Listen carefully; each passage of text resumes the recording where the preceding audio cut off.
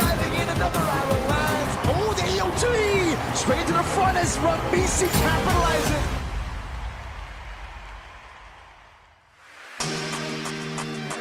Broadcasting live from sunny Saudi Arabia, from the heart of Riyadh. You're tuned in to the MLBB Women's Invitational 2025. This is the B Stream at your service. My name is Leo, and we'll be bringing you today's matches, 4 best of 3s, half of which are going to be the last chance qualifiers for a couple of groups, and then the other half, the quarterfinals. We're finally in the playoffs, baby. I'm joined here by Churros and Trex, and they will be calling the very first matchup. We got Virtus Pro from Mekong in Vietnam versus Terror Queens from Myanmar. This is a rematch.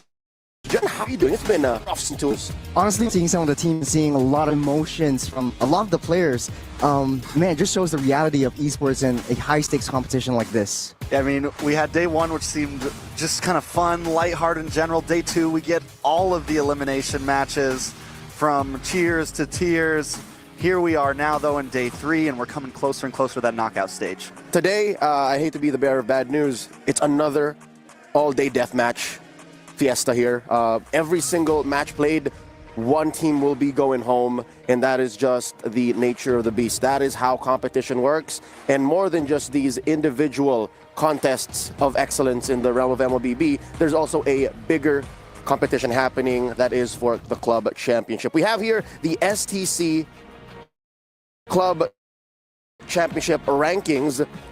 So far, there's top 16 teams that have all already garnered club points, and on top is Genji Esports.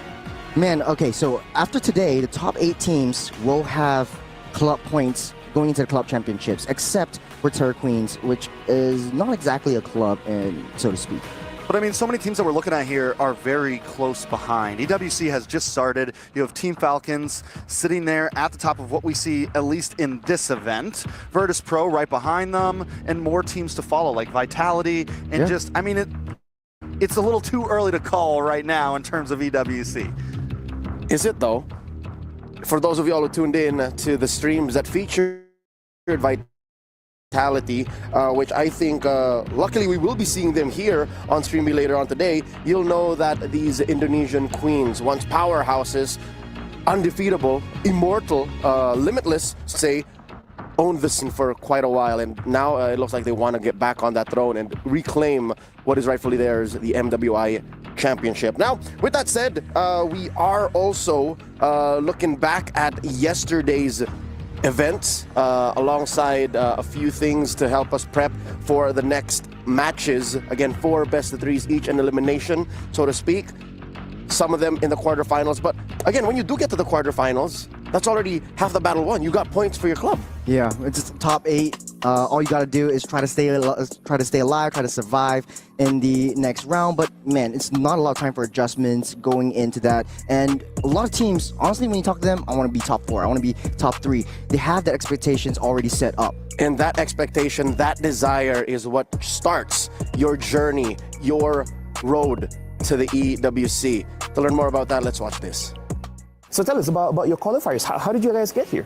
We win in Myanmar qualifier and we get champion and we beat 4-0 and then we win, go to Riyadh. Na classificatória para o MWI do Latam, a gente começou já perdendo logo no primeiro jogo. Então, se a gente fosse usar uma palavra, seria Fênix. Porque basicamente todo mundo não acreditava na gente, a gente começou perdendo e depois disso a gente ganhou tudo e agora estamos aqui. Well, it's been hot since it was at the time when we were having our midterms exams and finals. So yeah, it was hard to focus on those both. And I was just finishing my finals and then the next day was my qualification. So yeah, I needed to stay strict on those both. But otherwise it was seamlessly easy. Türkiye elemelerinden 1. olarak çıktık. Rakibimiz Kara Espor'du. Onları da 4-1 yendik. Türkiye elemeleri kolay olsa da EWC yeterince çok zor bizim için. Türkiye elemelerini çok kolay bir şekilde geçtik. Türkiye elemelerinde çok zorlanmadık ama burada çok güçlü rakipler olduğunu ve bizi çok zorlayacağını düşünüyoruz. Ama biz de hazırız. Biz de iyi bir hazırlık süreci geçirdik buraya gelirken. Güzel bir bootcamp yaptık. O yüzden biz de buraya hazırız. Rakiplerimiz dikkat etmeli bu konuda. 我们是从中国赛区的选拔赛来打上这个 MWI 的名额的，对，就是先从小组赛晋级到线下的一个决赛，然后和 C 塔对阵，然后我们2-0赢下 C 塔之后就是拿到了这个席位。 So yes, guys, that was TLG. So we're so excited to see them on the battlefield, and let's all support our ladies here for MWI 2025. What a shame that we have already bid goodbye and adieu to some of those teams that we just heard their journey about, making their way to the MWI. Of the 4 teams we already said goodbye to, Churros, who you gonna miss the most? Don't put me in a spot. Don't put me in a spot. Okay. Man. You can say Rising Rage. I'm gonna say...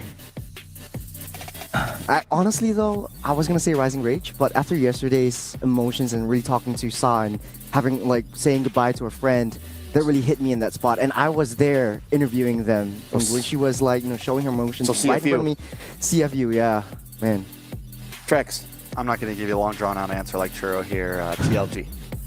TLG, again, last year, their star we could have sworn was going to shine brighter. And in that interview, you spoke to...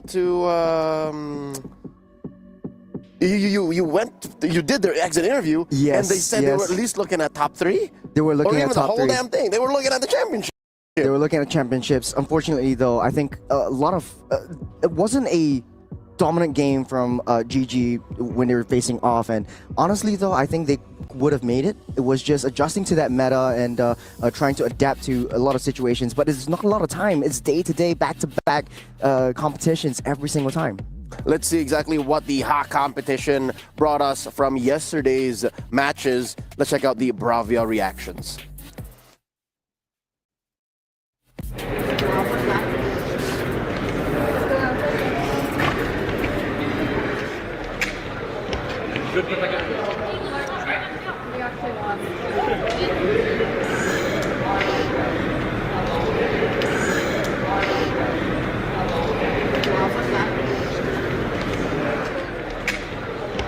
Good protagonist and the last fight.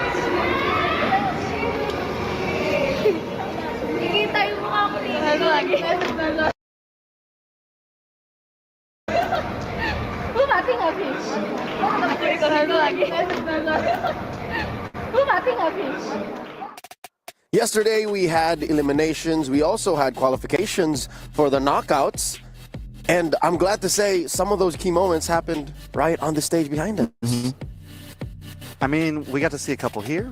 They got to see a couple on the other side. Overall, no, all the teams we saw yesterday were teams still working to make it, Yes. at least on B Stream. And now we get to really see, I mean, the 2 teams that we're about to see now, someone's going to move forward. This is where it's really tooth and nail on the line. Yep. The gap grows ever larger because today it's all in or nothing. You make it to the knockouts or you go home with your bags a packing. Let's check out exactly what kind of plays happened to make those reactions warranted. These are the Kadia top plays.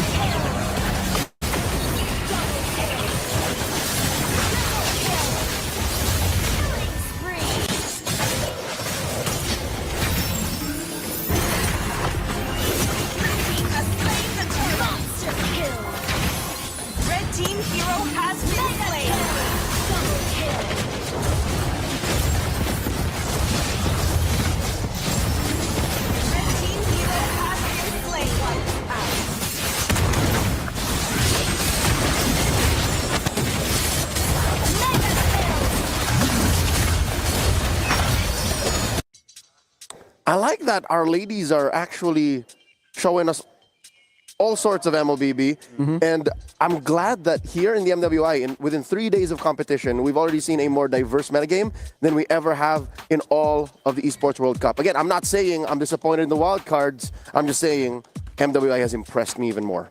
Honestly, what impressed me yesterday was, I mean, the replays just showed something that we didn't see in the other side. But like yesterday, in B Stream in particular, a lot of new heroes coming out, like the Minotaurs are in, the Melissas, the Ixiers are coming back. So I like that all these countries are bringing their own country flavors into the international stage. Not to mention the wanton presence of Yu Zhong. We're seeing a lot of Yu Zhong, and I'm sad that one team that played a lot of Yuzhong, TLG, has bid us adieu. But for now, let's check out the schedule.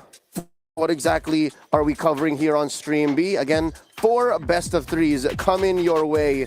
The first 2 matches are last chance qualifiers, deciders on who's going to make it to the knockouts. This is a rematch. Terra Queens versus Virtus Pro. And it's an exciting rematch at that. I mean, there's a lot to focus on in this game. We got to see Virtus Pro play yesterday, and they were in motion. They were stomping those games against their own friends at that. And we're following up with one for the foot fans and all the dreamers out there. Foot Esports going up against DreamMax Girls. And then we're closing the day off with a couple of playoffs matches. Onyx Pertiwi from Indonesia waiting for whoever wins in that first match. And then Team Vitality, the returning and the rebuilding queens from Indonesia, waiting for whoever comes through between Foot Esports and DreamMax Girls. Man, after seeing what DreamMax Girls did yesterday and finding their groove and being comfortable with their draft and just playing their own game, playing their own meta, throwing their own flavor into the mix, I think this shows a lot of growth over a very quick succession of days. This is the 3rd day. This is the final time that they can make it count. So just throw whatever you have and yeah. Of all of these, we have, of course, one highlight match. This is the S&B match of the day. We have to put a spotlight and put a podium up to this rematch. The Terra Queens from Myanmar versus the Vietnamese Virtus Pro. This is the 2nd time in the MWI we're seeing this match. And quick reminder, the first time this happened, the Burmese stood tall. Very tall at that.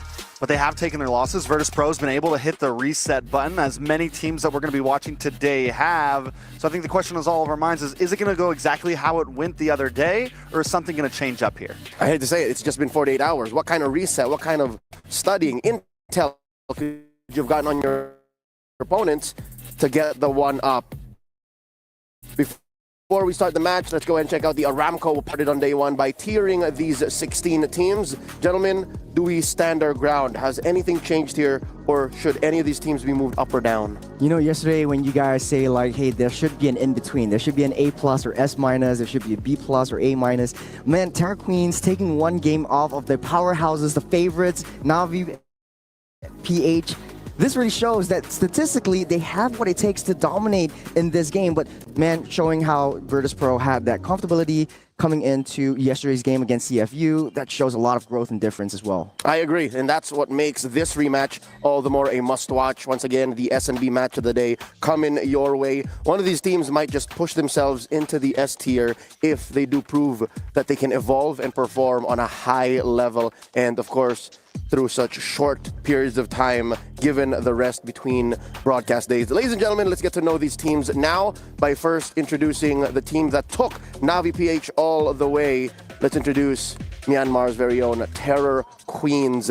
They were once known as the Net Angels, playing in last year's MWI 2024. Of course, you have here Lainrina, Rui, Lunalin, Ku, and Sikoshi. My eyes are on Lunalin. Lunalin played in Indonesia. She showed us amazing mechanics.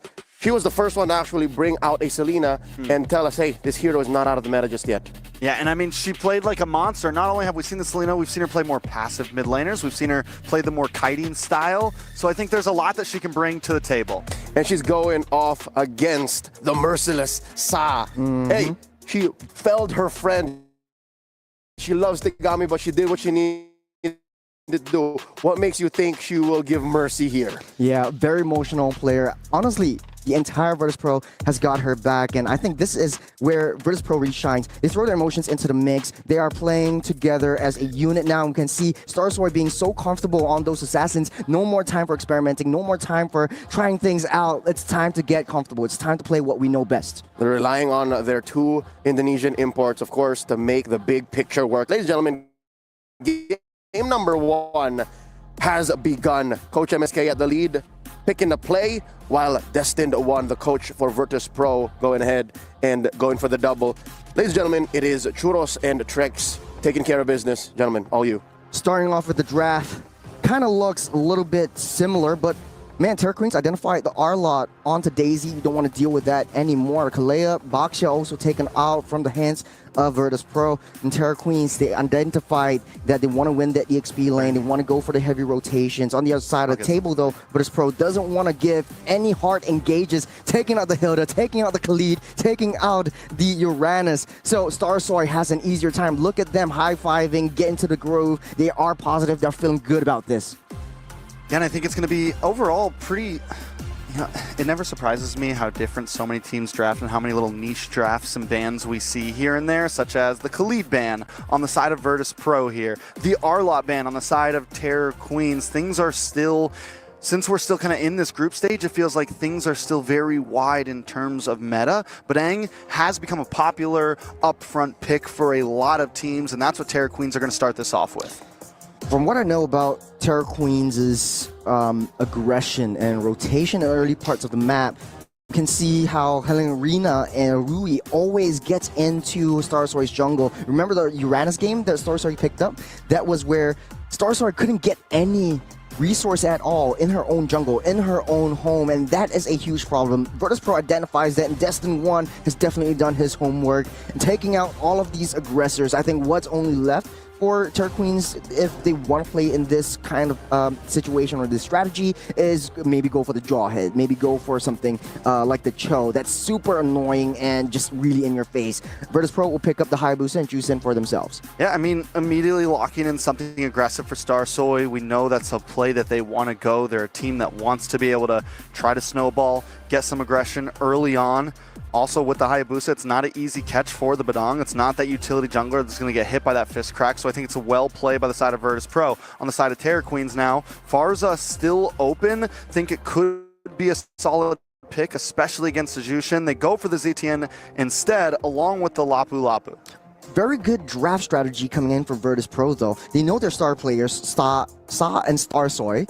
So they want to lock in immediately their heroes, make them as comfortable as possible. They want to lock in the Gacha Gacha to try to have that zonal potential, just to let Sa do her thing like we seen yesterday. On the other hand, though, I think Terra Queens, they have something set in motion.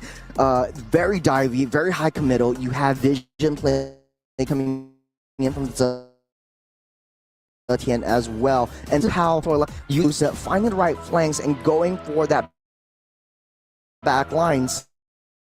So, Sakoshi Retix. Yeah, definitely need to watch your sit. I mean, not only that, but Luna Lin as well. The ZTN is... I mean, it's against the Hayabusa. We've seen it against any assassin in general.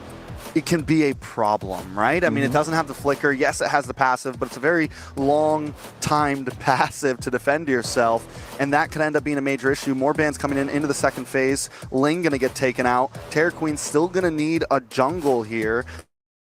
Lancelot still open for think image type heroes. Other than that, we're just forcing the utility section. Just denying the cross map plays. I think for Virtus Pro, a lot of adjustments for their draft from the previous time they met in first day.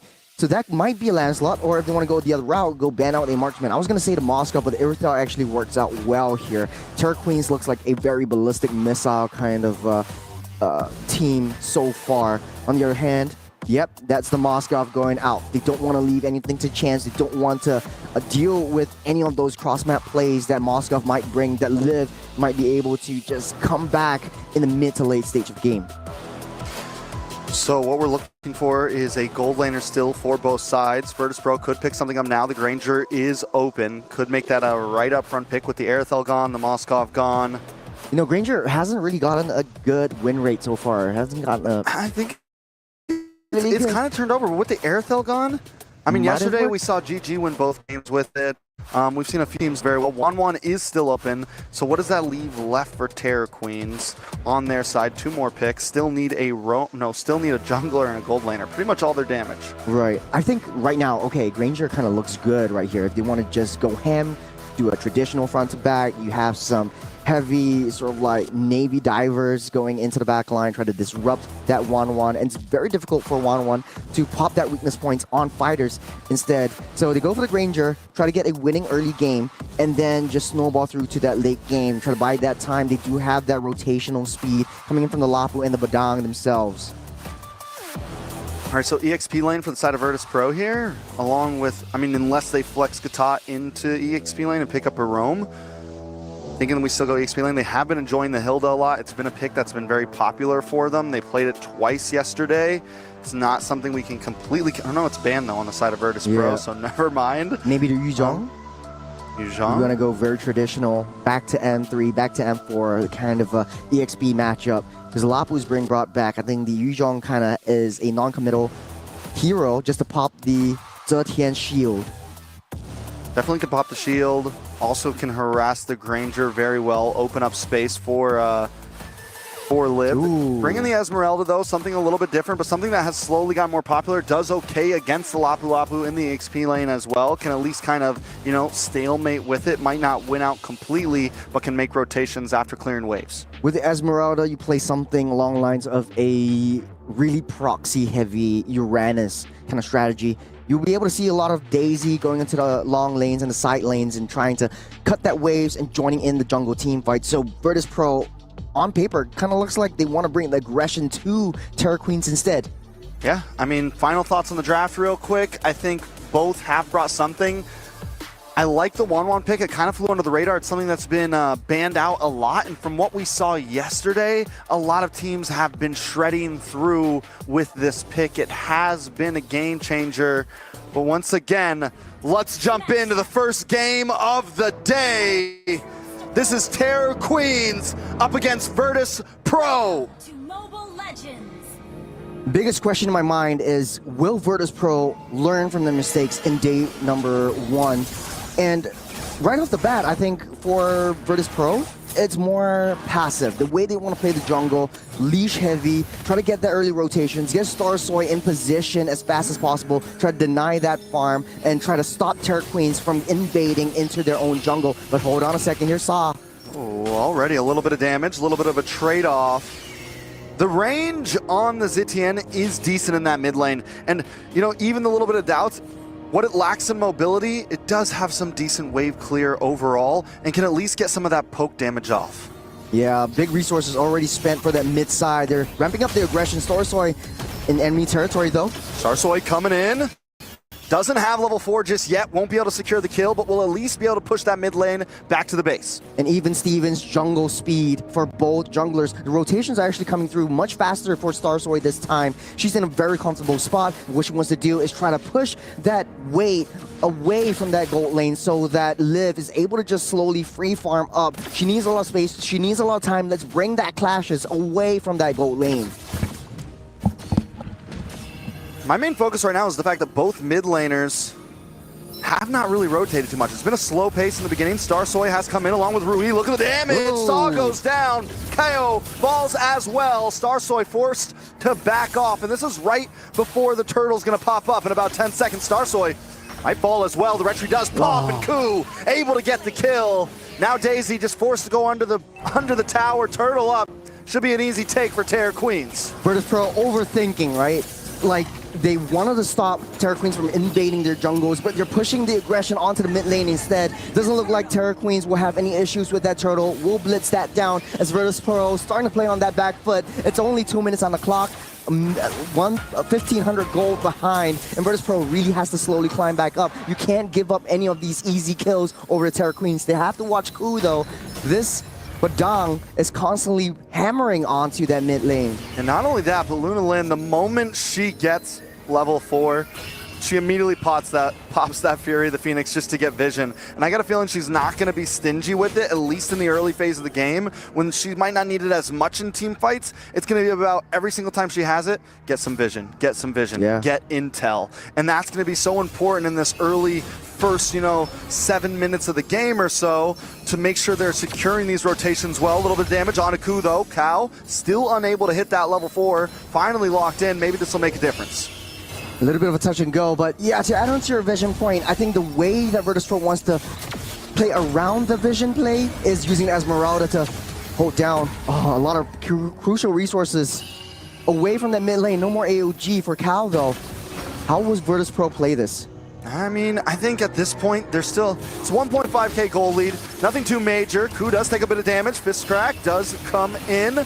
Ku goes down, a lot of damage on a cow. Can he get away though? No, Sakoshi able to secure the final shot, 1-for-1 in the mid lane. You see, it's a 5-on-3 down the mid side. Virtus Pro struggling to keep up with the rotation speed. You have the Lapu Lapu coming out from that bottom side, top lane, down to the mid. You have the Granger just walking all fine and dandy, uninterrupted into the mid lane. And it's basically a full-on team fight onto a numbers advantage against Virtus Pro. You have the Esmeralda. Just use the Esmeralda for that vision play. Again, Ku. Another fist crack. Timed up with the bravest fighter. The damage on Assault drops down. The sword falls. And Starsoy trying to dash in, does pick up Helene Grina. It's a little bit of safety in the moment of chaos. Daisy now forced to back off as well. Terra Crean's just looking for the next turtle. Saving grace, Daisy won out on the EXP lane early. I think Helene Grina just wasted the full wave. So now Daisy has free roam off that jungle. Make use of that early game advantage and try to open up that map. Virtus Pro is lacking that intel game. Wherever Rui is, it doesn't seem like Cal is giving that intelligence over to Starsoy. That's why she's guessing a lot of the hits. She's guessing where the clashes are coming from. Turtle at Hal.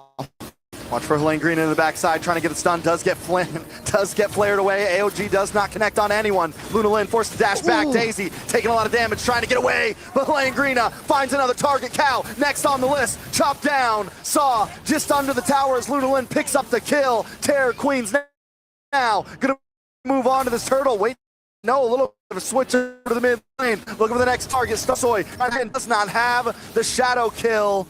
This turtle should fall in the hands of Terror Queens. Liv trading out that bottom T1. Terror Queens picks up the turtle for herself, but look at where Sakoshi is. She's just free rotating, walking fine and dandy all over that map. Whenever there's a team fight, they wait for Sakoshi to come in, feed the farm over to this Ranger. She's already got that Sky Piercer, so this is gonna get scary real fast. Yeah, Terror Queens after the first turtle, it wasn't looking too bad. Now second turtle, another 1,000 added on to their original 1,000. They're looking at about a 2.8K gold lead, and now it could be getting out of control. We're 6 minutes in, still another turtle. The question is, Virtus Pro even want to try to contest the next one, or do they want to start trying to find ground elsewhere on the map? They identify that Saw is basically playmaking this entire game. Now Cal is split away from Saw. They're using conceal play, going up on the top. They're seeking out Liv though.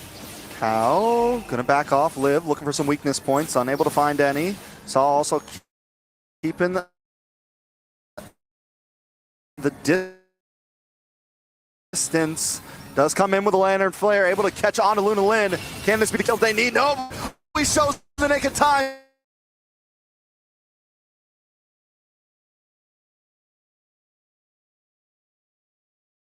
On the board. This is where Virtus Pro comes alive, right? They're waiting for a lot of the members right from the early game, but now to try to fight back into it. Liv is starting to come online. It's a quick and easy weakness points popped as well.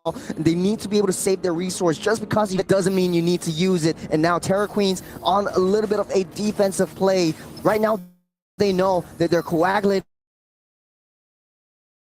over that 1-1. They need to be able to take that 1-1 down now. Thing about the one, right, is you're saying they have because and even though their Queens are sitting Liv has been able to farm a decent amount. She's not too far behind, and another item or two and Liv's going to start really packing a punch. What makes her so much of a threat, the fast movements, the dashing. Here to Phoenix though, Sog is taken down. AOG does not connect on anyone. Helene Grina still hanging out. Rui able to get the electrifying, beats Cal, goes down, pops up, trying to find one. She finds back Liv, falls to Rui. Kill on, still secure anything for the team. Now towards three members down. Eric walk away with another one in the book. Terror Queens catching Virtus Pro off guard. Saw was just not having it. Walked a little bit too close with the lantern flare. Ku comes in with the fist crack, and now she's locked down. Cal, a little bit of a counter re-engage, but a little bit of a prediction error right there down the mid side. Just missing all of that AOGs. She's not having a good game. I feel yeah, there's been a lot more missed AOGs than landed AOGs. And problem is, they're always better to be used a little after the team fight starts. Yeah. I'm not the biggest engage AOG person. It's very easily readable. You need to try to use it when everyone's already kind of caught up with other things. Yeah, Virtus will just very counter-reactive. Queen for that team fight, knowing very well that they can't win. Now, 5,000 gold lead behind, and Terra Queens have the Lord marching up on that top side. Daisy giving a little bit more intelligence play as they need to try to protect Liv. She's already got one death. Not many more. Pro might be able to have a shot. And from those starting to stack up. Unalin for the next target right now. Just playing the distance. Lord creeping in. Oh, a little bit of damage on Sakoshi. Liv able to get the kill. Langrina trying to come in, trying to help save the day, but the AOG fault drops down. Langrina now on the run. Starsoy bounces back and forth with Shadows. Liv trying to dance around for the weakest point. Liv on deck, but still locking out. Really good play from Liv. Outplaying, jumping around, but unfortunately, though, she was split way too far away from Virtus Pro, and Terra Queens have their revenge on kill onto Sakoshi. Look at the items real quick. The Granger already has that 3-item build. That's a lot of damage. That's a lot of physical penetration just from this Granger. So one hit might take out half health, but Liv needs a little bit of these attack speed where Virtus Pro needs to buy time for Liv to come online. 10 minutes on clock, 50 seconds till the Lord spawns up. Virtus Pro doesn't have control of this game. Langrina again comes in with a fighter and a big stun. Liv taken out, KO'd off the map. Langrina goes down as well. Starsoy trying to pick up the pieces. Does take down one and forces Terra Queens away. Terra Queens always fighting as fire. Virtus Pro, Starsoy is always not ready. I think the Pro should just play a little bit more defensively, save your resources for when you can get a proper pickup, a proper ambush. Your Starsoy in question, that's the vision play. Look at the back line, starting things off with Arena just jumping in with the bravest fighter, and this is where things really go south. The damage is just not enough for Virtus Pro. To 15 minutes, Virtus Pro might have an even game. Cool with conceal play. Looking for a target. Sakoshi also with snipe shots from the back line. Lord up, second Lord of the game. Terra Queens with a strong lead right now of about 5,000 gold. Rui deathless, 4-0-5.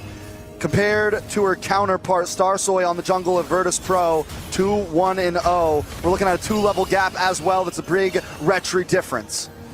It's all about vision play. It's also about macro. Look at the long lane. Look at the short lane. It's already pushing in towards Virtus Pro. They have to send someone to contest for that, or maybe keep that at bay. But at the top side, though, I think Virtus Pro can send a loose member. But if they do, Terra Queens will overwhelm them with the numbers play. Yeah, there's definitely, I mean, I don't know, Virtus, they do have the kit. They have the arsenal to be able to get a big wombo combo, a big play. Ku comes in. Bury the Phoenix comes down, and look at the damage on the Liv. Taken out almost immediately. Starsoy forced to shadow away. Rui no escape from the Terra Queens. Some might see Ku with that flicker play miss as a huge mistake, but it's all a bait. With the Zetian giving that vision, they know exactly where Starsoy is, and that's why Virtus Pro can't comprehend, can't counter-engage back onto Terra Queens, and they're fighting together as 5. They have very strong target prioritization, taking Liv down, that 4 that saw, and the rest, as they say, is that defense, ate some of that damage as Terra Queens starting their terror rampage. Man, it is a tough spot for Virtus Pro. Backed into the corner right now, back against the ropes. Can they rope their way out of this? It's definitely going to be a test of stamina if they can make it out of game 1. Let's take a look at the items, though. Also has the winner nature, though. Sakoshi is 1 item away from that full build, 2,000 gold lead. on top of Liv, and Liv still needs a bit more time. From the early game, they had a little bit of a shot, but right now, Liv is big. Always taking Liv down now. And the problem with that 1-1 is that it's too paper, it's too glass. Cool, looking for the back end. Langrina also comes in, gets a stun onto Liv once again. Cal trying to defend, but will drop to the team of Terror Queens. Daisy, Liv, Saw. Nothing can defend the advance right now. In comes Starsoy. Locking in with the shadow kill, able to find 2 members. Immortality does pop onto Ku. Unable to end this. Virtus Pro survive another day. Okay, good call by Starsoy just to use the shadow kill, take down the Kennen minions before they take down that Lord. And I think for right now, Virtus Pro, they're playing on that. Starsoy is not ready. Finding the right shadow is not a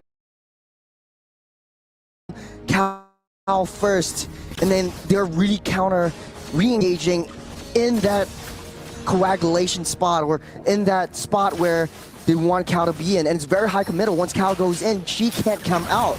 Oh, hold on a second. Starsoy taking a lot of damage, Cal as well. Rui might be going down here, able to just get away. The damage is starting to stack up on the side of Virtus Pro. We're at a 7K goal lead, closing in onto end game standards. They don't have high ground as well, or Virtus Pro can't really play this defense. They need to be able to, I don't know, let me see how they can play this, man. Terror Queens are just not leaving anything to chance. Once Daisy comes back a little bit too close, they are going to convert her into that kill. They're pushing her in the wrong position. Daisy might be able to get out now, but if they use crucial resources, Terror Queens might just wreak havoc. And both lanes, both side lanes are actually pushing it now. Virtus can't just step out their base so easily. Let's take a look at the mid laner, since that was a thing we wanted to focus on. Luna Lin right now on a mage that has 0 dashes, does have a passive that protects herself a little bit. Overall, I mean, Luna Lin has just played an amazing game, especially at the odds against Starsoy and a Hayabusa, against the 1-1, against an AOG that could be targeting her down. She is deathless with a 19 KDA. Ooh. Daisy taking the damage. Taking out Sakoshi, able to lock that in. Rui tries to get the electrifying beats, but Liv is on the trail, trying to chase them away. Saw there as well, looking for the pole. Langrina able to get the Brevis Fighter, able to get stunned, able to get away. Now for Terror Queens. Ku, good initiation, empowered Luna Lin to use that Fury of the Phoenix, because a lot of teams use that Zetian's Fury of the Phoenix or ulti just to give that vision, but Terror Queens are using it to that aggression. Once Ku sets things up in motion, Luna Lin pops that Fury of the Phoenix, and they get that vision play. They know exactly where Starsoy is. They know where to protect and how to protect Sakoshi, so that Sakoshi can just gun everyone down. Langrina once again looks for the Raised Fighter, completely whiffs this time though. Sakoshi does go on to this mid-base tower. Virtus Pro continues to defend, continues to sidestep, continues to find a play to save the day. Lord marching up on that top side. Virtus Pro, Baron on the top and bottom. The only saving grace is that mid lane, but there's the empowered minions that they have to fight as well. They can't risk it. They can't step out of that base. It's okay to just turtle up, play that defense. As long as Liv is alive, as long as Saw is able to dish out that crowd control, then we might have something going on. Ooh, Langrina with the Bravest Fighter once again. Unable to connect the stun. Liv trying to dance around. Fury of the Phoenix does come down, but nobody gets stunned as well. Davey, look at the stun in the back line! Ku! Turn things around. Able to get the shots down. Able to try to save this, but the base is already connected on. Liv can't do it alone. Virtus Pro will not survive. Terror Queens take game number 1. A big play from Ku, finding 4 trapped under the wall and nowhere to run, sealing their fate. This is game number 1. The revenge match isn't over though. Virtus Pro has a little bit of time to adjust, but man, it's so hard. 24-9 KDA or kill score. 24-9. Virtus Pro though, in all reality, probably shouldn't have lasted that long in that game. They were able to know, but Terror, man, moment from Ku to Luna to Rui, all of them were Langrina. Everyone was just able to do some insane plays that game. We're talking about a mid lane matchup right here. Luna Lin versus Sa. But at the end of the day, Luna Lin empowered the rest of the team. They know exactly where Virtus Pro is. They know exactly how they want to play. They know exactly what their next steps are. And Terror Queens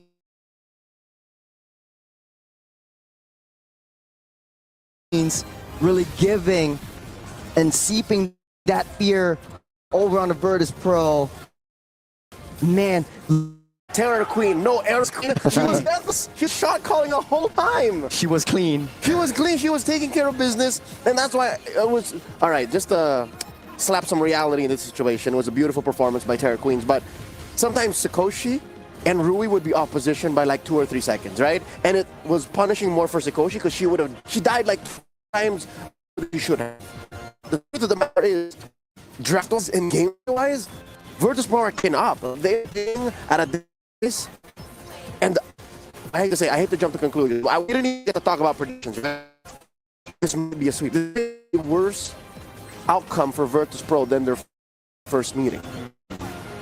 I think it's definitely possible Terror Queens just continues to get better. Don't get me wrong, Virtus Pro have learned a lot, and the switch could always happen, but it does feel very much like it is at odds against them. Yeah, to be honest though, I would say Virtus Pro, very reactive playstyle. And you see, every time Terror Queens are fighting, they fight as 5. The whole squad is just hammering on the polo. They struggle to find the momentum, struggle to keep with pace, counteract this, the Queens. Let's take a look at how exactly these confirm that it's still the support emblem Esmeralda to get extra shielding. If you're looking at the mid lane, you still have the mage emblem on that Zetian, and she's just always on top of things. Yeah, I just want to say the value of the Esmeralda actually didn't shine through all the entirety of the game. We want to do Esmeralda, especially again. Battle spells, again, nothing seems out of the ordinary here. Save for, well, there's really no reason to purify either side. It's just when Ku finds you, it's so difficult to get out of there. Also do note, Sa chooses to use the common these days, given that you want to spam your skill and you don't want to have to drop off your mana the old fashioned. So extra regen goes the way. Profile, I think, is also a problem for Virtus Pro. They know how to close up range. They know how to CC and zone. Do all of that zoning. Yeah, I mean, I think one of the major issues for me overall is the fact that Ku was able to handle the front line and Helene Green was constantly getting those harassing the backside, and it was just giving Lunalin, Rui, and Sakoshi full freedom. Liv did end up getting almost maxed item there, at least damage-wise, was going to have a little bit of defense at the end, and still it just didn't feel like Liv could ever connect. Sakoshi, on the other hand, early on, within several minutes, was bursting down, and this is why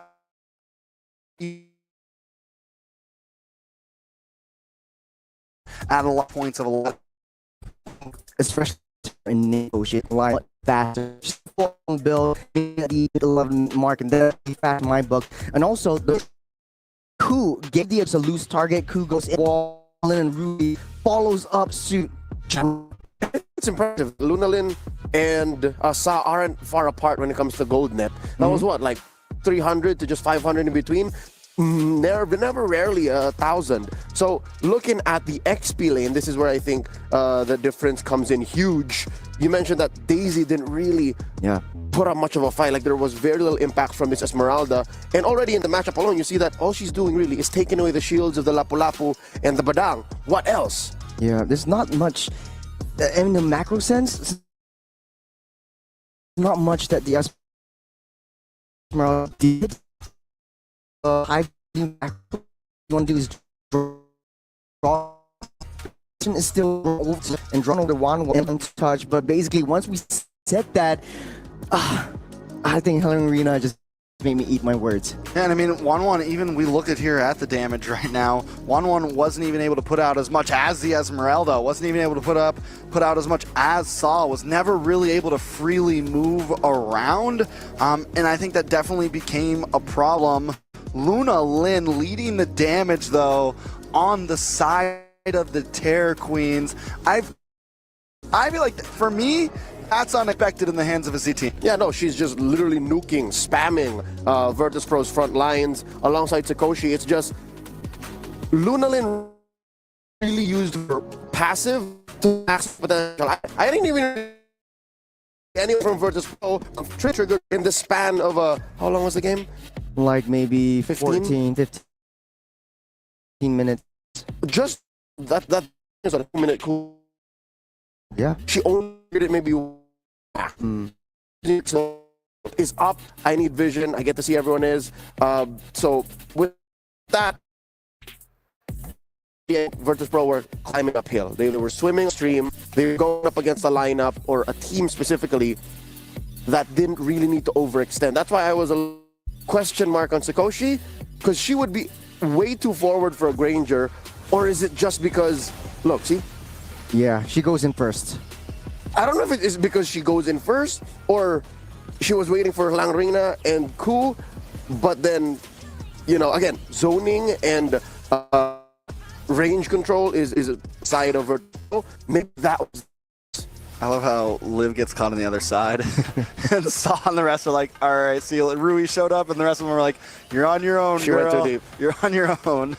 Yeah, they're just diving straight onto Liv. There's nothing that she could do. There's no defense, backline defense, especially from the rest of the team. Easy wants to jump in. Starstar wants to try to find flanks, but it's so hard when you get the vision play from that TNN. I like how every single time that the Fear Phoenix comes down, they start the aggression. They start things rolling. A lot of teams use use the TN's ultimate as a form of a vision play, and they use it very passively, but I like how Terror Queens are using it to start all these engages, especially since they know Starstar is going to win that brush. So when the Fear of the Phoenix actually goes down, she gets a mini, and basically they're thwarted. I got to give it up for Helengrin. I know that there's not kill, she takes a lot of deaths, but her job was done to a T. She was always the one to kind of split up Virtus.pro. Maybe at least a little over 50% of the time she was landing the stun on to Liv. But the real thing was she goes under the tower, she does what she needs to do, and this gives space to Rui to just enter any way she wants into this fight. And Helengrin was never missing with that bravest fighter. Okay, so with the impressive showing of the Terror Queens here, with Virtus.pro up against the wall, one game loss away from saying goodbye to the top 8 of MWI 2025. What do they gotta do? Because again, it's not like the draft was difficult to circumvent. They did win from blue, so it was very honest. Like, you knew what was coming up. Does Virtus.pro switch up? Because they relied heavily on Saz Zushin and then the 1-1. They put so many eggs in that bag. Is it now time to bring out the trap card of Bellerin? Do we let the joy? Sorry, Louis. That was a thing. Bellerin stops that cold. To be honest, I don't think it's a Sa issue. Sa was playing defensively, but Cal was always trying to bait out the aggression, bait out the ultimates, but she went a little bit too close to the sun always. And I think for Ku, she counter re-engaged on that one. So yeah, that was basically the mid-duel, giving up kills very easily early on, very easily on, especially to the jungle. So I think that, yeah, that's their Achilles heel. You can't afford to give over kills, man. Check this out. Lunalin, a multiple of Sa's stats right now. KDA, 24. damage I think per that's just minute from the last game.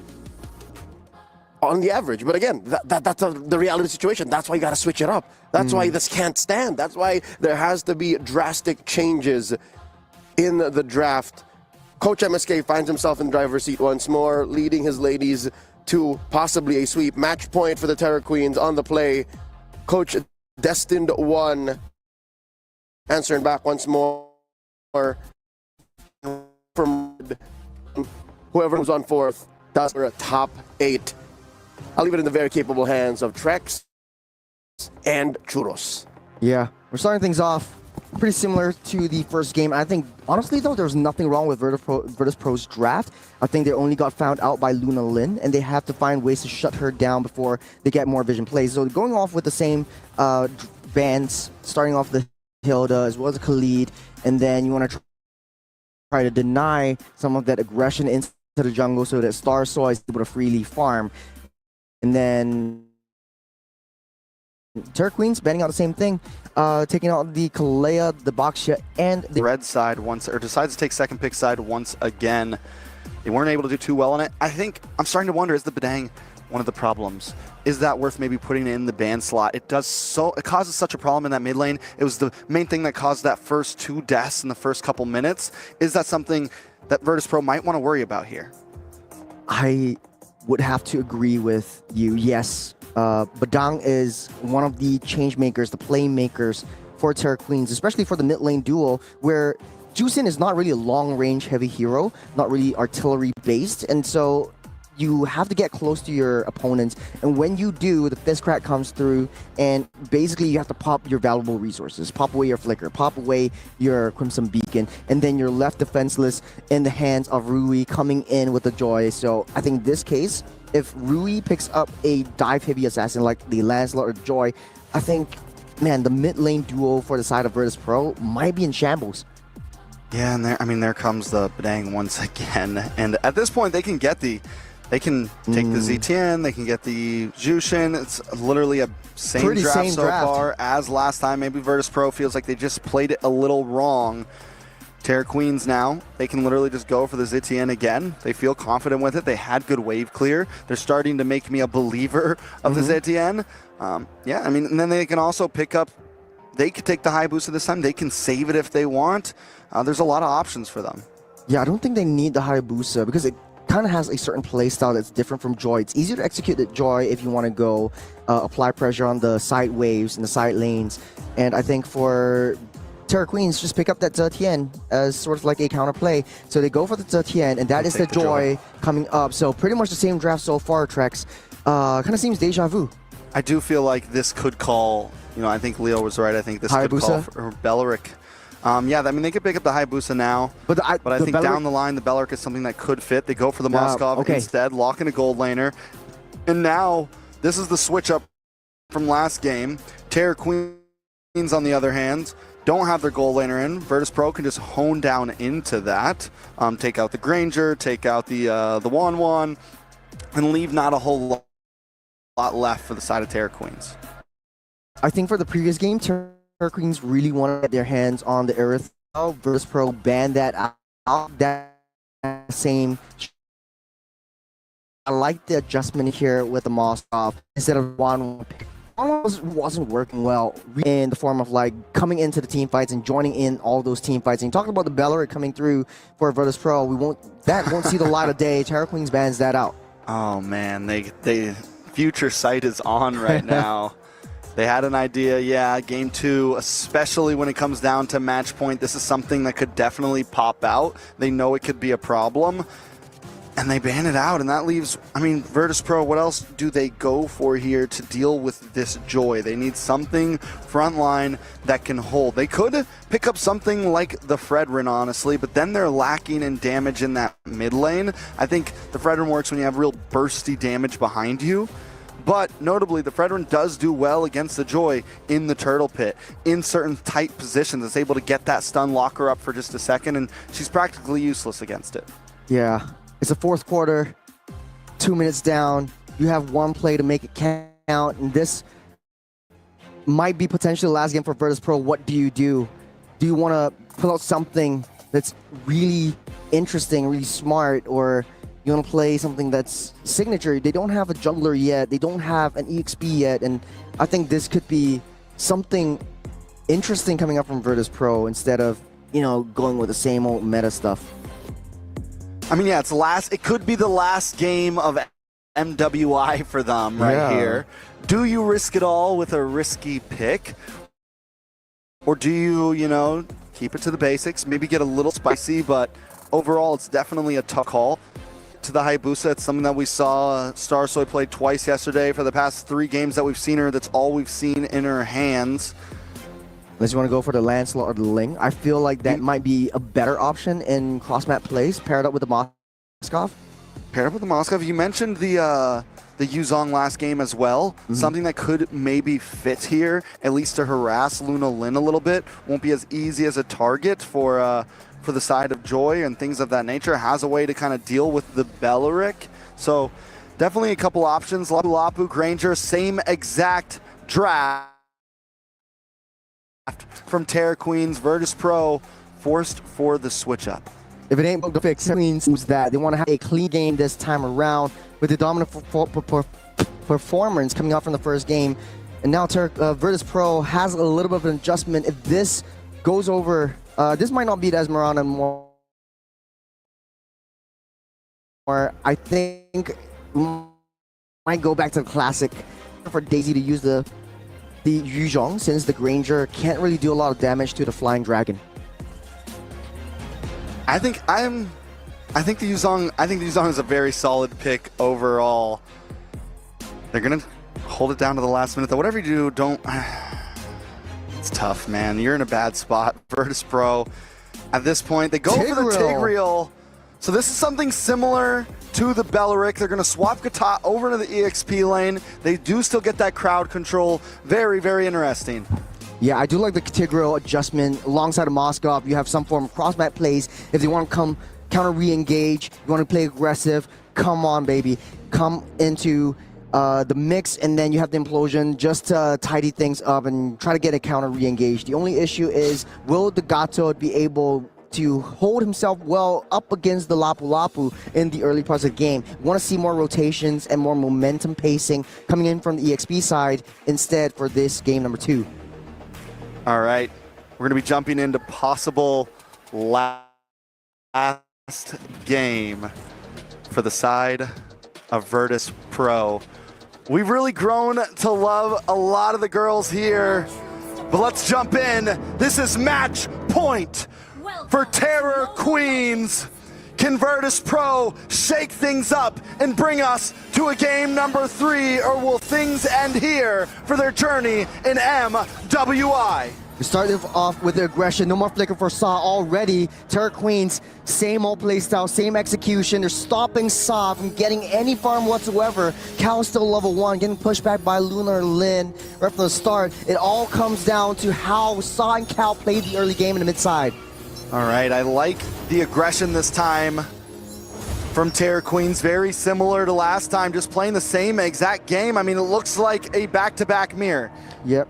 Taking a look at the emblems right now, Saw actually went for the magic emblem instead of the common emblem, so she doesn't really care about the mana. She cares about dishing out that damage. And for now, Terror Queens, they are ramping up the aggression, ramping up the momentum, and starting off that early rotation up towards that gold side. We see how Ku, once we know Luna Lin gets back into that reset, back into the base, she immediately is up onto the top side, try to apply pressure onto Liv, try to get Sakoshi a little bit more farm ahead of Liv and try to get that advantage. All right, Virtus Pro. What do they do differently this game, right? At least they haven't, nobody's died yet, which is a good start compared to last time. Don't get cut off. I like the fact, look at the mid duo. They're a little bit split up right now. Tigreal sitting in the middle. We have Saw coming down to the boss side. A couple more rotations. Last game I pointed it out. In the mid lane, it seemed like they were kind of glued like towers on that mid lane. So I like the fact that Virtus Pro is actually moving around this time, and it makes it harder to get caught. But look at the damage on Helgarina. They got to watch out for Ku. That's the one who started things off last time.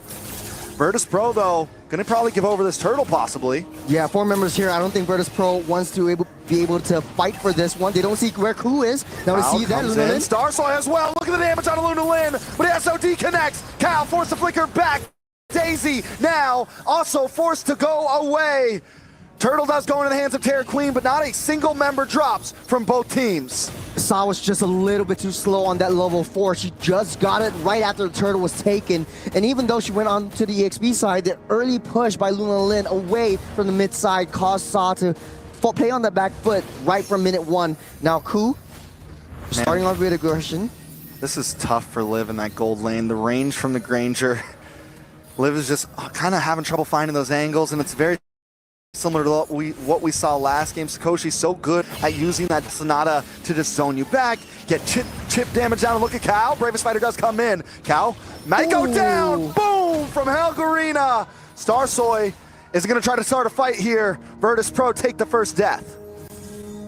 Unfortunate for Cal, always finding herself in tricky situations that she can't get away from. Already popping that flicker, so no surprise play with the implosion on hand. Daisy taking a lot of damage in the mid side, but she's slowly trying to push their way down to the EXP side. So a little bit of a switcheroo, trying to give over some of the farm over to Starsoy.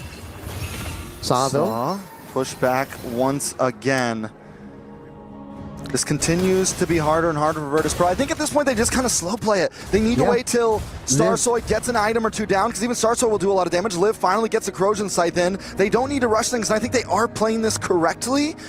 But if they let that gold get too far ahead, we're going to see something similar to last time. Dude, it's all about a vision play at this point. Ku is always giving intel to the rest of the team. They're always moving as 5. And speaking of which, bottom. Daisy does get stunned up. Should be able to get away from this, get some life back. Langrina, maybe in a bad spot, brought down to about half health. Ku as well. Watch out for the fist crack. Watch out for the fist crack. Saw forced to flicker back. Starsoy comes in, decides not to use the shadow kill. Virtus Pro still hanging on. The whole squad was there. Terror Queens, this is how fast they're moving.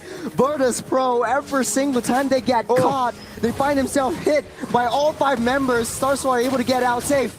Daisy does help out with the AOG. Starsoy does go to safety. KO. Do you think she knows? I don't know. She put up the finger like. No, she was right there. She was right there. Did she let her go? Did she let her go? It's a truce for now. It's a truce for now on a cow. That was sussy. That was sussy. Just play werewolf in the middle of MLBB. All right, Ku once again gets a fist crack. Damage on a cow. Langrina decides not to do it. They want this tower. They want the tower. They're like, listen, if you guys back up, we'll let you go back to base safely. Saw also trying to get into the midst of things.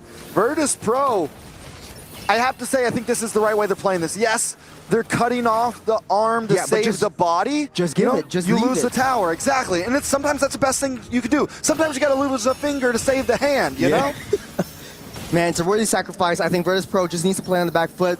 I don't care if they give up all T2 towers, but hold on a second. Ku finds Daisy. I think they want to push the situation. Daisy should be okay. Daisy has not died yet. I mean, nobody, or only Cow has died, which is great for the side of Virtus Pro. It means they're all getting some gold. Ku into the backside.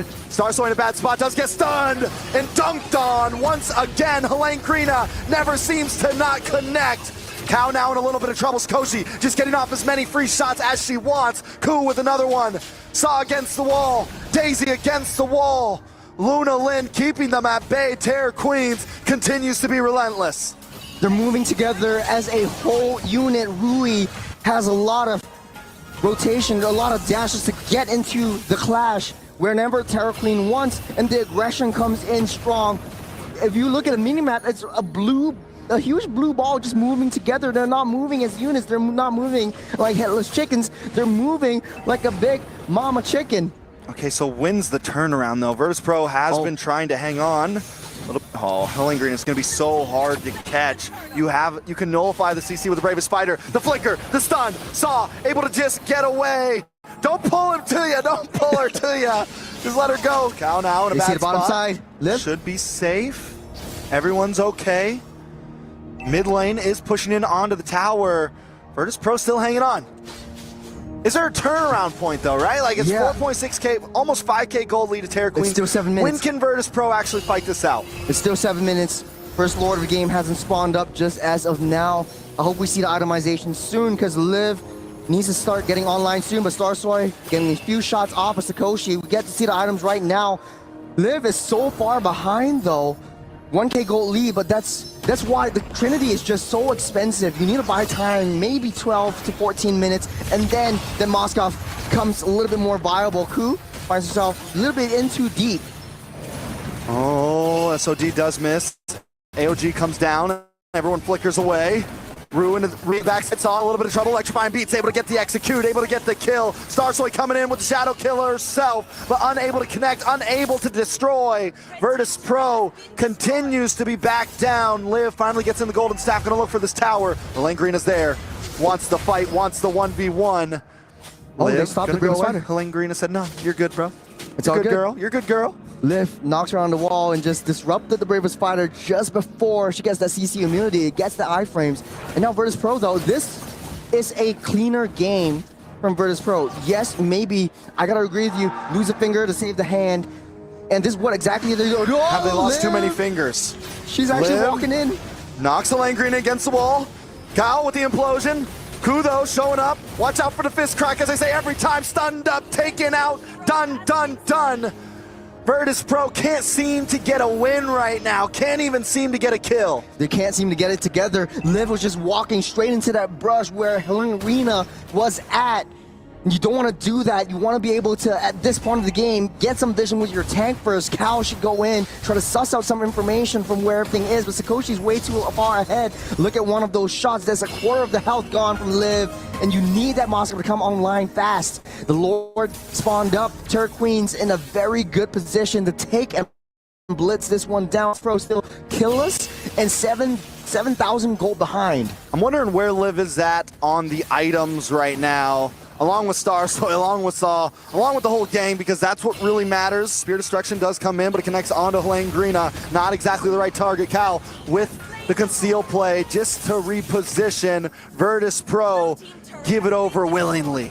Turk Queens need to split their body right now. Virtus Pro is playing it the best they can. They got the Fury of Phoenix to stop Liv from getting that recall. Oh, Liv in a bad spot, cornered. I don't think there's a way out of this one. Liv taking out the saving grace, the last egg in the basket, cracked. Smart play from Luna Lin. They know that Liv was on their way home. You can take down a T1, but we will have your head. All right, Lord marching down the bottom lane. Let me remind you all, this is match point for Terror Queens. Tournament life for Virtus Pro. It's all on the line here. Only one can prevail. Only one can be limitless. Let's take a look at these items.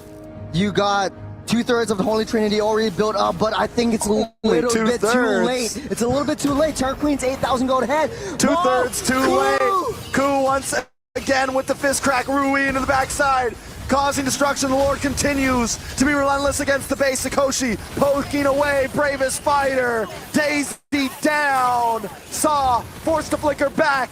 The Lord marches onwards as Sakoshi just unloads the shots. Starsoy able to get the shadow kill onto the Lord. They survive for another second, another minute, any amount of time. Cal doesn't have the implosion, the flicker, the clean game so far. 6-0. Starsoy wants to find something, but nothing. Turk Queens will hand them everything. Virtus Pro still playing on that defense. Yes, you lose finger, but you might lose your hand as well. Yeah, I mean, they've lost a lot of fingers. Fingers from both hands. We're talking toes, arms, ankles. They're sitting there like the guy from Monty Python. It's only a flesh wound, you know? Yeah. It's looking troublesome at this point. Silver lining, maybe they have that high ground. So you have the implosion from that Tigreal, but you have to hold on to that. The Purify coming from Sakoshi's already gotten that reset. So you can't just implode one person. You have to find 5 members, try to disrupt their gameplay, but who's always finding them before they do? Backside. Kyle looks for the pushback. AOG connect, but still not enough. Rudy goes to be able to get the kill. Can Virtus Pro find something on this? 1 for 1, and when you're behind like this, a 1 for 1 is good. The polar bears are turning into hydras. You're splitting their heads. You have Starsoy coming in from the T3s down the bottom side. They need to be able to take down that waves and try to maintain those wave pressures. But Terror Queens, they lose one. It's not a perfect game for them, but it's still a really strong front for them. Good fight, high commitment, but Virtus Pro, they want to be able to snatch up that turtle. They don't know where Starsoy is, but they have the Fury of the Phoenix though. They have that vision play going strong. Vision play on the map. Virtus Pro, 1 kill. Finally, We got to let the tension build right now. Virtus Pro finally puts a win into the book. Could this be the last Lord? I always say the most important one is the last one. Is this the one that Virtus Pro needs to go for? Starsoy in trouble. For the Phoenix comes down, and Greener once again clocks them down. There's just no escape from this girl. SOD goes in, but they won't come in though.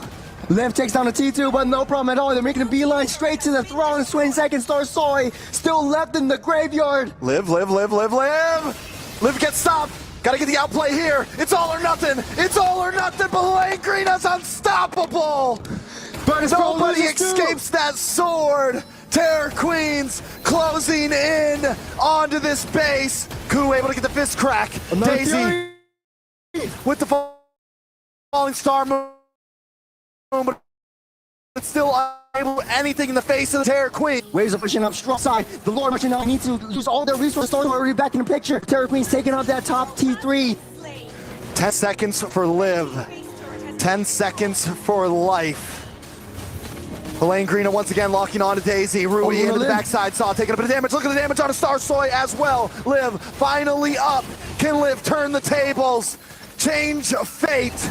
The Lord continues to close in. Greener does not connect with the bravest fighter. No stun for them. Lord down to about 10%. They take it out. Virtus Pro defend again. They don't have Luna Lin. They don't have that mass stun. And Arena will get out safe with the bravest fighter, but Sakoshi, oh, Spear of Destruction goes wide. Greener gets a stun on Assault once again. Fear the Phoenix comes down. Everyone is stunned. Rui pushed against the wall. Rui caught in the implosion. Daisy picks the kill. Virtus Pro with 3 on the books. Rui flew too close to the sun. Luna Lim to set things up in motion. They thought that was it, but Virtus Pro manages to defend. What is this game so far? I don't know. They might just come back. They might just come back. It is a possibility. We're closing in on to end game status. 6K gold, but soon that's not gonna matter. 70 seconds on the clock for the Lord. By then we're even closer to that 18-20 minute mark. I mean, Liv maxed out on gold. Oh, they don't see that Cooper back.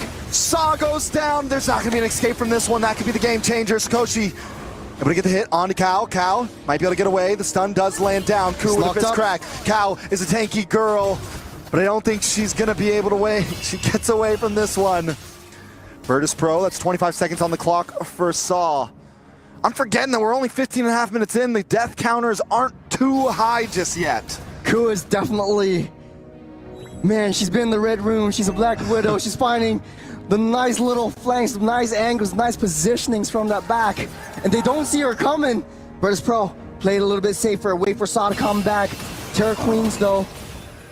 A little bit of an ambush down in the purple buff. 15 seconds till Lord spawns up. I like it. Let's see if Virtus Pro can finally try to fight for this one. Yeah, Virtus Pro, man, they're still on that defense. Liv trying to get onto that long lane top. Trying to apply that pressure, but they know Luna Lin already has the Fury of the Phoenix on hand. Cow gets another item in. Make her a little bit tankier here. Luna Lin. They see where Liv Here comes the play. Daisy takes a little bit of damage. Shots are fired. Daisy finally drops. Immortality does come up. A Saw is free for the taking. Luna Lin finds Daisy as well. It's 2 members down, and Liv is uptown on the long lane, unable to help. As soon as they saw Liv, they pulled the trigger. Terror Queens, the ripping Havoc. Cool. Immortality actually goes down. That's huge. A shutdown for Starsoy, and minions are still closing in on the base. Liv might get her 1v1 once again against Greener, but Rui able to take the Lord. It's all hands on deck. Back to the base to Virtus Pro. Liv off the map with the SOD to keep herself safe for now, but Virtus Pro unable again to find any objectives as Terror Queens. This might be that last push. Waiting for Ku to come back online. You still got a couple of seconds until Lord spawns back up. 3 waves already pushing in. They're staying up top and bottom side. Mid side though, a little bit in shambles. Single optimizations, it does not matter. Everyone is in lane status now. It's true at this point. We are there. I gotta ask you, Churro, did you expect the game to go this long? After the first few minutes, I think we all thought Terror Queens had this in the bag, but Virtus Pro is showing that they're willing to get in the ring. Man, the polar bear This is the worst nightmare. It's turning to 1v1 down the bottom side, but in the base though. Liv trying to defend. Helene Green. It comes in once again with the shots on to Liv, but Liv still into safety. Daisy able to get the AOG. Helene Green immortality bombs, but the fist crack unleashes the damage to Koshi Rui. They're all getting dropped down on the side of Virtus Pro, but Liv still defends. Liv hangs on. Because next minute waves coming through into mid side. It's 2 against the world. Who comes in with a fist crack once again? Liv still into safety. Helene Green dropped down. Saw just trying to do everything she can to keep them off the base, but it's not enough. Terror Queens, they do not care how long you defend. Eventually, they take you down. Terror Queens denied Virtus Pro from getting their revenge, sitting on top of their shiny throne, and they're still on top. The Vietnamese Supreme. A very well fought effort from Virtus Pro. I got to give it to the girls over there. They did an amazing job through so much of that game, about 5,000 gold behind, and were still able to defend non-stop. But Terror Queens just showed that they were relentless. Ku and Helene Greena. Man. By golly. I cannot get up some of those plays. Here comes special heroes, but whenever they go Helene in, Green was deathless until the end deathless. there. She was, the first game, she was a sacrificial hero. Game 2, she was a monster. Monster is an understatement. She was a terror queen. She is her. She is the terror. Take a look at the highlights right now. Like I said, the early game, it's all about that mid lane duo, and Helene Greena has been pulled down, bringing them down to so many times. People are going to double think about giving her this look after this series. We got an interview down on the floor, though. Let's throw it over to our boy, Sadafa. Thank you guys, and hello once again everyone. Sadafa here alongside Kao from the side of Virtus Pro, who have unfortunately just ended their journey here in MWI. But they put up an amazing fight. You guys played super duper. You like feel it now? A little sad because we lose, and but also like happy to be here, but sad because we need to go home now. I see. I think that's a very realistic way of looking at things. I'd like to ask, right? Obviously, this is not the result that you guys wanted, to go home this early. But considering that we can all agree this year's competition has got a lot more difficult compared, or would you say that you're satisfied with how well you guys did, or do you think there was more you wanted to achieve? Honestly, then I do feel like this year the competition has become a lot more harder than last one, but like I also feel like we can do better, and we can achieve more. Not just at this space we can do better, but I did not perform good today. Did not perform our best day. But yeah, the really we still lose. So yeah, that's all. Yeah, unfortunately, in the end, there's always going to be a winner and there's always going to be a loser. But I do agree that you guys have played super well. You guys have improved a lot ever since day one of MWI. What would you say is the most important lesson that you've learned? What do you think is the most valuable experience that you've gained here that will help you guys in the future? I think the most valuable lesson we have learned is there will always be a chance. Even though now we did not make it, but I still believe in next year. Like I believe that every lose is a lesson, and I believe that after this hard lose, we will come back stronger. I fully believe that as well. I believe that Virtus Pro has the potential to become a powerful team in the future, and this is only just the first step in you guys' journey. One last question for you. Would you like to say anything to all your fans watching, all the people who have supported you and your team? Any final messages before you leave MWI? here, then I just want to say thank you to all my Virtus Pro friends and all the Vietnam fans that have supported us to this way, and we will try harder. We will do it better. Thank you for support. Thank you all. Continuing to support Virtus Pro and all the teams here at MWI. I believe that they'll get stronger. And with you guys' support at home as well, they will undoubtedly become a better team next year. Thank you very much, Kao. Once again, well played to you and Virtus Pro. And we'll go ahead and throw it back over to the desk. Boys, take it away. You either win or you learn. And it's never easy to say goodbye, especially with a team with so much emotions and seeing their journey firsthand from coming from the Mekong qualifiers and now MWI is unfortunate they can't go any further than this first journey and right here. Journey gets to continue into the top 8. Terror Queens have done an amazing job, and I'm excited to hear for them. Down on the stage, Sadafa with another amazing interview. Once again, Stafa here. Thank you very much once again to the boys on the desk. And I am here with Luna Lin from our winning team, Terror Queens, the self-proclaimed dark horse of MWI, who have now successfully qualified to the knockout stages.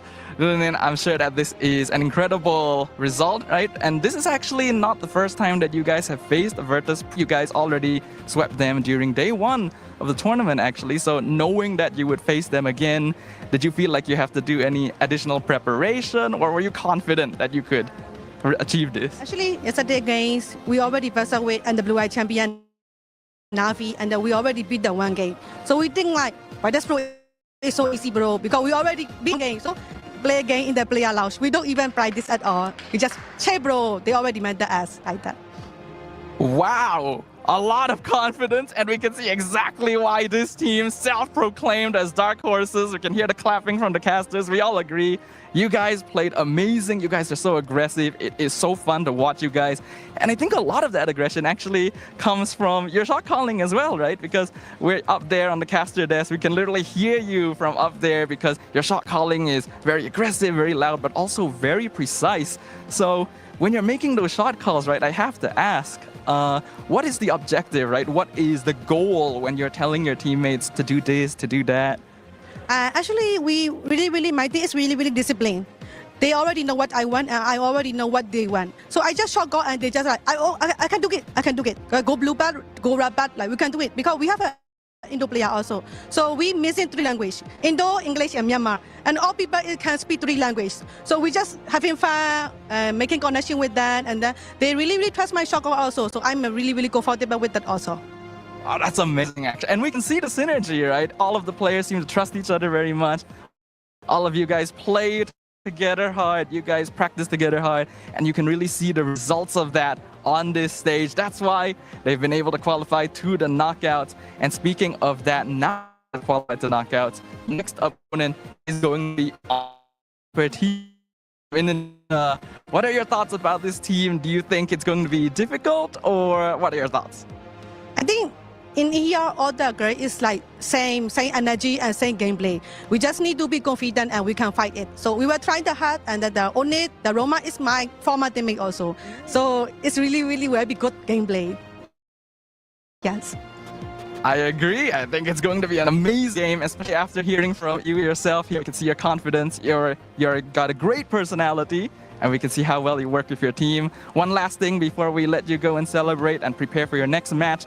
Any message you have for your fans watching out there? May I speak with Myanmar language? So Nyamaro bono mania shaware poema maybe on Nyamaro masanya bono di blow up like Thank you for supporting us, guys. Thank you.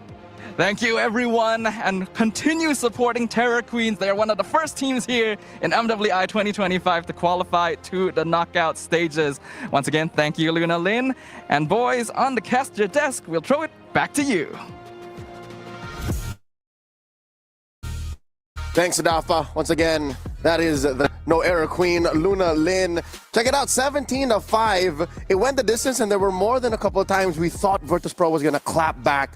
But alas, the lead was too huge, and everyone from Terra Queens was just firing off on all cylinders. Yeah, it was a problem over Terra. Though, this is the exact same lineup in game number 1. They played it exactly the same way. Virtus.pro made some adjustments, but I don't think it's the draft issue. I think it's down to execution. I've always been saying it's the mid lane duo who are victims to the aggression coming in from Ku and Luna Lin, and it just happened again. I don't think that's 100% correct. Part of it is the draft, but the execution really is still where maybe Virtus.pro this time got some tabs on Terra Queens. That's why it seemed like even in the base, right? They were able to defend twice and push them back out. But at the end of the day, it's eminent. The result was the same. And Lunalin mentioned it. We already beat them game 1. It's the same draft. Just play it again. And I do have to point out as well, Liv went for the tenacity on that emblem. And I get it. A lot of times when you're on that marksman, you pick up a little bit of tankiness in that emblem set. But maybe the reason why it took a little bit long to really come online. You know, sometimes you got to go for that more all-in build, a little more damage. Taking a look at the items, though. Yeah. Like I said, in the game, I think that Liv was free farming on the side in long lanes, and whenever she shows vision of herself, Luna Lin stops her in her tracks and just basically pulls sounds the alarm onto the rest of Virtus.pro. It's the vision play that Terra Queens has on top of Virtus.pro, and it's a bit more expensive when you want a Holy Trinity build that it just takes a little bit more time for Liv to come online. Cal couldn't do a lot much as well, and I don't know if it's an error here, but the Tigro actually has more gold than the Jusin. I think there's a little bit of a graphical error right there, but at the end of the day, just holding on to the implosion or using it in a more panic way that caused a lot of issues in the skirmishes. Something else that I really have been noticing with the Joy, you know, the Starlium Scythe takes that huge nerf, and everyone was like, this is a dead item now. All the heroes that need it are dead. And so far, we have still been seeing it pop up. The pacing of the fights for the Joy might be a little bit differently, but it still seems to be working on certain heroes. Yeah, we're looking back at the EXP to EXP lane, but right now with the Gata Kacha in hand, it's a little bit better for Daisy, but Helen Arena is still strong in her front. The gold allotted for Daisy was totally nerfed by Langrina's much tighter execution. This is a better game for Langrina. She was playing okay or well in game 1, but this was possibly the best we've seen her all MWI long. And not to mention, if you look back at the full lineup of Terra Queens, what made this even worse or more difficult for Virtus.pro was the fact that there's now 2 Purifies. You see that? Ku, or rather Cow, oh no, that's right, I was right. Ku and Sikoshi are now purified. So that makes Daisy and Cow's job even harder. So that's why this seemed like the only real defense was inside the base. That's where the only place they had an advantage. Something else interesting to point out, last game when we looked at this graphic, on the side of Daisy, she had a lot more minions taken out. And Helene was just a lot more involved in a lot of the fights. This time Daisy, less minions, tried to be a bit more involved in the fights, but still unable to really do anything too much with that change of pace.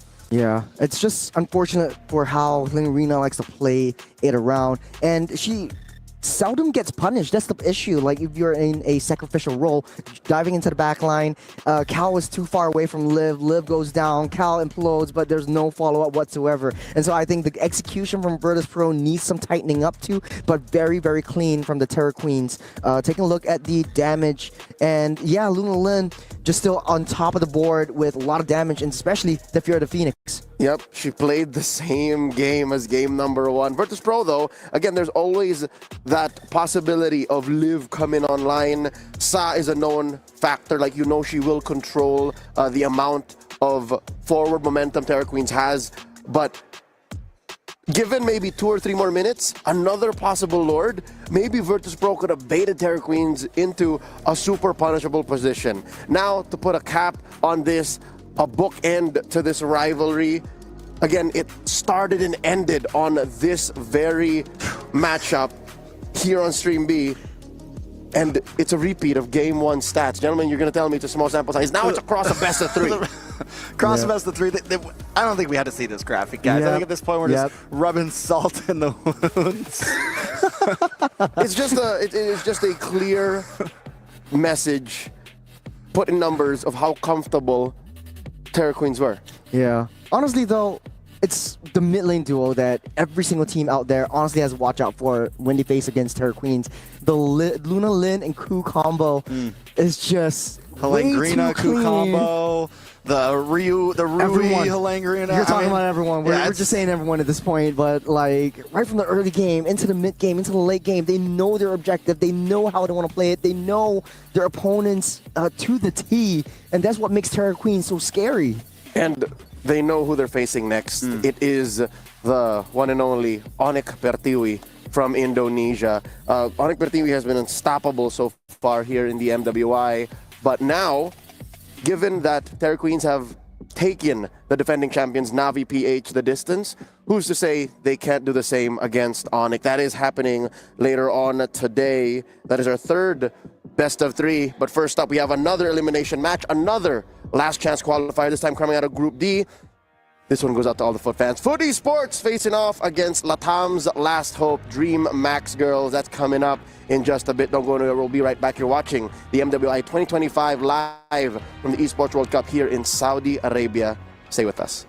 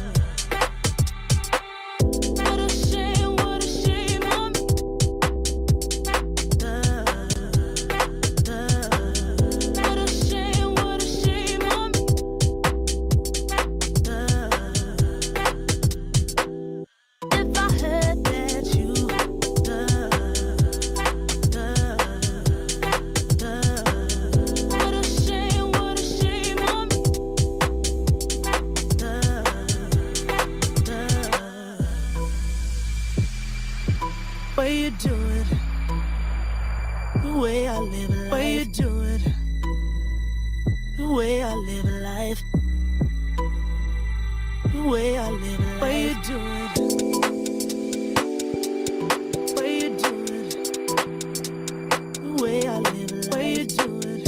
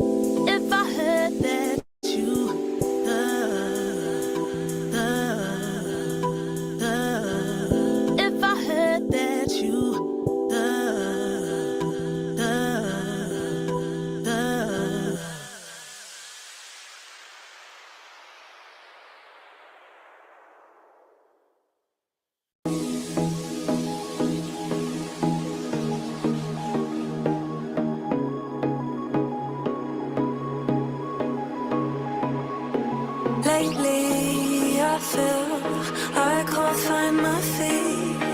Pushing closer, my heart skips a beat, and now I'm falling. Deeper than I fly, I can't control it. Like against the sky, it's not so black and white. It's like I told him, there's things that I can't fight. I just keep going. I just keep going. In my time, I've been dreaming of a space to really feel my place. I wish he'd sing what I had dreamed. Before these darker days, I thought I found my way.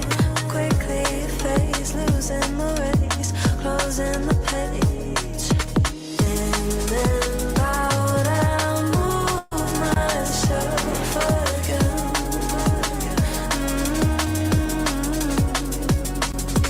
Time moves fast, I feel my heart beating.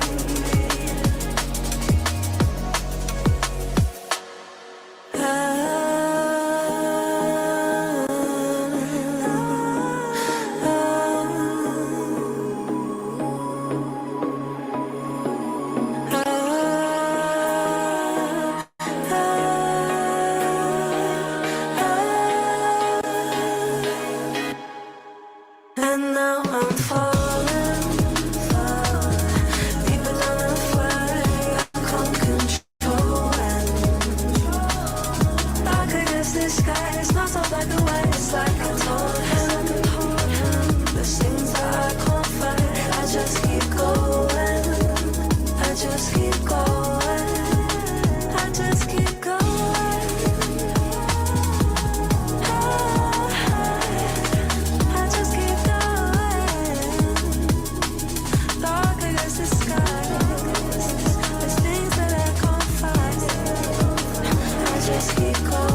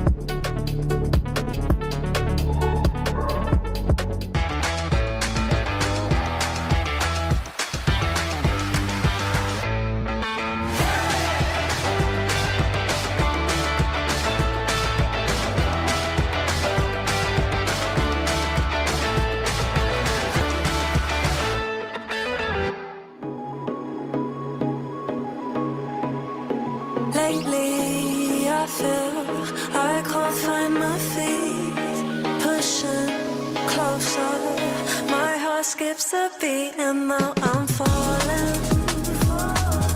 Deeper than a fly, I can't control it.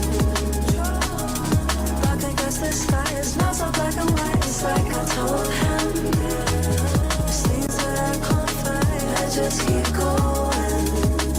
I just keep going.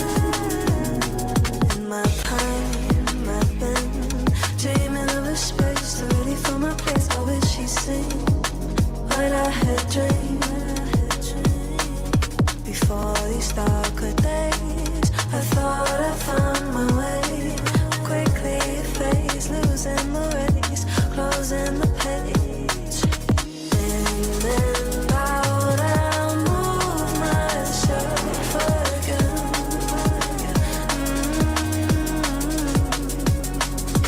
Time moves fast, I feel my heart beating.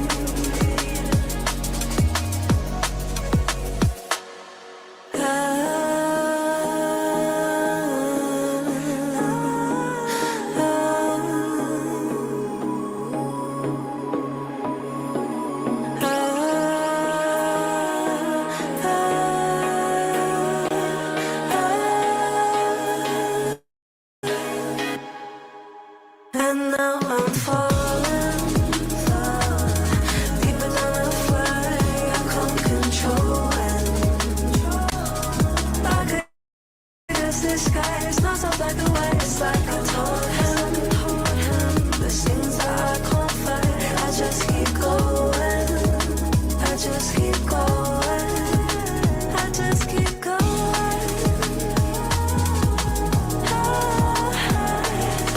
I just keep going.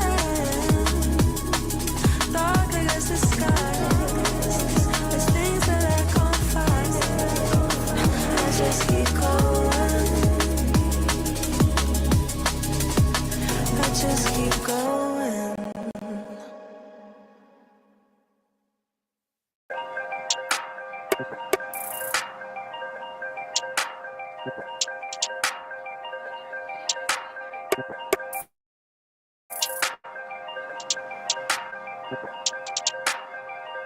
Before they would say it's true. There's a wall for your eyes. Tell me, can you see right through? Right through, right through. Down through the wires and the pipeline. We go disconnecting from the city and the skyline. This is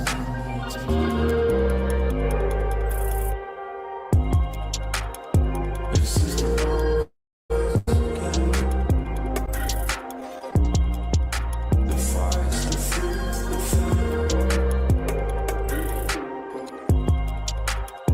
This is the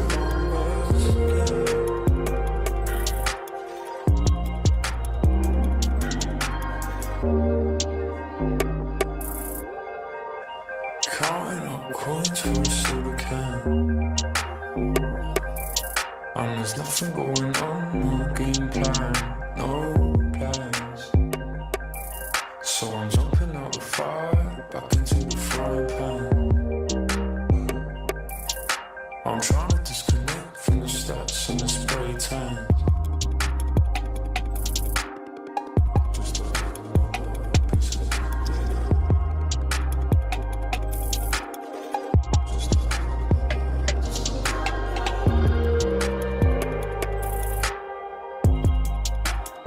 this is the rovers. The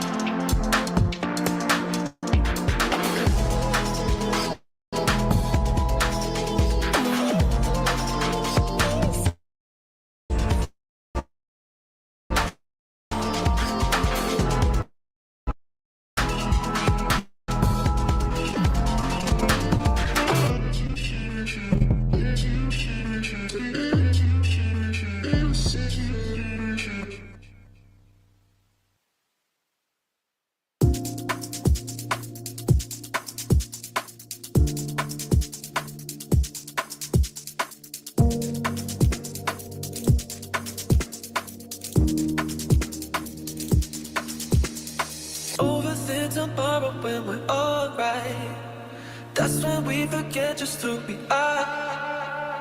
Make us come together and it's alright. That's when you remember who you are.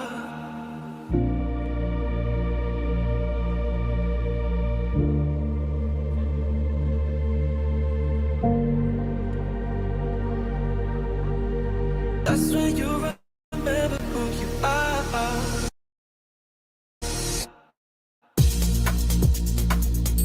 Who you are. Who you are.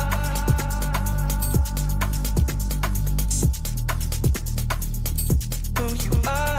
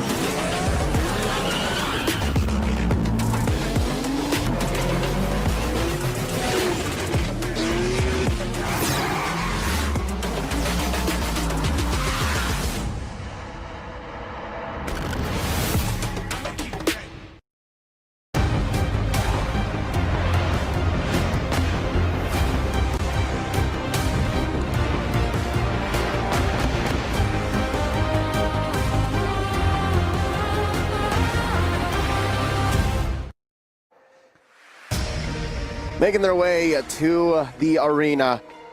You see here Foot Esports from Turkey, ready to face off against DreamHack Girls from Latam. Fighting for tournament life, only one of them makes it to the knockout stage. At your service, my name is Leo. This right here is Churros, and Trex will be taking care of business here as we take a look at Group D and see who's making it in the MWI 2025 B stream live from Riyadh, Saudi here at the esports. I'm really excited. This is the first time these two teams are actually meeting up, and it calls for a very interesting story. It's Latam, Latin America versus Turkey, some part of the Middle East, and I think a lot of these two teams, especially DMX, I'm looking out for incredible, interesting picks, like we seen yesterday in their sort of like their last chance effort to stay afloat.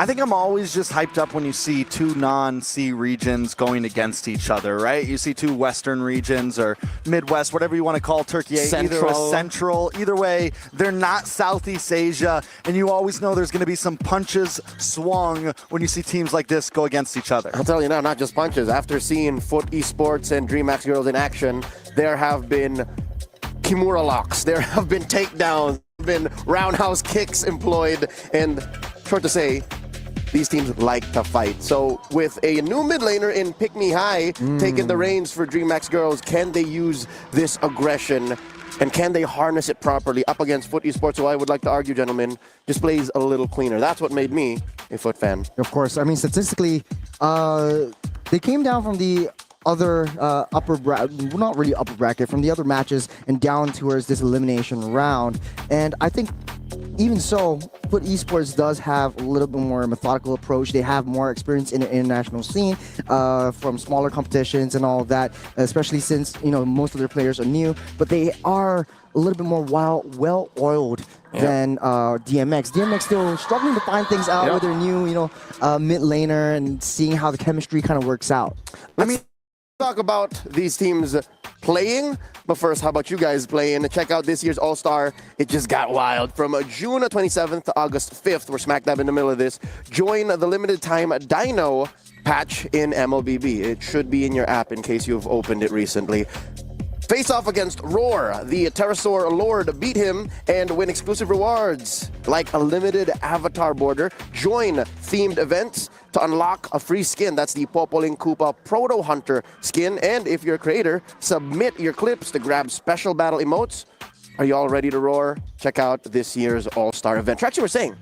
You know, I think when it comes to Foot Esports up against DreamHack Girls, you said that Foot Esports seemed cleaner. But I don't know, their battle against Rising Rage seemed very brawly. I think in terms of micro mechanics, in terms of really like pushing out a fight and stretching out a fight, they do have that there. But DreamHack's for me seemed, I mean, obviously their game wasn't extremely a disciplined game either, but maybe just slightly more disciplined than what we saw Foot do against Rising Rage. So you're more of a dreamer now than a Foot fan, huh? Definitely a dreamer. When did this happen? That Last interview night. with Lucy. I like how there's an actual timestamp as to when this Yesterday, occurred. It was about 5:54 p.m. It's in my diary right now. Thereabouts in that corner of the room. Right over in that corner.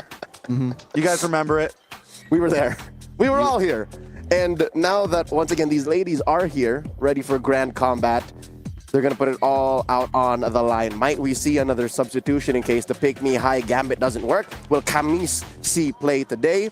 We're about to find out. Real quick, another peek at their drafting style. Foot Esports, in their opener, they did play a very, very July 2025 metagame draft, but they did win with the Harith. That is one thing that Foot Esports has going for them. Let's talk about that matchup right now. Mieko and Blaz Kitty.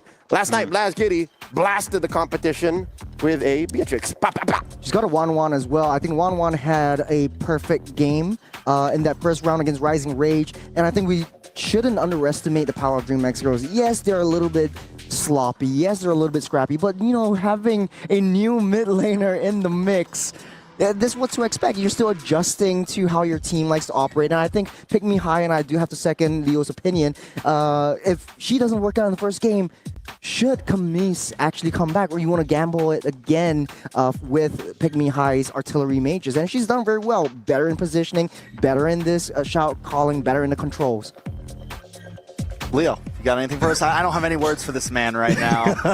He called the DreamHack Girls sloppy, and I do not I'm approve. still a Foot fan. I'm still a Foot fan. I'm still trying to comprehend exactly what the idea was behind the monologue that we just heard. You lost me halfway through. You don't say that about these ladies. But we are moving on.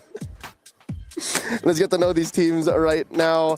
This is once again Foot Esports. You have Unohana, Mireya, Zendaya, Nora, and Mieko. I want to point out the fact that Unohana's Uranus was 1v5-ing, and that's what made you a Foot fan, Trex. Unohana was a monster. I will give her that. She was untouchable for a while there, and but I got a feeling the Uranus will not be falling into her hands this series. Yesterday, I will say though, I think DreamHack Girls let the Uranus through, maybe in game 1, I can't remember exactly, but I know the Uranus was let through in a few games. Game 1 and 2. Game 1 and 2. Game 1 and 3 against Game Rising 1 and Rage. 3, they let it through and were able to beat it, so it is true. Maybe they do kind of let that through, and maybe they feel confident against it, especially with something like a Beatrix in their hands. They can shred, but we're talking about Foot Esports, and yes, they do deserve to be where they are at. Now, you were mentioning Mieko and Blast Kitty. Mieko also got a Maniac of her own on the first day against Rising Rage, on a Harith at that. They'll be facing off against a team that I'd argue is a little bit more experimental. DreamHack Girls, let's talk about their draft as we get to know them here in just a bit. Plays the likes of a Akai jungle. Minotaur's coming out as well. And 2 Yuzhongs. And get this, an Ixia. I like the Ixia as a sort of like a versatile pick, very situational, but they know how to play it. You jump in straight with the Minotaur, jump in straight with the Yuzhong, and set up for the full barrage coming in from the Ixia. And I think it works out really, really well for DreamHack Girls, and I like this. It brings out for a more interesting gameplay. And, it's a lot of coaches back in my region, MPLSG, were saying, like, hey, we bring out these wildcard picks. We bring out these interesting picks because of the fact that a lot of teams are hyper-focusing on the meta, that they forget all the smaller kinds of heroes that don't really see the light of day. And how small can DreamHack get? I'll tell you now, they picked a Leslie. They put a Leslie in the hands of Blaz Kitty, their gold laner as well. Let's meet the rest of them. Day, Angelis, Pick Me High, Lucy, and Camise. Mind you, this team was built around Camise. She was, rather, Angelis. She was here last year in MWI 2024, and the team just got a whole revamp. And it was a rough year, she mentioned, but here we are now. I think this team is better than last.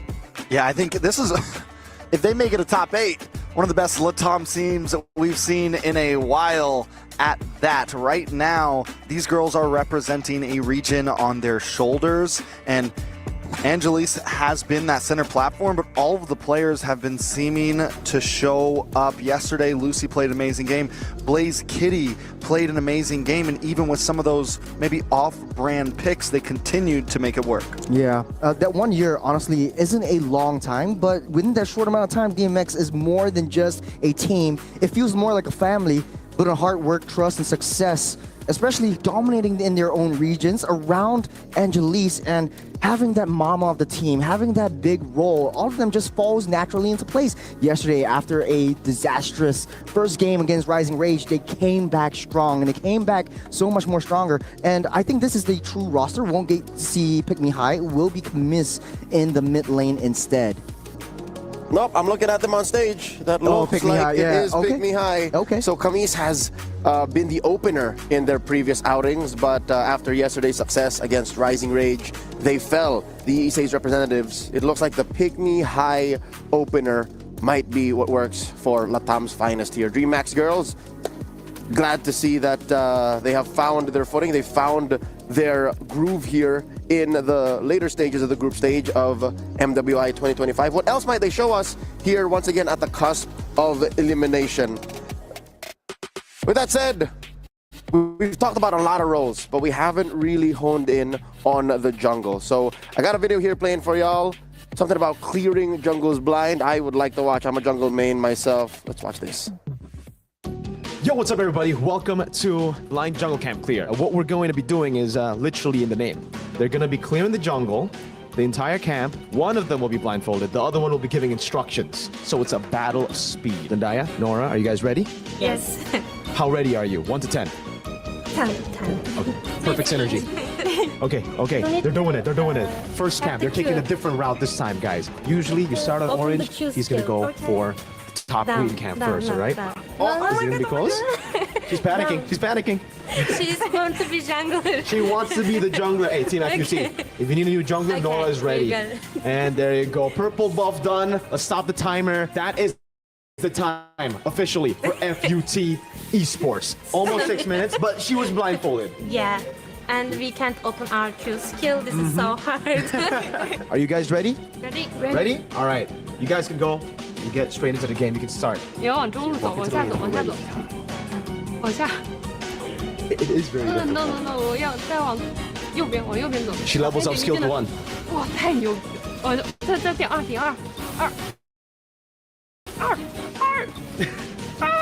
这个 ，Oh my God！No！ 回走！哎，往左走，哎。 3, 2, and now. Yay! Timer stop. There you go. That's a time. What time do we have? 7 minutes and 2 seconds. Yinhua, are you happy with the results? 有点刺激。 All right, Sini Chell, are you ready? Of course, very much. Okay, how confident are you guys that you can beat the fastest time? We'll beat everyone. Oh! Itu mau mati beli item nggak sih? That's a red tree. Beli item bro. Are they gonna get it though? She's very low. Itu mau mati, buff merah. Apa sih? Udah itu buff merah. Ini buff merah kan? Iya, belum selesai. Timer stop. And now. There you go. 4 minutes and 1 second. They're officially the best team to do it so far. Team Vitality. It's frustrating. It's worse than I thought. Like her hand her finger keeps on missing the skills. Are you guys ready? Levi, Seth, ready? Yeah, I'm ready. Lurus lagi. Lurus, lurus, lurus. Atas dikit, atas. Oke, ini udah merah. Jangan lupa Tri. Oke, kena. up skill. Skill 2 ini. Oke, udah. Bawa. Amazing Ready attack. nggak We sih? should cross Harusnya some udah ready time. nih. Ya. Oh, there you go. Stop the time. 3:15. Onyx Pertiwi have done it. Oh my God, Seth. Believe me. Congratulations. Easy, because you have a good chemistry. There you go. Okay, what's the secret to good chemistry? How did you guys build this chemistry? A lot of communication. Yeah. We do a lot of communication each other. And Okay. we often play together and we often go to the mall together. Thank you, Onyx Pertiwi. Thank you, Leaf. And Thank you. I could have sworn Vitality was going to top the charts, but hey, could this be a sign that maybe new powerhouses in the women's scene are coming up? Onyx Pertiwi topping the charts when it comes to blind jungle clearing. Yeah, we're foreshadowing, we're manifesting. Maybe it's different. You know, it's a new season, a new challenge, a new championship. Anything can happen. Anything could happen. I heard that Churro actually used to be a professional blind jungle clearer. He won the, Yes, sir. the Yes, Collegian sir. Cup back in the day for that. Yes, in I Singapore? did. Yeah, Yes, Singapore I did. Collegian Cup blind jungle clearer. He does it 69 in seconds. 69 seconds. Why Yeah. don't you You say mean a minute and a nine? minute and 9 seconds? But it's nicer to say, No, you know, no. seconds. We go It's a full minute and 9 seconds. seconds. Leo, what are we doing next? We are setting up for the draft. Ladies and gentlemen, once again, we are going into the Group D last chance qualifier out of the lower bracket. It's Foot Esports from Turkey facing off against Dream Max Girls in Latam. We did cover a little bit of the jungle earlier in the discussions prior to that little activity. But for now, we no longer have to speculate. We can actually just jump into the match. Dream Max Girls on the play with Coach Secretaria at the lead facing off against Foot Esports. Asmo taking charge. Gentlemen, all you. All right, already a bit of a switch up, something we have not seen in the ban or the pick phase thus far, at least on Stream B. The Lu Yi banned out on the side of DMX. Now, there are some things I want to point out, Churros. On the side of Dream Max Girls, we have seen nothing but utility junglers. Not a single damage jungler have they picked just yet. The damage has fallen in the hands of Pick Me Heal and Blaze Kitty. On the side of Foot Esports, we've seen the switch up. We've seen things like YSS. We've seen things like Fredrin. We've seen plenty of options on their side. Do we think that DMX just kind of keeps things the same, or do they finally change it up? To be honest, I think, to your point though, maybe they're using utility junglers because Angelise is just more comfortable with the utilities. We've seen things like the export coming up as well, even though it didn't perform as well. But maybe they have a sort of like a strategy. But I do like how yesterday, where DMX actually drafted to their own strengths instead of counter drafting Rising Rage. So this time around, banning on the Luoyi, maybe they have something up their sleeves. Maybe they don't want to they don't want to deal with the Luoyi's diversions, and they just want to play a classic front to back play. They want to avoid all these cross map situations that come through. On the other side of the table, Foot Esports banning out the Uranus and the Matilda. So pretty traditional bans so far for Foot Esports. To be honest though, I think looking at the drafts, I would say one of the highly contested ones would be Farsa for either side. So that means the Zetian and the Jusin would definitely be in question. It's sort of like a, I'll trade this, I'll pick up this, and we'll trade you with the other. Yeah, I think overall, DMX insider information, right, for the Lu Yi, maybe some scrims they've seen it pop up. Here goes a Yuzong ban, though. Ooh. A target ban for them as well to make sure DreamMax can't get a hold of that. First pick on the gun for DMX right now. A lot open. Farza's open. ZTN's open. Kimmy is gone. And the turns of XP. Dang, that has been so popular. That's what I like about a lot of these teams. Like, ever since day one, we don't see a lot of Zetians. After day two, they see the prowess going through, especially when they face up against bigger teams like Onyx Pertiwi and Vitality, and they all use Zetian as an aggressive mid laner. So when you open up that map, when you have some sort of vision on the long lane, you can go all ham with the Fury, the Phoenix. On the other side of the table, though, I think that 1-1 pick is sort of like a denial over the hands of Blast, and got to get pretty much a classic pick for the first phase of the red side. Got Gata and the Wanwan. I mean, the Wanwan we've seen do wonderful things. We saw a Maniac yesterday. We saw Blaze Kitty use it wonderfully as well. So not only that, I think this is a time that maybe DreamHack might want to lock in their marksman a little bit earlier. But at the same time, with how deep Blaze Kitty's pool went yesterday, being able to even pick up things like the Beatrix and do amazing with it, maybe they're not really stressed about it. Maybe that's kind of one of their key points, that they can hold that gold lane until some final picks. Yeah, I think a surprise pick would definitely work out well for DMX. This time around, it's the Eastern Shin as well as the Hilda. I think they want to play aggressive, especially for Lucy, where she just sits in the enemy jungle and then afterwards just rotate towards the gold lane, try to apply that pressure so that Mieko doesn't have an easy time. So that's our first damaged jungler from the side of DreamHack Sports, which is pretty huge, and it completely maybe throws a wrench into the plans of Food Esports. If you've been studying DreamHack Girls for the past couple days, if maybe your scrims haven't been as deep, I don't know what DMX has been choosing in their scrims, but what we've been seeing is utility junglers, and this is going to be a completely different play style for the DreamHack Girls. Not only a damage burst jungler, right, for DMX, but also a lot of vision play coming in from DMX. You got the Fear of the Phoenix, you got the Mountain Shocker from the Eastern Shin, so nowhere is safe for Foot Esports. You walk into a brush, you get a Mountain Shocker in your face. You walk into the river and you get a Fear of the Phoenix chasing at you. And I think for Foot Esports, they understand that.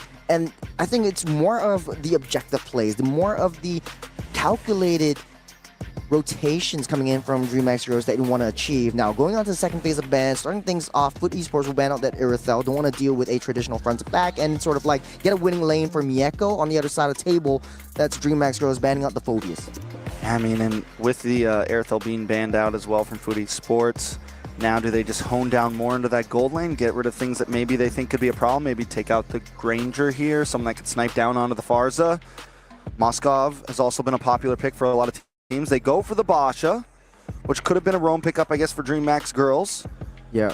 Last ban for the side of DMX, going to be the Fredrin. So limiting down onto the jungle as well for Foot. I think that's a smart move. Banning out the Fredrin means that Mieko doesn't have an easy time getting that weakness points because you do need sort of like a rock-solid wall in front of you and throw out all your skills. Make sure that you hit all 3 points and then pop that crossbow tank, chase down your opponents.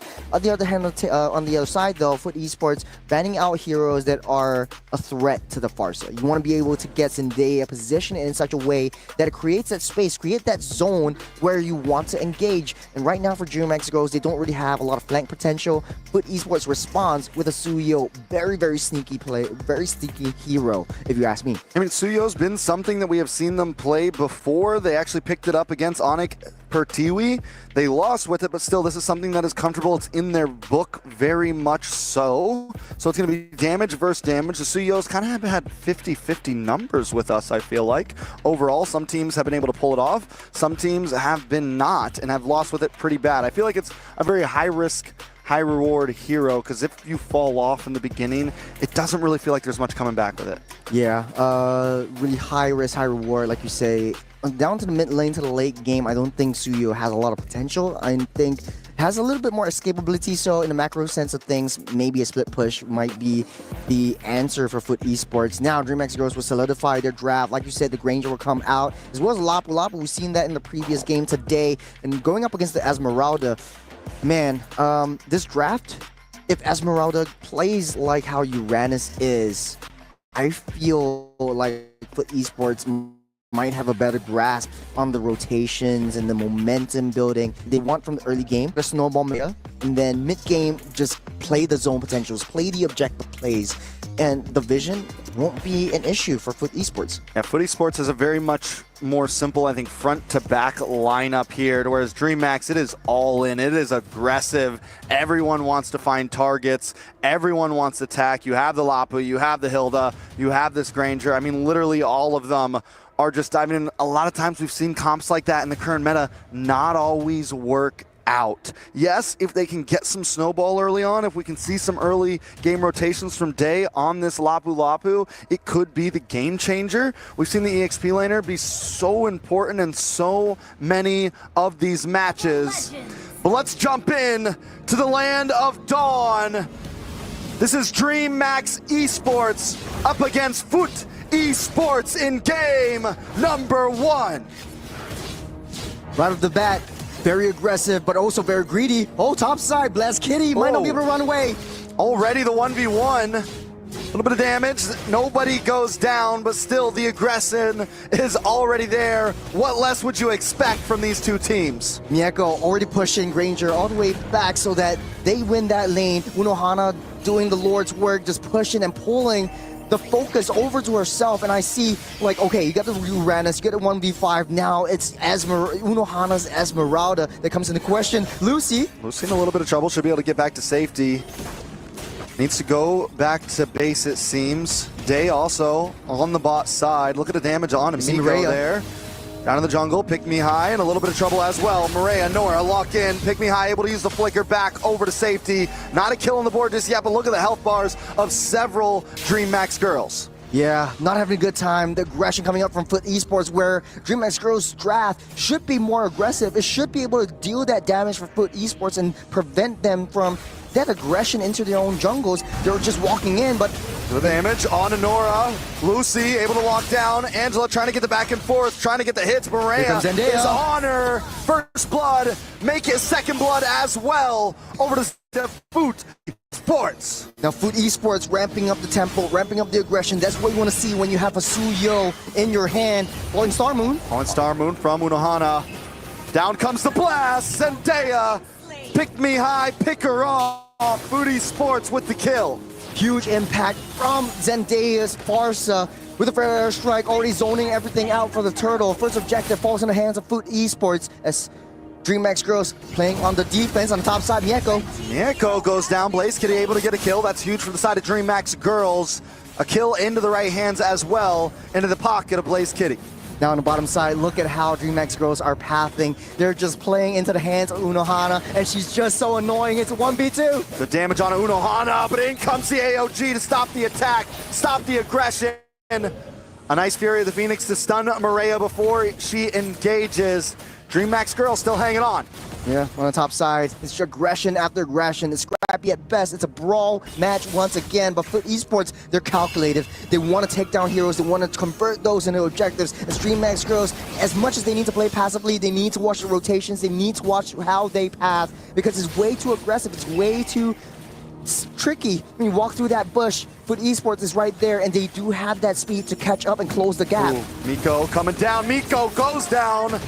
Blaze Kitty able to get the kill once again. Feathered Airstrike does come down on Lucy. Lucy able to lock on to Nora. Nora now in a little bit of trouble. Pick Me High. Angelus, everyone there as Foot Esports is forced back under the tower. DreamMax Girls on the aggressive side this time. Good counter on the bottom side. Unohana will keep herself busy with Day, but nice rotations coming out from DreamMax Girls. One person falls, the rest will follow, and Goon Squad comes in. Maria just shooting arrows to stop DreamMax Girls from their approach, trying to save that T1 up top side. Maria able to lock on, and comes the AOG trying to block him off. Nora gets behind Blaze Kitty. Blaze Kitty does get taunted up. Miko look for the weakness points, but Maria let's not get the kill. Angelus taking out Zendaya.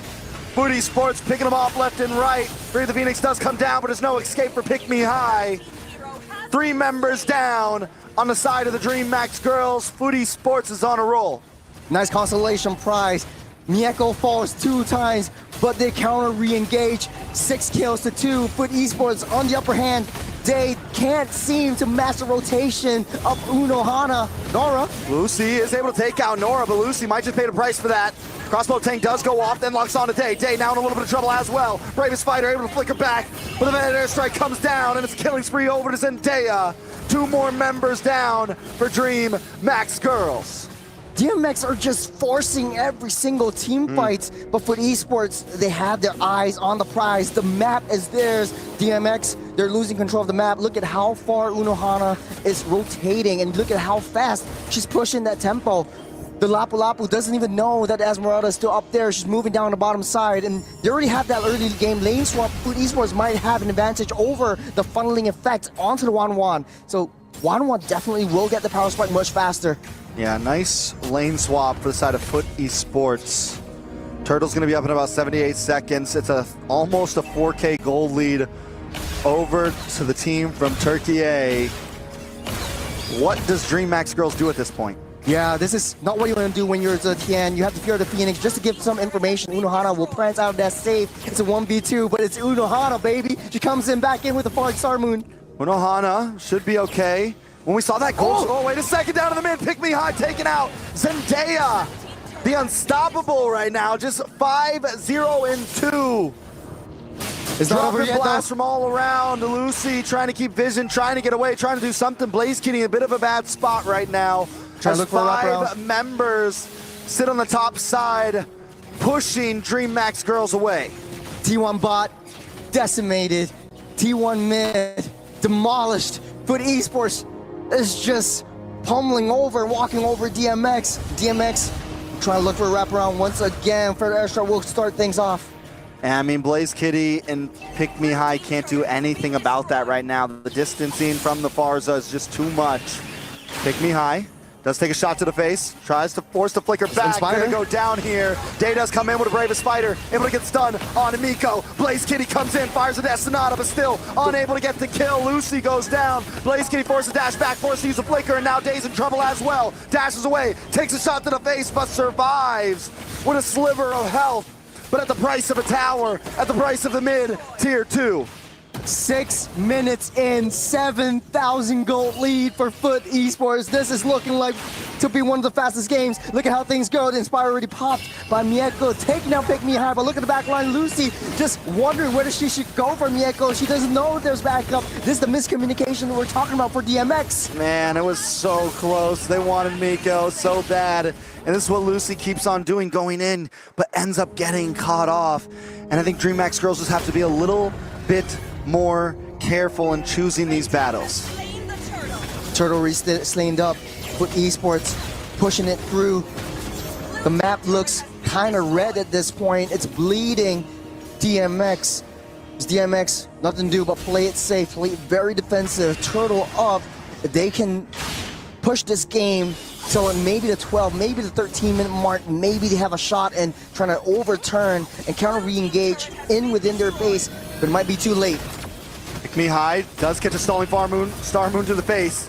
Day now caught up in the midst. Oh, a nice flicker to the side from Zendaya. Able to get away from Day and still keep that feathered airstrike coming down. Foot Esports, 10.5K gold lead. At a moment like this, there's barely anything you can do to defend. Unohana just dancing circles around DMX. Foot Esports, they're showing what Turkey is made of. As DMX playing on the back foot, T3 mid already dropped. Foot Esports not giving them any space to breathe right now. Towers are dropping. No Lord, no problem. Unohana jumps in. Falling Star Moon, able to connect. A little bit of damage on Amiko there. Unohana in a bad spot, able to dash back. Angelus trying to close in. And she's back to full health. That's going to be a close call. DreamHack Girls still able to defend. Yeah, this Esmeralda is just so annoying. Just jumps in whenever she wants. And Pick Me High's ultimate, there's no problem at all. Just talk about vision play. It doesn't matter where Foot Esports is. DMX just can't leave their home. Yeah, I mean, at this point, Foot Esports has just got them in the chokehold. Leo mentioned it earlier. We got triangles. We got all kinds of stuff going on right now. We got different shapes just flying through. And speaking of flying, Zendaya 5-0-3 on this Farsa. Basically, 3 members of Foot Esports having a perfect game. It's all the crucial members of Foot Esports. If you're a Foot fan out there, you should be happy. First Lord going in the hands of Foot Esports. Doesn't look like DMX will try to even touch it unless Mountain Shocker or a Fear of the Phoenix would land the last hit. But it's really tight.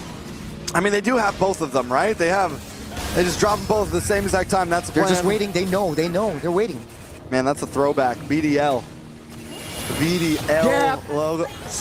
That's it. Good Lord for the side of Foot Esports. It's looking like trouble for the side of DreamHack Girls. Smart move, smart move. They know if they blitz that Lord down, if a Fear of the Phoenix comes down onto all of them, it will wreak havoc. DreamHack Girls can come back and steal that Lord. So really, really smart call by Foot Esports. All right, so where does DreamHack Girls go from here? We stay in the base, we turtle up, we pray for defense, we do whatever we can to try to survive the onslaught. Now, on the back foot once again, not a lot of wave clear, vision play doesn't matter. Angelise down low, he's playing so far back, 0-4-0, that killing spree doesn't even matter. Unohana just freely dancing circles, dancing squares, dancing triangles, whatever shape it is around DMX, and the damage is just way too much for DMX to bear. All right, Lord marching down the mid side. Feathered Airstrike does come down, letting Foot Esports into the base to take down this bottom base tower. Unohana looking for a target. Miko dancing around, and it comes in. A huge knock-up and a huge takeout. The foot has been dropped on DreamHack Girls. Game number 1 going over. Nora dropping the atomic down onto the wrath of DMX. Man, Turkey showing up strong, showing that dominance over the Latam Girls. Very well done. On the side of Foot Esports, 19-3. We haven't seen a game get into the 11,000 gold lead. How long was that game? Not very long. It doesn't even matter. I was looking at the gold. At that point, I mean, I don't think we've seen a 10K gold lead at all on Stream B just yet. But man, it's back to the drawing board for the DMX. I know, Trex, you're a big fan right now, but what just happened right there? A lot happened, and not a lot all at the same time. At this point, DreamHack Girls has to go to the drawing board. They have to look at the way they approach this. I do want to say, remember what I was talking about? This is the first time we saw DreamHack Girls pick up a damage jungle. And that might have been the switch up they didn't need to do. They've been able to win a lot of games putting their faith in the damage of Blaze Kitty and Pick Me High, and using Angelus as that kind of frontline engager, and this time being a little too easy to burst down, especially when there's an enemy Farza on the field. That's tough when you have that many squishies on the field. It's hard to deal with all that. At the end of the day, though, it's still game number 1, but it just goes to show that DMX has so much work to do in adapting back into this game, but so much aggression, so much prowess coming in from Foot Esports is playing the damage jungler for Angelis the right answer. No matter how sloppy you call Foot, at some point, all that slob will devour you. You will drown. And I think that's what happened here. Ladies and gentlemen, welcome back. The resident Foot fan has joined the conversation. Foot Esports, I think this is the most aggressive they've ever played while finishing the job just as quickly. This was a huge issue they had in the opening stages of MWI 2025, wherein they went the distance, 1940 being their fastest game in the opener against Rising Rage, and they went 21.5 before that. Here, what was it? I lost count. As soon as I saw them take First Lord, and they were waiting for the right call, and they were so smart, they're so methodical, they know what their opponents are going to do, and I think Pick Me High was just waiting for the ultimate to come online. It was on cooldown, and once it came online, it just started to show, and they were just timing every single second. I think Foot Esports really showed us another level of gameplay. Timing is relevant, is relative for Foot Esports, and DreamHack Girls, I don't even want to blame Pick Me High anymore. I don't even want to think, what if this was Camis playing, because Foot Esports, every single role was firing off on all cylinders. They have been the most in sync now than they have ever been. Something about their matchup against Onyx Pertiwi woke him up. I think definitely. They were already kind of awake before that. Maybe got a reality check against Onyx Pertiwi, realizing, okay, maybe we're not as bad as we thought we were. Yeah, we gave the business to Rising Rage, but there's still a lot more to work on, and they came into this game very strong. Unohana once again goes deathless overall on the map. Unohana, Mireia, Zendaya, these are the playmakers, and the way that they played this, again, I'd hate to draw odd conclusions from out of nowhere, but this reminds me of the Carl TZ San duo combination. You know what I mean? How lane to lane, there's nothing you can do that they cannot see. Because you have Mireia farming out of her mind on the Suyo, which I'm happy about. I'm a Suyo main. I've been a Suyo main for like 6 months up until Moonton just decided to nerf into the ground. And then you have the Feathered Airstrike coming in, artillery on demand, and Unohana, I think she really bullied the hell out of Day, so that the entire team of DMX. That too, but in the laning phase, I'm looking at Day, she couldn't catch a break. True, she was just free farming down, proxying that wave, and whenever that's done, she just joins in all the team fights. It's a 5 against whatever number that DreamX can throw into that. Let's take a look at a lane to lane. You talked about Unohana versus Day. It kind of looks red all the way from Unohana. And this is a good kind of red.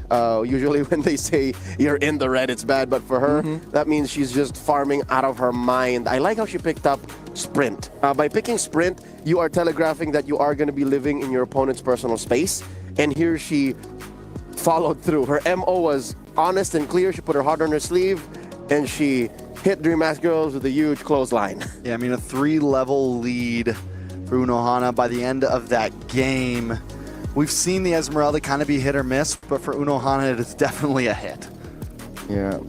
Thinking of what else DreamX Girls could have done different, lane to lane, I think the only lane that maybe they could have caught a break out of was gold. I think Mieko died like 2 or 3 times Twice. off timing, so that must have been some good work from Blazkitty, but to be honest, Blazkitty almost got first blood drawn on her solo, right? We were watching it, and she needed a few rotations on her, a few tactical retreats, and looking at the damage dealt here, Pick Me High, she's first, but second would be Blazkitty. So Blazkitty was getting there. Blazkitty was working towards a palpable win, but Foot Esports, I think the fact that Zendaya, as soon as she had a feather attack, she always used it. You always saw it get popped off. That just outranged Blazkitty. I think the strategy was just is kind of solid for DreamX Girls. They want to kind of shift the attention away from EXP lane, hoping that they could have a solid winning lane against this Esmeralda, and then shift their attention towards that gold lane. But it just didn't work. You see a lot of the aggression coming in from Lucy, from Pick Me High, and Angelise, just targeting onto Mieko.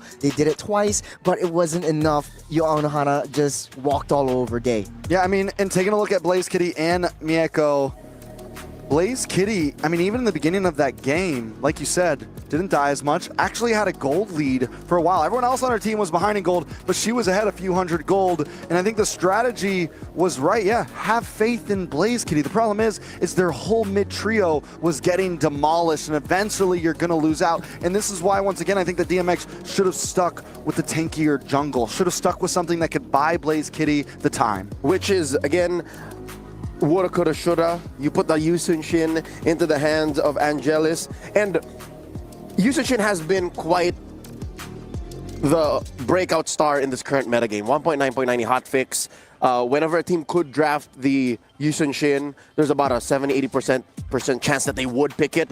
So now the question, if they do move over to utility jungler, put it in the hands of Angelis, does that automatically open up the rest of the map, or does suddenly this allow Foot to, weirdly enough, put the foot on the gas down so much harder? Because the thing is, there was a small chance that maybe Angelis came online if they were able to force it through. But if, let's say, Angelis had like a Fredrin or a Baksha, or again, those are really the only options, isn't that slightly more passive, especially if you're losing the side lanes anyways? Well, I see it in 2 ways. Yes, if you want to pick up a utility jungler, you're a little bit more passive. You can negate the aggression coming into your jungle, but you can also be aggressive into your opponent's jungle. But now knowing that Foot Esports is super highly aggressive, especially onto the side lanes, and even if your jungle is being targeted on, if your side lane's in shambles, it really doesn't matter at this point. All right, let's take a breath here, slow it down.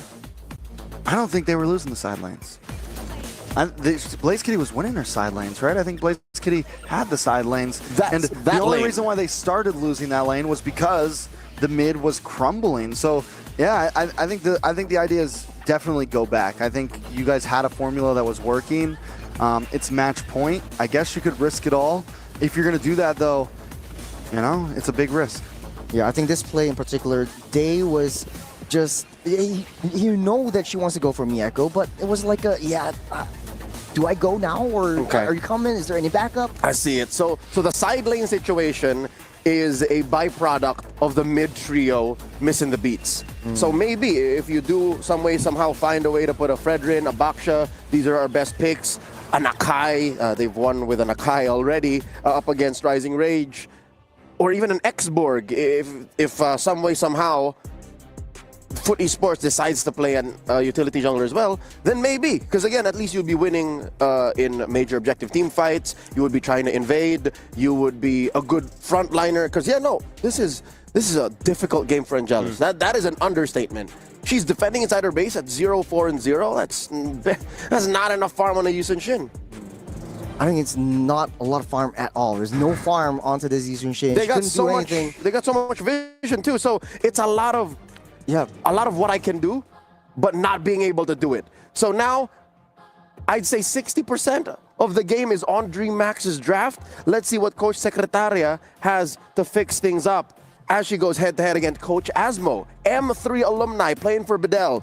Now the coach of Foot Esports going into game number 2. Match point for the Turkish. Churros and Trex tell you. Now, right off the bat, Coach Secretaria just fixing things off by just taking all the previous heroes out. No more Farsa, no more 1-1. We don't want to deal with that. On the other side of the table, Foot Esports just playing it safe. We want to play the meta game, which ban out the Uranus and ban out the Matilda. It's pretty much standard, but for DreamHack Heroes, don't you think it's a little bit too reactive at this point? I mean, when you're on that side and you get that first power pick, you do have the opportunity to target ban. I feel like you're in the best position to throw some target bans out there and leave some things open for yourself. Now, then it comes up to Food Esports on how much more they want to leave open so that they have a nice backswing on the second 2 picks. Zitian also gets banned out here. It's what we saw from their first pick last game.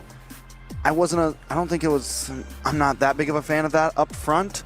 I think we could have gone a different way, so let's see them go a different way this time. I think they want to secure that Kimmy. I think Pick Me High will definitely want to have that mid lane advantage in the Kimmy, or even the Juicin for that matter. They go for the Kimmy instead, so they're trading over, but Esports might be able to pick up that Juicin. If it's a Juicin and Gato combo, it is sort of like a very nasty gold lane. You have fast clears, fast rotations, but they go for the box instead. They want even more rotation speed. And this time they're going to take the utility jungler most likely, unless this does get flexed. We have seen this hero actually get flexed last minute with a few teams yesterday.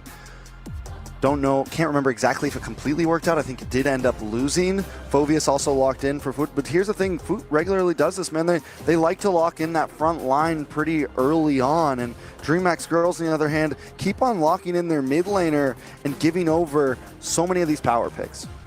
Yeah, Phoveus already taken out by Foot. I think for DreamHack Girls, if they want a lane advantage, they might just have to go with CC at this point. On their side, though, do DreamHack Girl roll the dice on a damage jungler or a utility? Angeli seems more comfortable on the utility. They can snap pick the Fredrin up. I think it kind of works well against the Baxia on a head-to-head. But then it's sort of like you fight fire with fire, and they're actually picking up someone with real fire. It's the Xborg for Angelis in the jungle. I mean, I like the fact that they're maybe going to a utility jungler, but the Xborg hasn't been sold to me just yet. They do pick up the Minotaur as well, so they get some front line down.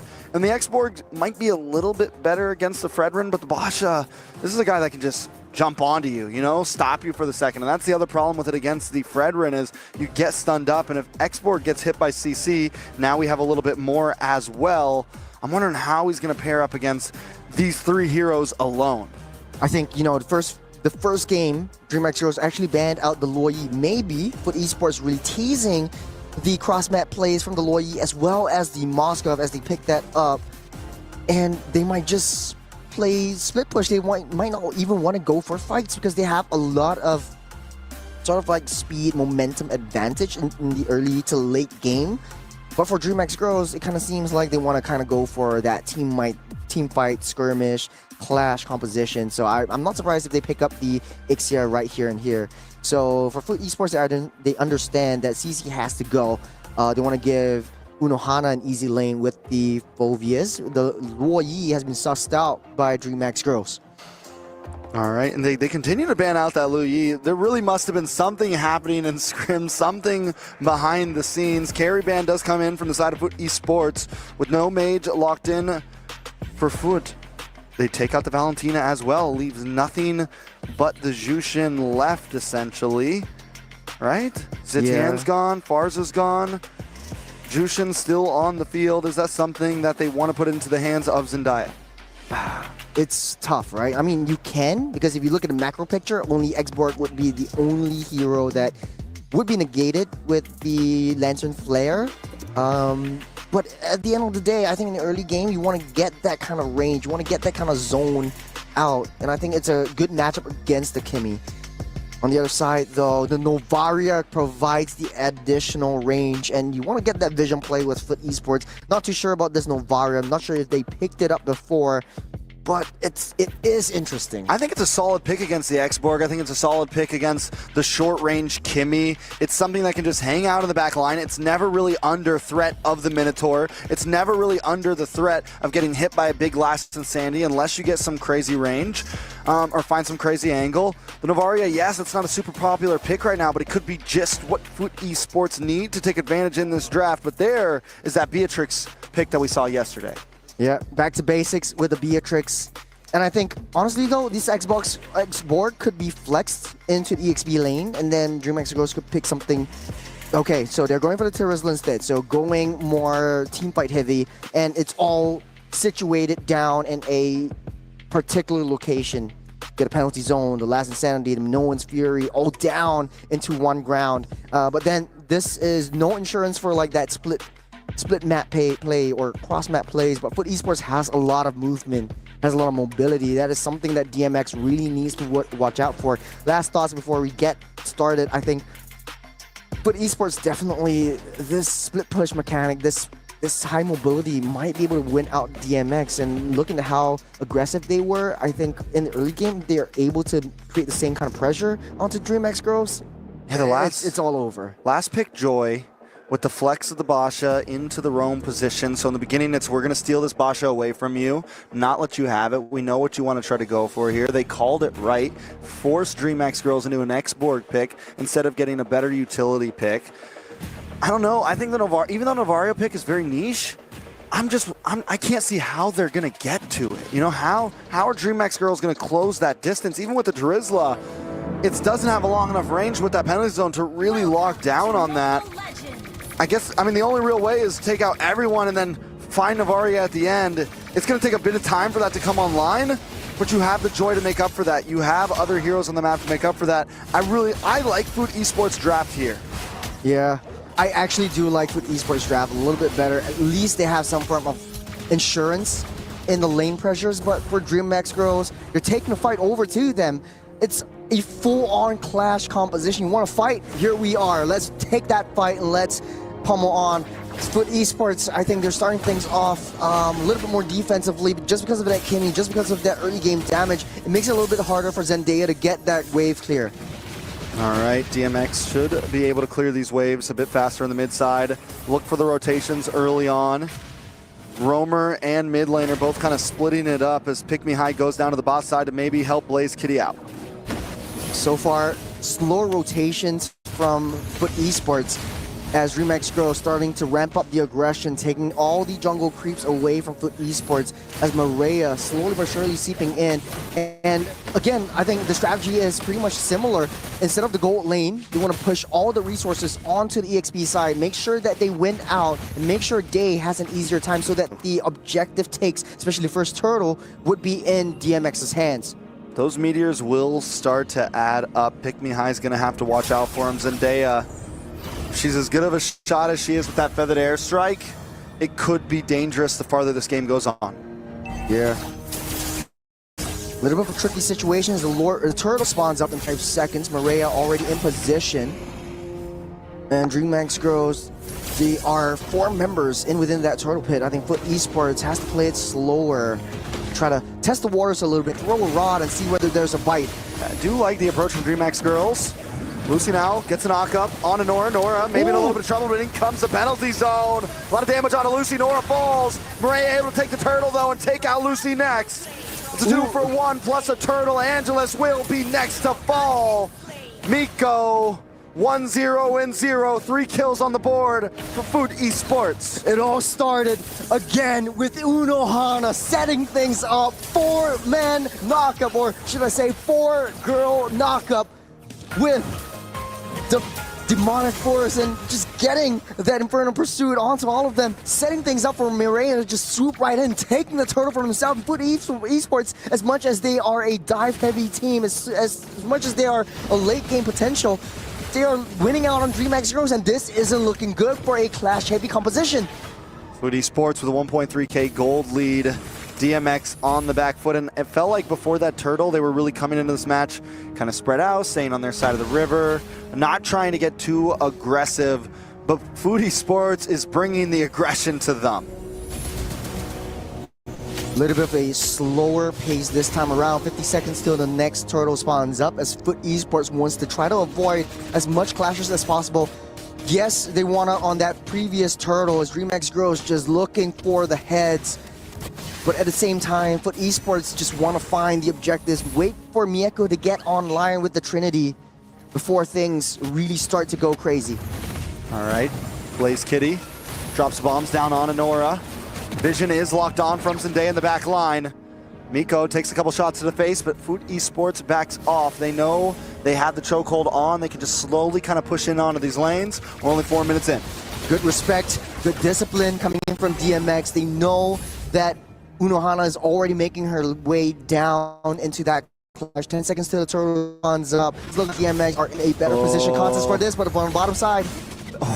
Blaze Kitty saved by a nick of space, by a couple of frames. Unohana in the backside though, with the Infernal Pursuit. Does lock on to Lucy, on to Door, on to Day.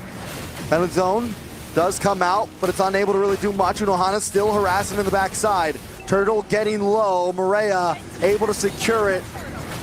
And down goes Angela. Everyone's collapsing onto her. Nora able to get the kill. Day might just be next as Pick Me High and Lucy are split up from the group. Down to the bot side, Miko though almost finds Blaze Kitty, but Mireia finally drops.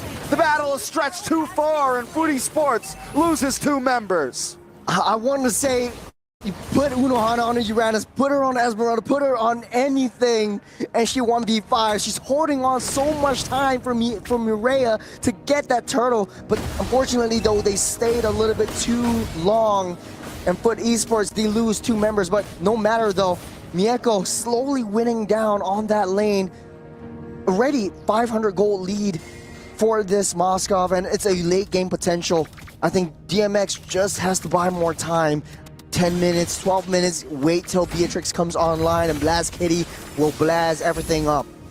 Now the moving gun does come in early for Blaze Kitty, but the range isn't going to be enough to take out Miko. Miko winning it out in the 1v1. DMX needs to be careful the farther they go into this match. That goal lead is escaping them faster and faster. Yeah, on a 1v1, man, Mieko just soloed Blast Kitty. It's not looking so good for DreamHack Girls at this point, but there is a saving grace. As much as the side lanes are applying a lot of pressure, DreamHack Girls, they need to play flash-heavy compositions, and I think that 30 seconds in and the turtle getting spawned up might be the best shot that DreamHack Girls can have to sort of like have that gold advantage. Clashing on the turret. Penalty zone does come out, but it is a defensive penalty zone at that, and not defensive enough. As Mireia gets the kill down on the boss side, though. A nice Minoan's Fury gets a knock-up. Watch out for the SOD. Miko pops up, shows up, and pulls out. Pick Me High in a little bit of trouble. Miko forced back off. Blaze Kitty looking for the shot. Can she get the double? No, she's knocked up. She dashes through with the flicker. Looking for the outplay. It's Unohana. She's swapped by the rest of the and Unohana dunks her down. Lucy taken out next. That backup from Foot Esports. Unohana again, deathless, buys so much time for the SOD to come in, and from the top of the map coming through, they managed to save that T1 bottom. Yes, it's not a very valuable resource. It's sort of like the tip of your pinky finger, but it's still a huge resource. Right now, they can't open up that map, and DreamHack Girls, they're still playing from behind. 2,400 gold lead for Foot Esports at this point. Nora, they look for a target. Nora comes in on Day. Infernal Pursuit locks on Day as well. Penalty zone does come down and locks on to Nora. Pick Me High, just trying to get some free shots off Angela. Just trying to back off at this point. Doesn't want to use the last Insanity. They were just looking for a Touter, and now they're going to hit it, take the tower for herself. trades, and they knows that she can't make it in time on top side. Angelise doesn't even have time to use the last insanity. Zendaya with a snipe. Oh, close shot on Angelise. DreamHack Girls is looking similar to game number 1. DMX opened up that purple buff all the way. In Foot Esports, they're taking control. The purple buff might be contested in the next couple minutes, but man, DreamHack Girls are losing so much resources, and this might be the tipping point. They want to look for clashes, but Foot Esports, they're so spread out. They start the fights, waste all their resources onto Unohana, onto Miyako, onto Nora, that they can't do anything once the Goon Squad comes in yet again. Like Maria will swoop in, will dive in. Zendaya understands the trades. You're having a fight on the top side. I can't reach that. Let's go for the T1s instead. At DreamHack Girls, they look for the fights, yes, but they are forgetting all of these major objectives. Oh, good damage on Maria there. Pick Me High is starting to output a little bit more, but all the vision is now locked on. SOD connects. Pick Me High gone. Day into the backside with the penalty on Miko. Day just trying to create some space. Last Insanity takes out Maria. And now Day still all alone. Can he get the final shot? No, Zendaya snipes him out of existence. Good target prior from Foot Esports though. They know that Miyako needs to stay alive, so they retargeted their resources. But DreamHack Girls, that is a worthy clash. They might have been able to win this if Pick Me High didn't get exploded down to smithereens by the SOD coming in from Miyako as well. Now, Lord spawned up. DreamHack Girls not ready. They don't have Day. They don't have any setups. And Foot Esports, they're blitzing this down. I don't think there's anything DreamHack Girls can do about this. You know, we said it before this match started. It's going to be so hard for DMX Girls to get to that back line. And even with a great penalty zone by Day, Day's all alone at that point. There's nothing she can do against Miko and another member. If she was able to get that kill, it would have been a saving grace. But every time, especially when you're behind this far in gold, it's tough to make those plays happen. I think it's all according to plan. DreamHack Girls has a draft that is super defensive. So if the Lord comes in, Foot Esports commits all in underneath the turrets, inside their base, DreamHack Girls might be able to overturn and counter this entire game and try to get that comeback. But Foot Esports, they're far ahead, 4,900 at this point. They're targeting onto that T2 bot. Nora just giving them some space. That's so much, call it intimidation, call it fear, but that is just one boxia, just pushing everyone away. Not just that, but those shots from Zendaya are just taking away more and more health with every minute that passes. Lord does connect onto the tower. Foot Esports looking for the kill shot. They're coming in. No more Lord. As Foot Esports, they want to play it defensive. They know that they can't afford to go too close to the sun. The DreamHack Girls struggling to keep things afloat. They're too far ahead, but they're forcing it. Day goes down. Another snipe shot from Zendaya from the back line. Yeah. As this goes on, Unohana's on the bot. Clearing out waves. Foot Esports are circling like sharks right now. Just waiting for a moment to bite. More damage on the tower. Lucy tries to dive forward. Unable to connect with any members of Foot Esports. DreamHack Girls try to reposition and pair themselves for the next jump. And look at the damage from Zendaya, bringing Blaze Kitty down to about half health. Miko dashes in. Nora to the backside. Trying to lock on to Blaze Kitty. Nora just trying to get away now. Probably going to go down for that. A little bit past she could handle. But DreamHack Girls, they're stranded. They're stuck on a boat. And Foot Esports, they're really circling like sharks. I mean, that was a really sacrifice, but Maria comes in. Nice Minoan's Fury though on to Maria. SOD does come through and Miko's in the midst of it all. Was that a misplay? Finds Lucy, but Blaze Kitty gets the kill. Blaze Kitty forced to back off. Looking for Unohana. Another member down. It's nothing but Zendaya left on the attack of Foot Esports. 4 members down for Foot. As DreamHack Girls, like I said, the defense is coming through.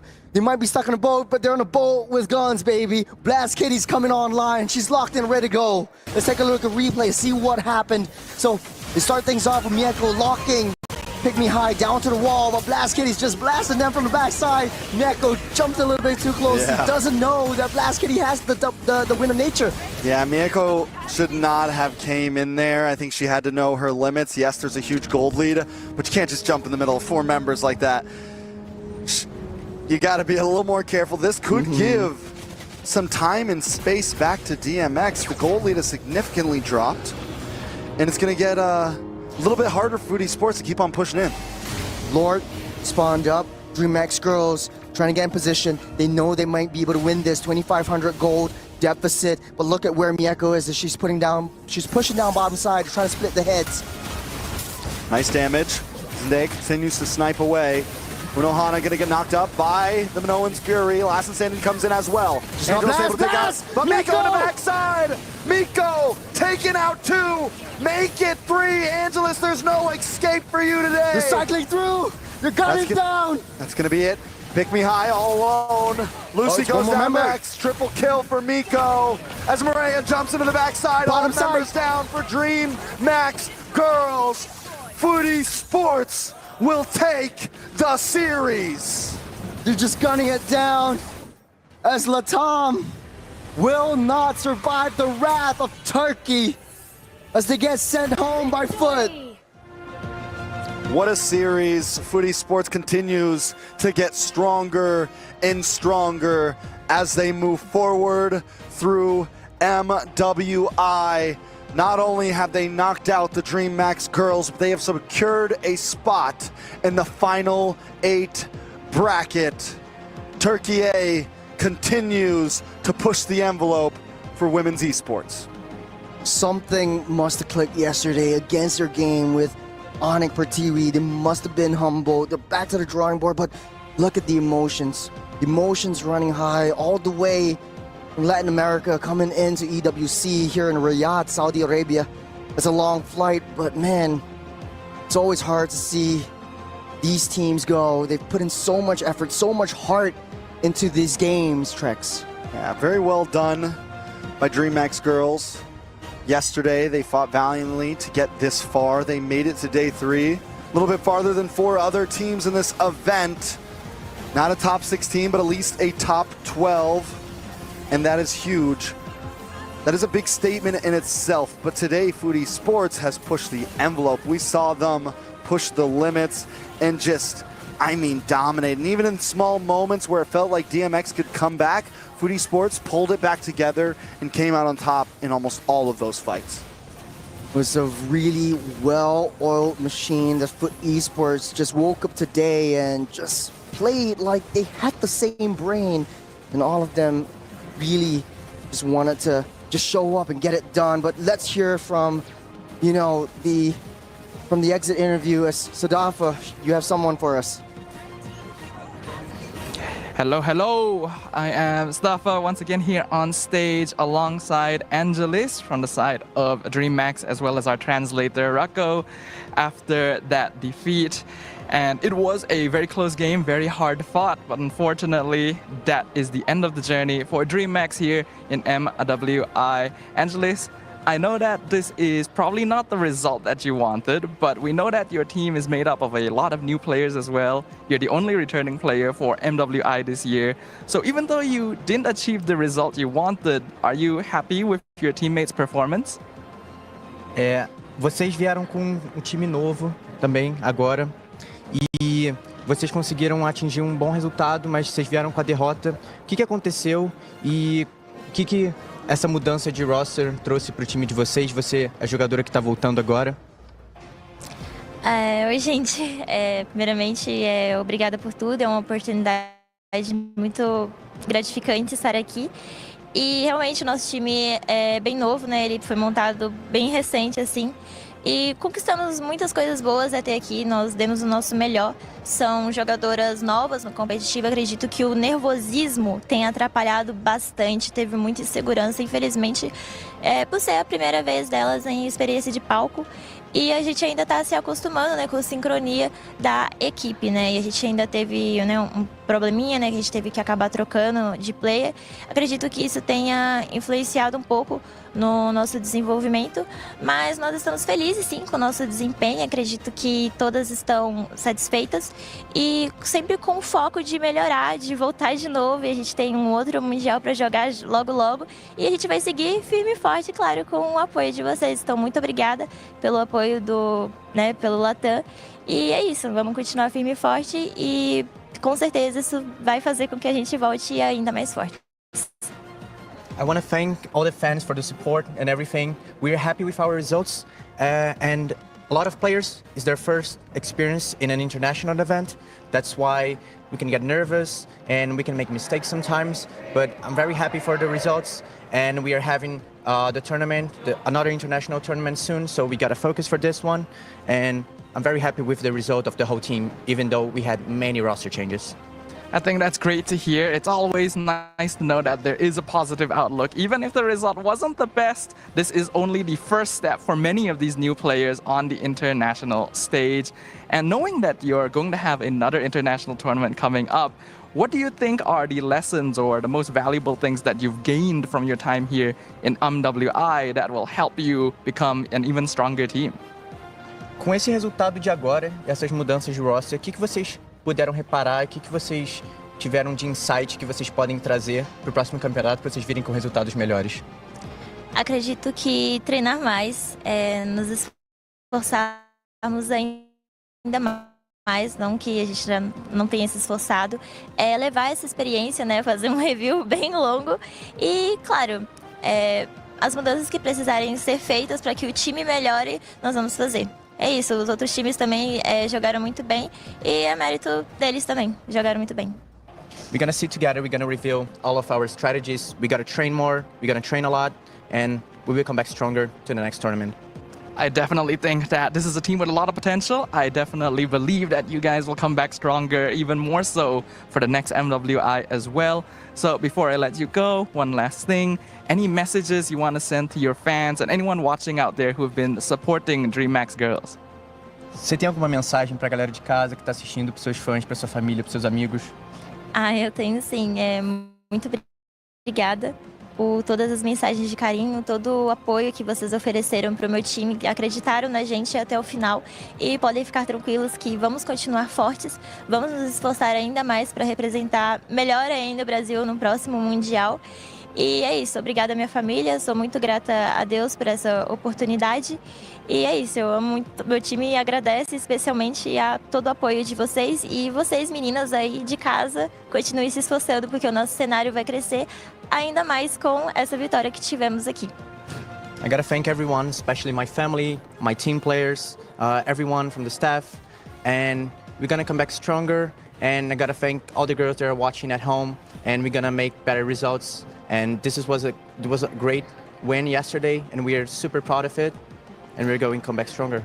I do not doubt it. I think just from the short time that we've seen DreamHack, this is a team that has already improved very much, just in terms of their gameplay alone. And I'm really excited to see what will happen the next time they join us on this international stage. So once again, thank you, Angelis. We loved watching your gameplay. Hopefully you will face the best in the future. And we'll go ahead and throw it back to the caster desk. Boys, take it away. We bid farewell to DreamHack Girls, a team that was built from the ground up, literally, around Angelis. And as the captain, a lot of the new players, new faces are seeing an international stage for the first time, and she's looking at it on a bright light. We really hope to see her one more time in the MWI 2026 next year, maybe. Yeah, and I think the fact that they have more tournaments planned for the team means there's only going to be great things that we see in the future of DreamHack Girls. It's always something exciting. Even though we have to see some of these girls walk away, they always seem to walk away a little bit stronger now. Foodie Sports, though, I'm excited to hear from them. I'm excited to see what their plans are. Every team that won, I feel like today, has some big games ahead of them. It is the big four waiting in that bracket. Philippines and Indonesia, debatably two of the strongest regions, waiting for these underdogs. So let's see what they have to say down on the stage. All right, we are back on the stage once again. Thank you very much, boys. And this time we are with Zendaya from Foot Esports, the team who has just won the match and moved on into the knockout stages, officially becoming one of our top 8 teams here in MWI 2025. And I imagine this must be a big thing for you guys because this is the first time Turkey has a team in MWI. This is the first time many of you are joining the competition. How does it feel to know that you're officially in the top 8? Here, yeah. Bu bizim için ilk uluslararası bir maçımızdı ve ilk defa böyle bir turnuvaya giriyoruz. Bunun için tabii ki heyecanlıyız. Ama bence ilk 8'e girmek bizim için büyük bir başarı ve önümüzde daha büyük bir zorlu bir rakip var. Vitality. Onun için hazırlanacağız. Hepimiz için çok iyi bir an oldu. It was for us and for our country. It was the first time that happened in MWI, and we are so happy about it actually. But even if we achieve something really good as top 8, now we have a good and really difficult opponent like Vitality, and let's see what will happen in the game. Yeah, I think that is a great perspective to have. It's an amazing achievement, but it is only the first step. You've still got even stronger opponents ahead of you, so hopefully you guys will have the best of luck moving forward there. I'll catch up with your mentioning of Team Vitality in just a little bit, but I am a little bit curious. In game number 2, you guys decided to play Novaria, which is a hero that has not actually shown up the entire competition. Why is that? Neden Nova'yı aldığımı soruyor değil mi? Normalde benim 30.000 maçım olduğu için Müt'te biraz fazla bir maçım var. O yüzden Heroes'un bayağı bir geniş olduğunu düşünüyorum. Novaria'ya ulaşabilecek herhangi bir çar yoktu, rahatça kesebilecek bir çar yoktu. O yüzden Novaria'yı tercih ettik. Kimiye karşı iyi oluyor. Hani rahatlıkla dürtebiliyoruz. O yüzden Novaria'yı seçtik. The enemy's comp wasn't good enough to reach Novaria, so that's why we picked actually. And also, I have like 40,000 games in this game, and yeah, and she says my champ pool is good enough, and that's why we picked. Like it was kind of easier for us. It did look very easy, and it seemed like the perfect pick as well. And it's great to see, right? Picking up these heroes that may not necessarily be popular, but you know you're gonna play them well. You know they work for the situation, and in this case, it brought you to victory. And now I want to bring back Team Vitality. Before MWI even started, we asked you guys which teams you wanted to face. Team Vitality was one of the teams you mentioned, and you guys even mentioned that you felt like your playstyle was very similar to Team Vitality. So now that they are your next opponent in the quarterfinals, what are your expectations? What are your preparations? Vitality'ye karşı Ben söyleyeyim istersen. Turnuvadan önce hangi rakiplerle eşleşmek istediğinizi sorduğumuzda Vitality demiştiniz. Evet. Peki sence şu an oyun tarzımıza benzer olduğundan dolayı sence nasıl bir hazırlığınız var? Nasıl bir şey bekliyorsunuz? İrem'in de söylediği gibi biz buraya gelmeden önce Malezya Bootcamp'e gittik. Asya takımlarıyla daha iyi oyun oynayabilmek için. Ve bence şu an durumumuzu iyi olarak görüyoruz. Evet, Vitality en iyi takım bence şu an bizim karşımızda durabilecek. Hazırlanacağız. 2 saatimiz var yaklaşık. Bakalım. Yeah. As we mentioned before, Vitality is probably the best team in MWI, and before this tournament, we had bootcamp in Malaysia, and we were preparing for them actually. And now in these 2 hours, we're gonna try to do something better, and then we're gonna face with them. It's not a lot of time to prepare, but it seems like you guys have already been specifically thinking about this team even before your MWI journey started. So I'm really looking forward to that match. That's actually going to be happening at the end of the day. So keep your eyes tuned into the stream. And one last thing, are there any messages? Are there any things you want to say to the fans out there who are supporting Foot Esports or friends and family watching at home? Bütün Foot fanlarına, aileme, arkadaşlarıma ve kedim Çakıl'a çok selamlarımı yolluyorum. Bu kadar. I want to say thanks to all the Foot fans, my friends and my family, and also especially to my cat. Thanks for all. Yeah, we all know how important our pets are, and it's great to see a shout out to our cats on this stream. So once again, congratulations, Zendaya. Congratulations to Foot Esports. Looking forward to seeing how much further this team can go. And we'll go ahead and throw it back over to the casters. Thank you so much, Dafa, and of course, Zendaya of Foot Esports. Shouting out to all of the Foot fans and, of course, to all of the cats watching again. Shout out from the love for the cats in Istanbul. That's a dream destination for me. And I feel like we all have cats at home as well, right? Shout out to Cups. Cups and Castle are Foot fans. Shout out to Hank and Dory. You got cats? I have 2. Named? Now's your chance. Cody, Coco, Milo. Huge shout out to all my cats back home. All right, never mind. Let's talk about that game again.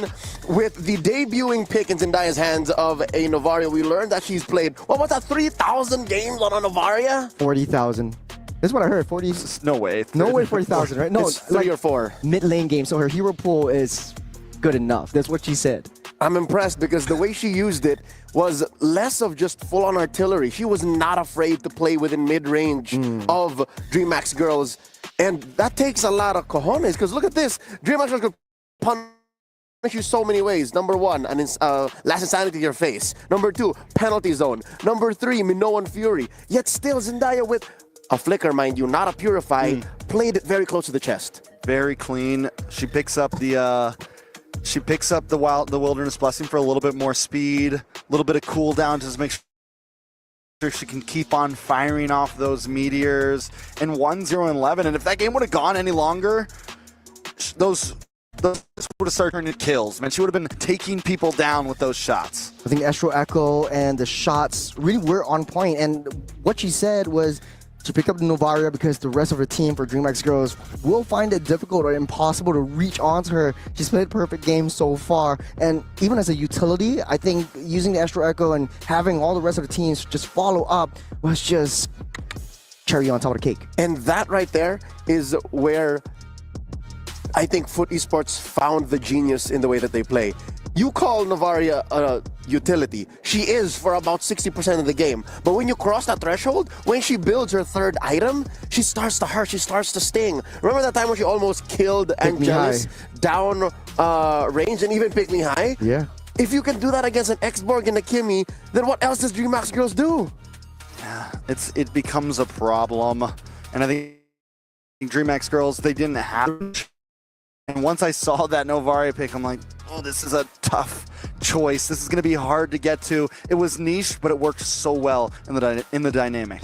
I felt like the Novaria was pretty much a toss of a coin, because the way that she played it really suit the play styles of Foot Esports, especially since the interaction between the Astro Echo as well as the SOD. You increase the hitbox range, and so Mieko could always jump in right there and then. We see that a couple of times within the games, and hopefully we see that in the replay. Not just, I think it also interacts very well with Unohana's Infernal Pursuit. The fact that she can, out of nowhere, again, blind Phobius, shots. Yeah, Phobius already has a lot of reach, right? But if you lengthen the size hitbox, she can Infernal Pursuit.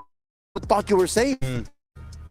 Oh, just to where Foot Esports wants you, and DreamHack's girls couldn't do nothing. Even leaned hard into a fight one time or another where she flickered forward, because that's all she could have done. That was down bottom. Yeah, I think it's just reaching out. But at the end of the day, talking about Blast Kitty, not Blast Kitty, Blast Kitty, let's talk about the EXP lanes. We got Day and Unohana right here. And like I said, Unohana is this player that you put her on the Uranus, put her on the Esmeralda, put her on any EXP lane, and she plays 1v5, and she gets there out safe. And you see the zone potential that Unohana brings to the table, just zoning everyone out. It's basically away and underneath the turrets. When they say to look out for number 1, they say look out for Unohana. When she gets on top of you, it's over.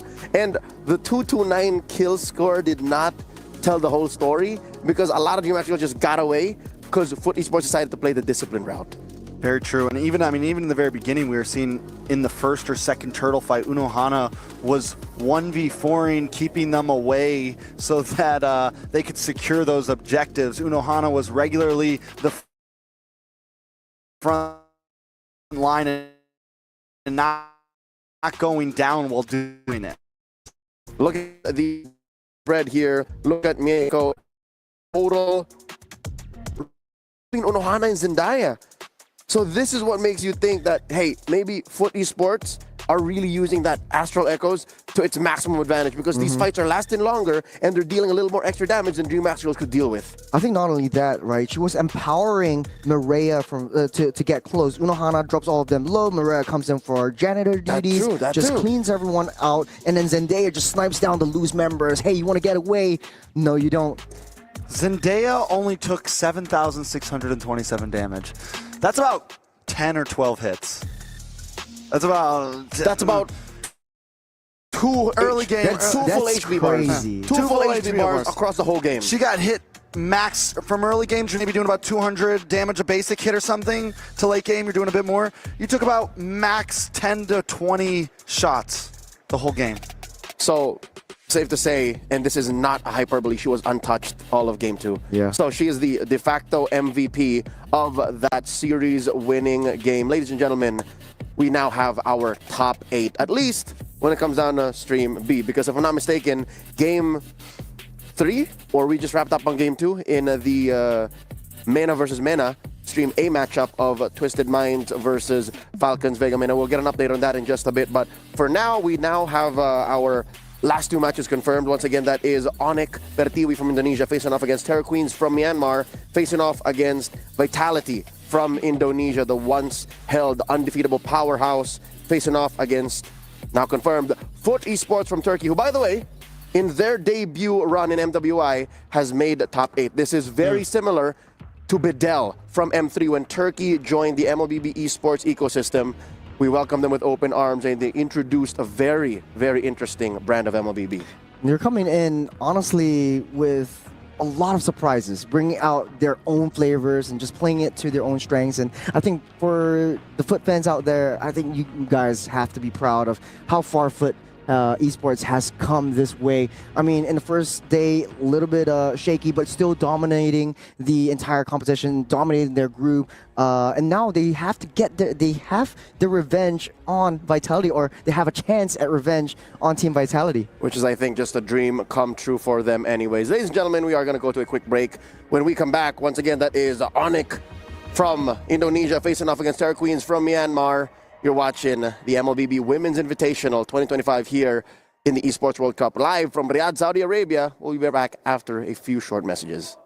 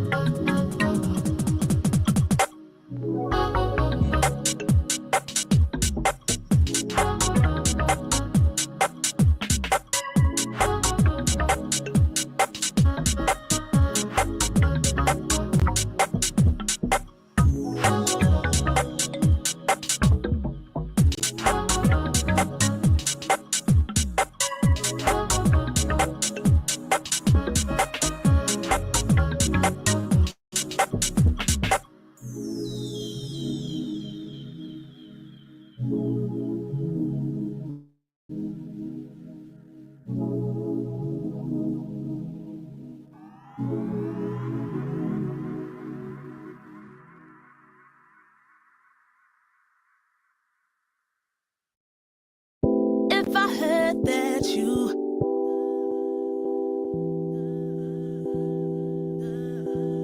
If I heard that you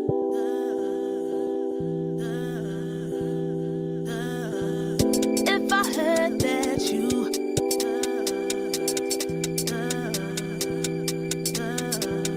If I heard that you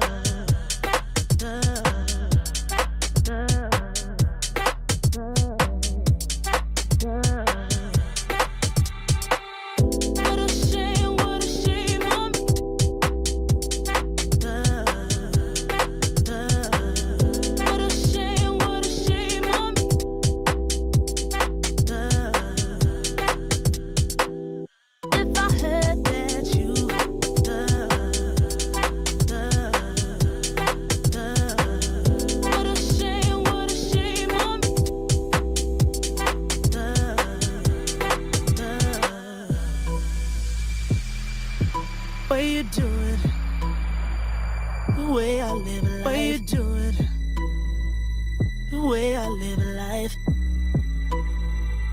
The way I live a life. Way you do it,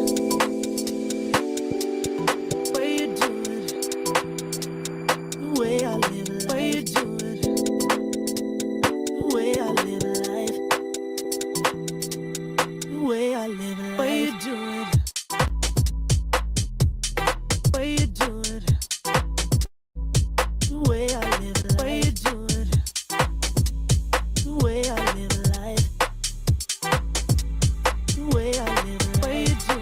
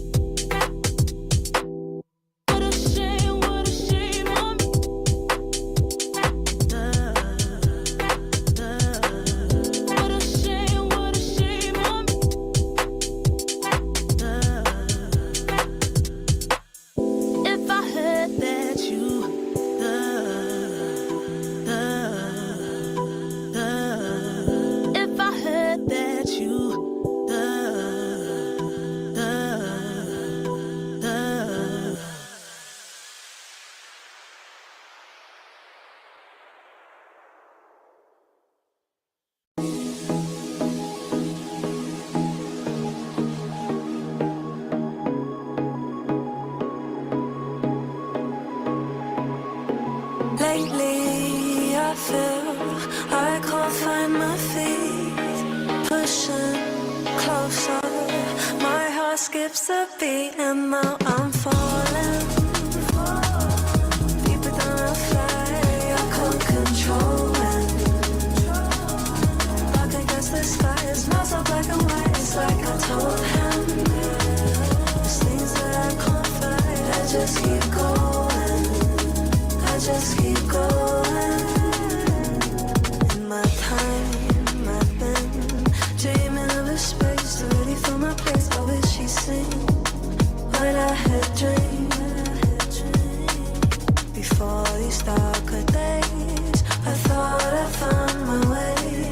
Quickly it fades, losing the race, closing the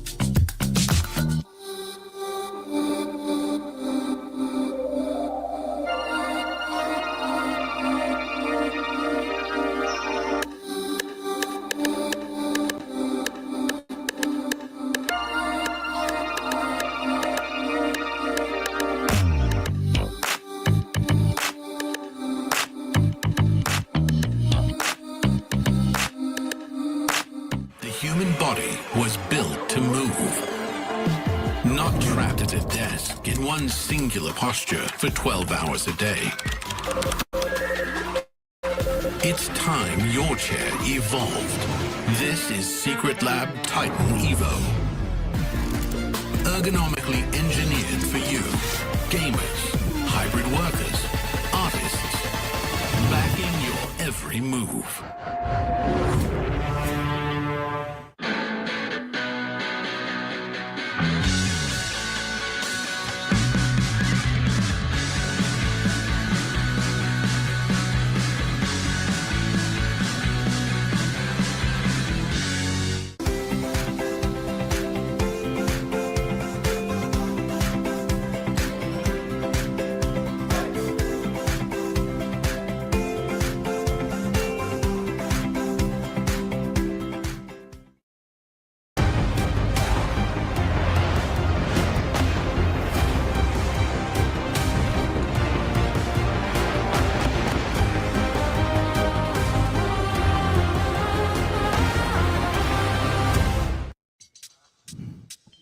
Welcome to the playoffs. You're watching the B stream of the MLBB Women's Invitational 2025 live from Riyadh, Saudi Arabia, here as a part of the Esports World Cup. At your service, my name is Leo. Joining me on desk today is none other than Churros and Sadafa. We'll be bringing you the very first quarterfinals match, pitting the self-proclaimed dark horses, Terra Queens from Myanmar, facing off against the hot newcomer out of Indonesia, Onyx Pertiwi. Gentlemen, are we ready for this? It's a best of three, and only one moves forth. Yeah, it is really high stakes at this point, right? Because we have officially entered the playoffs, and there is no longer a double elimination or bracket. Every single match matters. And I think there isn't a better match that we could have asked for to kick things off. But to be honest, though, I am really rooting for... I don't know who to root for. Terra Queens really survived that dominant performance and survived elimination, but now they're here at another elimination round, and this time is none other than the top of Group D is Onyx Pertiwi. But, you know, statistics-wise, I mean, we can go off on tangent with... Terra Queens taking one game off of, you know, crowd favorites, Navi PH, and it kind of seems like if they can do well in this first match, then I think this might be a pretty interesting roundabout. You're talking about the defending champions. They are in action in Stream A, but for now, let's put pen to paper and talk about our doctor's notes. These are hot takes brought to you by Dr. Sulaiman Al Habib Medical Group. Can the dark horses of MWI take down one of Indonesia's superpowers?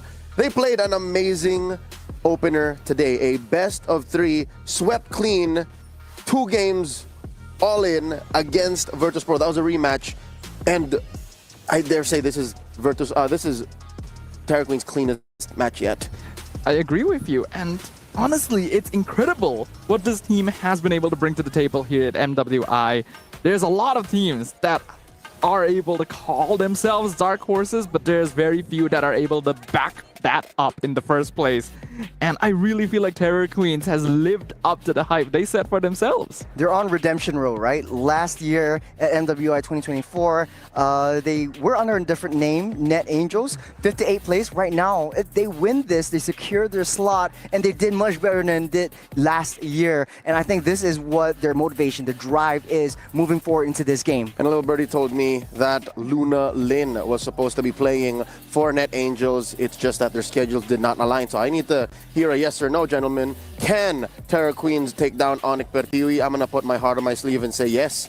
The Burmese have won my heart more than one ways. Here, the Terror Queens have shown that maybe they got something up their sleeves. What would you say? Single answer, yes, definitely.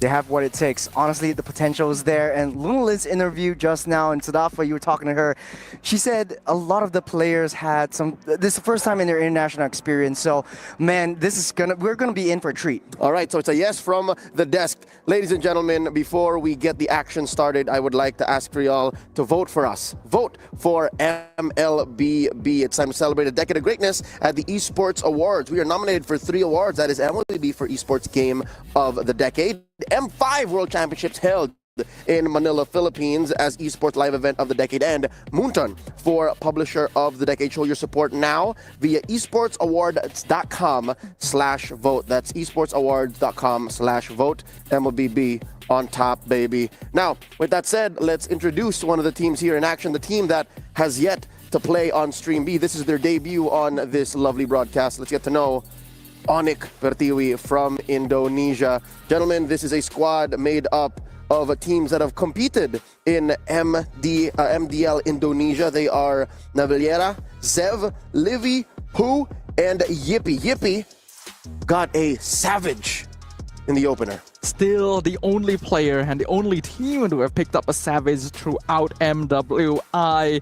Onyx has already set themselves as a challenger, a contender in this tournament. That's changed. Oh, really? Double or triple savages in Twisted Mind's last match. I think it was 2 savage in by a single Lunar. game. Wow. Yes, in a single game. Yes. How much did I miss while I was setting up the interviews? Quite a handful. Quite a handful. So this is Onyx Pertiwi. I think they would love to let their actions speak for themselves, but here are some queens that need no further introduction. Terror Queens from Myanmar, Lainrina, Rui, Luna Lin, Ku, Sakoshi. Another tidbit about Luna Lin, she was once teammates with Po. So this is something that she alluded to in the interview. She said, I'm looking forward to facing off against Onyx because the Roamer, my former teammate. So there's some, I don't want to say bad blood, but there's history here. There's a little bit of a friendly rivalry, especially for the roamer of Onyx Pertiwi and the mid lane of Terror Queens. But it doesn't seem like Terror Queens are playing as individuals. In the previous game that we saw, Terror Queens are literally a single mind going into battle. If anything, I think they should watch out for their gold laner. She's the one part of this equation that I think should double up on her guard, because she's going up against Yippee. Yippee currently beats out any and all competitors when it comes down to stats. I'm talking about average kills, assists, KDA, damage dealt, GPM, DPM. Yippee is all that. Ladies and gentlemen, welcome to game number 1, the first on Stream B as a part of the knockout stage at MWI 2025. It's a Terror Queens on the play. Onyx from Indonesia answering back. It's Churros and Sdafa taking care of business. A chance for both of these teams to make the first mark upon the knockout stage of MWI 2025. The Dark Horses, self-proclaimed, now officially earning that title, making it into the top 8 versus Onyx, who have already been stated to be one of the teams to beat, despite being relative newcomers to the ecosystem. Things I'm looking out for, especially on the side of Terror Queen, since we watched them in the first game of today, is Luna Lin. Will she get her hands on the TN? She played 2 games against Virtus Pro on that, and she used it fairly differently from how other mid lanes in this competition has been using it. The Fury of the Phoenix, very aggressive, used to identify position, but not only that, stop recall, and a lot of different tones of playing, especially if you're the Terror looking at who targeting onto her Badang and doesn't want to get that aggression onto themselves, and definitely done their homework, taking out the Tatian on the second phase ban. Yeah, we're already seeing some great respect coming in from Onyx right here. We can even see Luna Lin laughing about the situation here. Having a hero resec banned by a team as powerful as Onyx is definitely something that will raise your spirits, but so means you're gonna have to figure out what changes here. It is quite sad that we're not gonna see the Zetian for Terror Queens, because I actually do really like the way that they coordinate around this hero. The timing of that ultimate is always clean. They're gonna ban out that Baxia for the final choice on the... I'm quite surprised that Uranus hasn't been taken away. If Onyx Prativi leaves that open for Helena to pick it up, might trade over for Lapu Lapu instead. But we have seen a lot of priority onto a Gata Kacha, but they choose to ban out the Phobius instead this time around, leaving the Uranus open. And this kind of seems like, before getting to the match, bans aside, coming out from the first win of today, Terror Queens has the momentum moving forward in this matchup. Onyx hasn't played a single game today. This is their first game of today, but it is the knockout stage. They are coming in hot with something different. On Terror Queens, they're choosing to go for the Hilda instead. So the Uranus is still open. Will Onyx Prativi pick that up? It really is their choice. I'm already liking the way that both these teams are opening up the draft, because Onyx did not ban the Uranus after seeing the Baxia pickup. They were either thinking that, oh, if locks it in, we can quite easily counter it, and even if they don't, it's not necessarily a hero that actually needs to be contested a lot of the time. By banning out the Phobius instead, they open up a much wider map for heroes like the Joy instead, which has already been prioritized for Sev. Now that will be the Gata Kacha, and like I said, it is very highly prio by a lot of teams, and I think it has a pretty high pick rate, if I could say so myself, and definitely prioritized because of that zone potential. But now CC will be picked up just so that they can negate some of that EXP side, get the early rotation. So that means we have information of Hilda going into the roam position. Now Uranus is still wide open. Do you think that it is viable for Onyx to pick that up, or pick up the Farsa first? Because it is either, you know, Farsa, the Kimmy's, the mid lane needs to get that priority. I think we've reached the point in the draft where we can just ignore Uranus. We can just throw him in the trash for this first game, because he's not going to be useful for either of these teams. Yeah, the Farsa makes a lot more sense here. Picking Uranus into is already a... have a Hilda to handle, so you need genius of locking in CC at this point. There are very few EXP laners left in the pool that actually do a good job of 1v1ing her. There's a lot of damage coming in from Terror Queens. The only issue is not a lot of crowd control skills. Single targets from Hilda, curtain call, maybe even a bind ability from that CC, but I think it might not be enough. I guess the goal is Hilda trying to disrupt the jungle, trying to delay Zev from getting her farms in early on. But let's jump into the second phase of the ban. The Harith is already off, and we see a lot of resurgence of the Harith, especially in the first day, but I think for Terror Queens, it's more comfortable for them. If there's not a lot of marksmen to pick up, why not go with Harith? But like you said, the Uranus not in question, but they're still respecting it and not giving it over to the hands of Navilera. I really don't think you need to ban Uranus at this point. Terror Queens already have more than enough tools to potentially handle it. But then Sudafa, you got, like, you know, the split lane, the cross map plays, that's gonna be so annoying. Not only Uranus, but the Joy too. I guess so. That's, you know what that is, because Terror Queens are going to be a team that fights together. So if they just want to avoid macro play, I was suspecting the Fairy Tail ban as well. Ooh, that's a Yuzhong. Okay, so a lot of information from both these two coaches. Coach MSK definitely wants to take out that EXP lane, make sure that Helena gets her farm, gets that prio, and gets that movement, gets that rotation moving from the get-go. On the other side, they want to make sure that Yippee gets a winning lane. That is their prize. Yippee just guns everyone down in the late game, gets protected by Big Daddy's thick, beefy tanks down into any of these skirmishes. Something like the Granger is fairly safe now that both Harith and Iritel are out of the pool. Maybe you could 1-1? go into, yeah, 1-1 actually is not too bad. Go 1-1, go Bruno if you want to win gold, but they'll go for the basic. The Granger comes in, The direct counter that is Irritail has already been taken out, so Terra Queens will have a choice to make here. Not only does it need to be able to hold lane well against the Granger, you ideally want a marksman that's a little more mobile against Joy and Farsa. We've seen a lot of mages, but they choose to go with the Juicin instead to deal with the Farsa, try to match that range a little bit more. But now the onus is on Terra Queen's hands. The last pick is the gold lane. What do you use to deal with the Granger? They could always go back to maybe even a fighter gold lane if they want to, but that might be too out of the question. The only issue is Onyx Pertiwi already banned out all the counters for this Granger, so she might have an easy lane. But the Beatrix go back to classics once again. Sakoshi will get her hands on the 4-weapon marksman. The universal fallback in the gold lane nowadays. If you don't know what marksman to pick, Beatrix is usually a safe enough choice if all the better options are already banned out. I do think that you could have still considered going for something like a Bruno, but it looks like Terra Queens wants to stick to comfort, and the AoE from the Beatrix will help deal with potential split pushes if it does come down to that towards the later stages of the game. This is smart. They need AoE. For Onyx Pertiwi, they don't really have a lot of AoE. The only thing is only coming out from that Farsa and the Gata combo. There's going to be pretty tough to crack down, especially if you are Helena as well as Ku. So Russian Terra Queens needs to be able to find Zev, but they go for the Khalid instead. Ooh. A potential counter towards that Hilda and try to match that aggression down the jungles. Yeah, it is matching aggression. So Onyx is picking up this hero at the very end to make sure that they also have options of invading the jungle early, of creating a little bit of extra pressure, because Terra Queens is a team that works very well in a snowball situation. Once they have a slight lead, once they have lane control, like to rotate to get the hero on. And the Khalid around will help deal with that somewhat, but it comes down to execution, because this hero will fall off if he's not able to make stuff happen early on.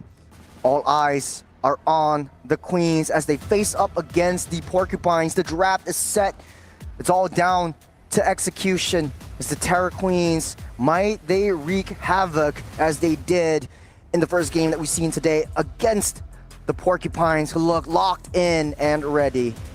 It is going to be the first quarter finals of Stream B here at MWI 2025. Will their reign of terror continue? Navalera already eating a lot of damage in the mid lane, but this is game one between Terror Queens and Onyx Pertiwi. Terror Queens read Onyx like an open book. They know that Navalera definitely wants to try to get that invade, disrupt Yuri, but hold on a second right here. Ku getting a little bit too close, doesn't have any form of reconciliation, no form of escape. She will go down. And leading the charge, they can't set aggression. Pooh kind of chase onto the arena. Navarilla, not too healthy as of now. They touch and they go. As Terror Queens, their aggression play is starting to hurt them a little bit more. Yeah, a good start actually though from both teams. Terror Queens figuring out that Navalera would try to go for an invade and then countering that, and then Onyx specifically holding Ku in a position where she wouldn't be able to run into a bush to activate Hilda's passive and get healed up. One death already in favor of Onyx, but since it's early in the game, it's not going to affect the grand scheme of things too much. What does matter though is that it gives Sev space. Rui goes to the back line. Takes a huge chunk of damage off of Livy, but heals everything back up. She's all fine and dandy. 20 seconds till the turtle spawns up, but I like the fact that Terror Queens are sticking to their guts. They have the aggressive play. They're pulling everyone back, and Ku tries to go in, but the power spikes are not coming through. She doesn't have that stun as of now, as 4 are coming down her arena, making a beeline for it. Rui on the back line, taking down Pooh. Will that be enough damage as Zaya splits up that team fight? Rui comes back down. Down goes Ku. Navalera comes in for the back of the arena, 4 deep underneath the turret and gets a double kill. Navalera starting things strong. A little bit too greedy there. I like the signature aggression from Terror Queens. The trade 1-for-1 initially was actually pretty good since they were able to get a much more important member, but then they lost a second body from playing Arena, trying to go for the kill on Livy. It was really not so necessary, and we can see that Onyx is pretty good at holding their position against this very aggressive team. Turtle already up. Doesn't look like either team wants to try to dance for this. You'd rather try to give a little bit more information. Rui start things off, pulling the turtle down. Navalera surfing around, trying to wait for a right location. You got a shadows already popped up by Rui. He gets the kill, gets the steal as Luna Lin pops the Crimson Beacon to get away. On it with the discipline, they get what they can, but they seek out Ku. Ku doesn't have any heals, doesn't have anywhere to run. As Pooh traps all of them, trying to zone them away. This raging sandstorm locks on the two. An arena underneath the turret, Luna Lin gets out safe, and Onyx pick up the pick up 2 kills from himself. Ooh, another Ogi Shadow nearly picks off Livy, but looks like the Farsight will live to fly another day. Onyx, once again, doing a great job of holding position. While it's true, Rui made an amazing play of stealing that turtle away. Ku unfortunately tried to set up for a backline dive when Onyx were already in retreat mode, which meant they could instantly rotate over and pick her off. And the rest of Terror Queen still stuck around despite all of that. They should have sacrificed the Hilda in that position. They did not need to lose an additional body there. But they're still farming pretty well, actually. How are we feeling about power spikes? Because when we talk about the Khalid, we talk about the Hilda, but hold on a second right here. Out. The Goon Squad is here as On tries to another aggressive play onto the EXP side, just zoning them out and making beeline towards that mid side. And Terror Queens, they read where Onyx is moving. And now Turtle spawning up in 40 seconds, but to my question, like when we talk about power spikes, Khalid has a certain tipping point. What is that pivot where, you know, Khalid starts to fall off? I mean, it's usually that mid-game. For Khalid to remain viable throughout the game, Navalera will ideally want to remain at least even in gold and ahead in EXP. And right now, she is actually achieving that against Ku. We have to note, both of these heroes, Khalid and Hilda, will fall off later in the game, but Khalid still has an ultimate that sets up fights. That's something Ku does not have access to. The woman on a mission, Pooh already committed the AOG. Got a turtle already spawned up, Luna Lin sourcing for information, putting out that pepper spray to keep Onyx at bay. Got Yippee already in position as well. Onto the mid side, Ku taking a huge chunk of damage from Navalera. Luna Lin pulling Navalera aside as a turtle getting onto the back side. Got a better airstrike trying to zone out. Luna Lin pops in Crimson Beacon, gets it flied away. The Helen Arena next on the chopping block is Ku trying to take down Livy. Rui steals the turtle, and you got a Rhythm of Joy onto Rui. She might not be able to escape. Collapsed down by 4. It's a punish. Don't take away my turtle. Yippee wants to go for Luna Lin. One more hit, won't be able to get it. Helen Green on his own, them all away as Ku try to get one more kill. Won't be able to do so. There's a sliver. Helen Reno will seal that deal. Sakoshi makes a beeline towards that mid side. It's a down for a down, tit for a tat. And all heads are falling. It is an absolute brawl. And somehow, Terror Queens emerge as the victors of that all-out chaotic skirmish in the mid lane. Initially, when the fight started, Onyx were actually doing an amazing keeping themselves together, not allowing their teams to split them up to take the fight on their terms. But as Terror Queen continued pushing the fight forward, Onyx started scattering, started to try and punish them for overextending, and that is when Terror Queens decided we can fight back, we can trade bodies here. You know, the longer this game goes, I think Terror Queens actually has an advantage, taking 2 objectives, taking down the turrets, and you can see on the bottom side, smaller map, is that they are sweeping. Looks happy on this one. You can see that Terror Queens are definitely the aggressors. You know, the reign of terror continues in the Land of Dawn. Onyx trying to play their style, taking it slow, steady, calculated. And Terror Queens is not allowing them to do that. They want to sow as much chaos as possible. Kill score equalized, and we talked about the tipping point of Khalid. We're seeping into the midpoint mark. Only 1 turtle left to go as Terror Queens actually up ahead in 2,700 gold. That's an item and a half for the Queens as Onyx desperate, scrambling. That's a Raging Sandstorm already committed. You got Pooh onwards charging onto Ku, pulling her in. Navalera goes down. Luna Lin tries to pull in one back, but on the back side, you get a ballistic missile. Zap takes down yet another one. Yippee next to fall. Won't be able to run as Ku solidifies and seals her fate. 2 down for both teams. But I think it still does actually benefit Terror Queens. Yippee was picked off in that fight. Sikoshi was able to get a good amount of gold from the assist, already completed with that Blade of Despair as a second item.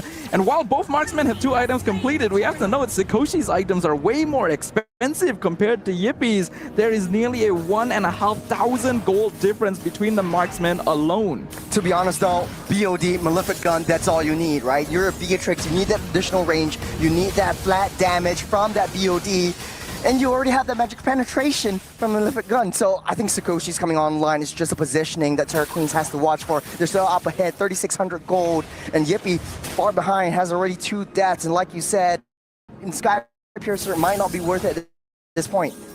Might not be worth it indeed. I mean, it's still going to be a core item for the Granger. Here, Kajo, this is lost. Yeah, Sev decides she is not going to challenge that. I think that Onyx needs to be not the team that starts the fight. They gotta bait Terror Queens into them instead. You know, we have a high rate with Arsa, Gata, Umbo. The other teams are actually starting to pick up. But then Terror Queens are actually carrying on card, is taking control of the map. The only issue is, right now, Sikoshi's left all alone. She doesn't know where the rest of Onyx is. They're making a beeline for it. They see where she is. They're gonna take down that T1, but it's a trade. T2 for a T1 for both teams. I think it's pretty smart though to play it safe for now. Sikoshi knows that the rest of her team is going for that top tier 2, so she'll play it safe instead. There's no need to try and challenge Sev to try and protect the bot tier 1, since you're going to get a much more valuable tower in exchange. The gold difference between Yippee and Sikoshi slowly getting higher and higher, and playing Rina as well. Oh, they're getting pulled back. Pooh will survive, not survive. The Wrath of Rui, and on it goes down yet again. And Terror Queen still up ahead, and like you said, Sikoshi's damage is starting to hurt, starting to show. 1.7 gold living with the airstrike. It's a huge red. Maru is on it. You got Nivalera trying to target onto that Zev. A little bit too close to the sun. This kamikaze gone wrong as Terror Queen starting their rampage yet again.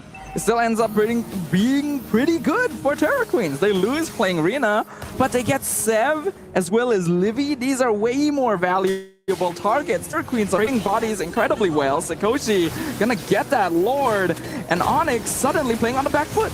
You got their airstrike, try to take down Ku. Down she goes. Rui and Lin doesn't want to push the situation. They want to take down that T1 instead. And virtually Terror Queen's T1 is left on top. Got the Lord, they got the T1. The map is wide open. Looking at this right now, we could see a heavy focus towards physical defense on the side of Onyx, and T-Cuirasses and Blade Armors are being prioritized, since Onyx knows Sikoshi is already becoming a problem very, very early on. It does look like Luna Lin decided to go for the Sky Piercer build on that Zeusin as well, so Terror Queens wants to continue playing for brawls. Living with the Feather Airstrike, but you know, is there any silver lining for Onyx? All I can see is, yeah, play defensively, play the high ground, have the Feather Airstrike clear things out. Zev tries to clear out that bottom side, Lord marching down the top side. Again, I think Onyx really just needs to play. It's a 1v1 with the clearing out that minions. Zev just waiting for the right call. Won't be able to get it, but on the top side, they're starting a full-out brawl. Lord already first in, takes down the T3 down to less than half.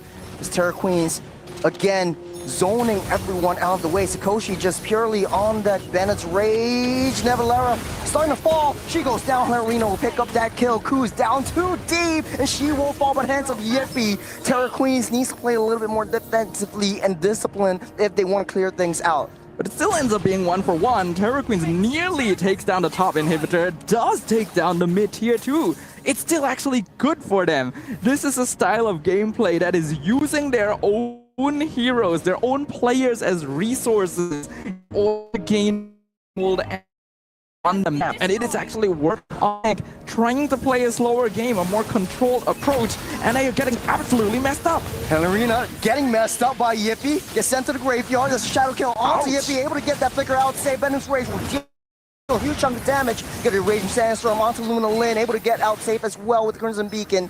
As Terror Queens playing a little bit more defensively, Helena throwing her body, trying to get those kills. Do you think maybe Terror Queens are starting to get desperate? This might be their power spike.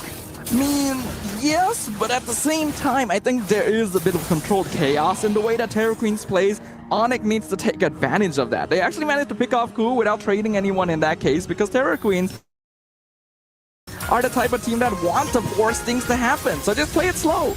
Onyx diving again. Luna will get one more hit. It's taken by Livy. Onyx never taking to dance.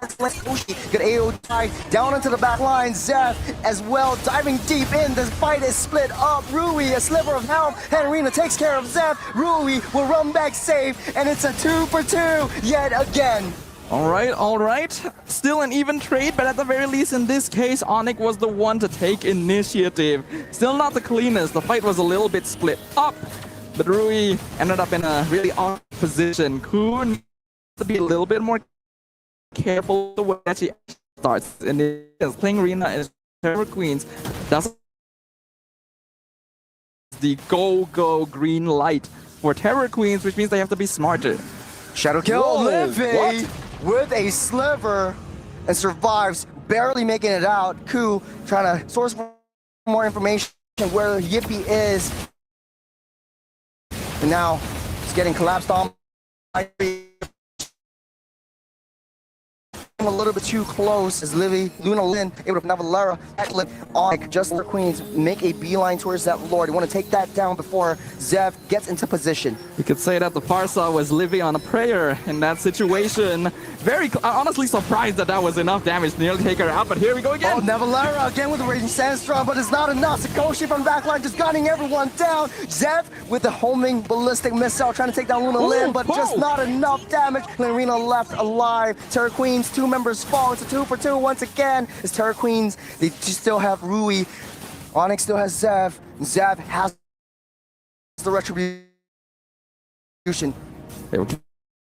See Onyx starting to adjust across of the chains. End up being in their favor most of the time earlier on. We can see they're starting to favor a bit more on Onyx. The net worth difference is reducing. Sakoshi being picked off there was also very unideal because Terror Queens have been relying on this Beatrix to be the main source of damage output. They gotta start taking a step back. The goal now needs to be protecting their backline. The bottom side wave already pushing in. Livy with the fair airstrike to zone everyone out. Rui tries to get in with that Lord, try to get another steal, but he's down low. Still gets it up with the retribution. He goes to where he said sacrifice.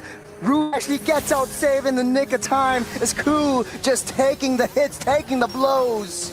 Terror Queens continues to show why they are the dark horse of the competition. But Onyx cycling through, they want to try to push this.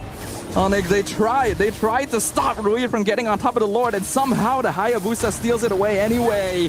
But Onyx are still able to get a good number of structures thanks to that push. Another feathered airstrike. We can see that Livy starting to hurt quite a bit. Oh, they see where Rui is though. Your Shadow Kill, Winter Crown can negate that damage. No crucial resource. Zap wants to try to chase him down. Ooh. We'll do it. Talk about that nerf on the Stardom side. That is the additional damage that you need. That Winter Crown, very specifically purchased in this case. Sev knew exactly what Rui would try to do in those particular situations, and that made all the difference, because otherwise Rui would have actually gotten that 1v1 kill. Onyx, after trying to claim control of the game for the past 5 minutes, finally in control. Arena will take a huge chunk of damage, but she'll be fine and dandy. Onyx has their eyes set on that purple buff. They'll take all sources Queens have left behind from a massive 6,000 gold lead down to only 100. Is Onyx clawing their way back up in this game.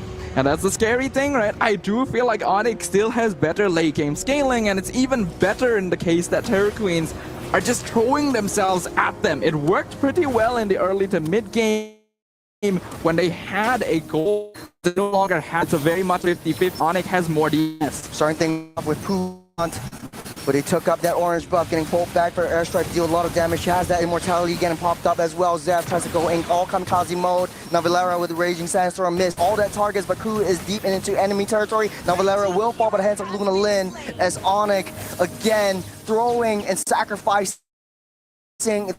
that Khalid 2, 6, and 9 for about how well her power spikes work. And now in the mid to late game, what is the play for Navalera? What's the play? Just don't do what you just saw earlier. Terror Queens actually played that fight exactly the way they needed to. They took a step back, they slowed it down, they saw that Onyx wanted to engage on them, so they back it off. They zone themselves out of the feathered airstrike, slowly isolate them. Ku is able to come in at a later timing, which means that not all 5 members of Onyx are able to focus their damage onto her, and that means she's able to actually buy enough space.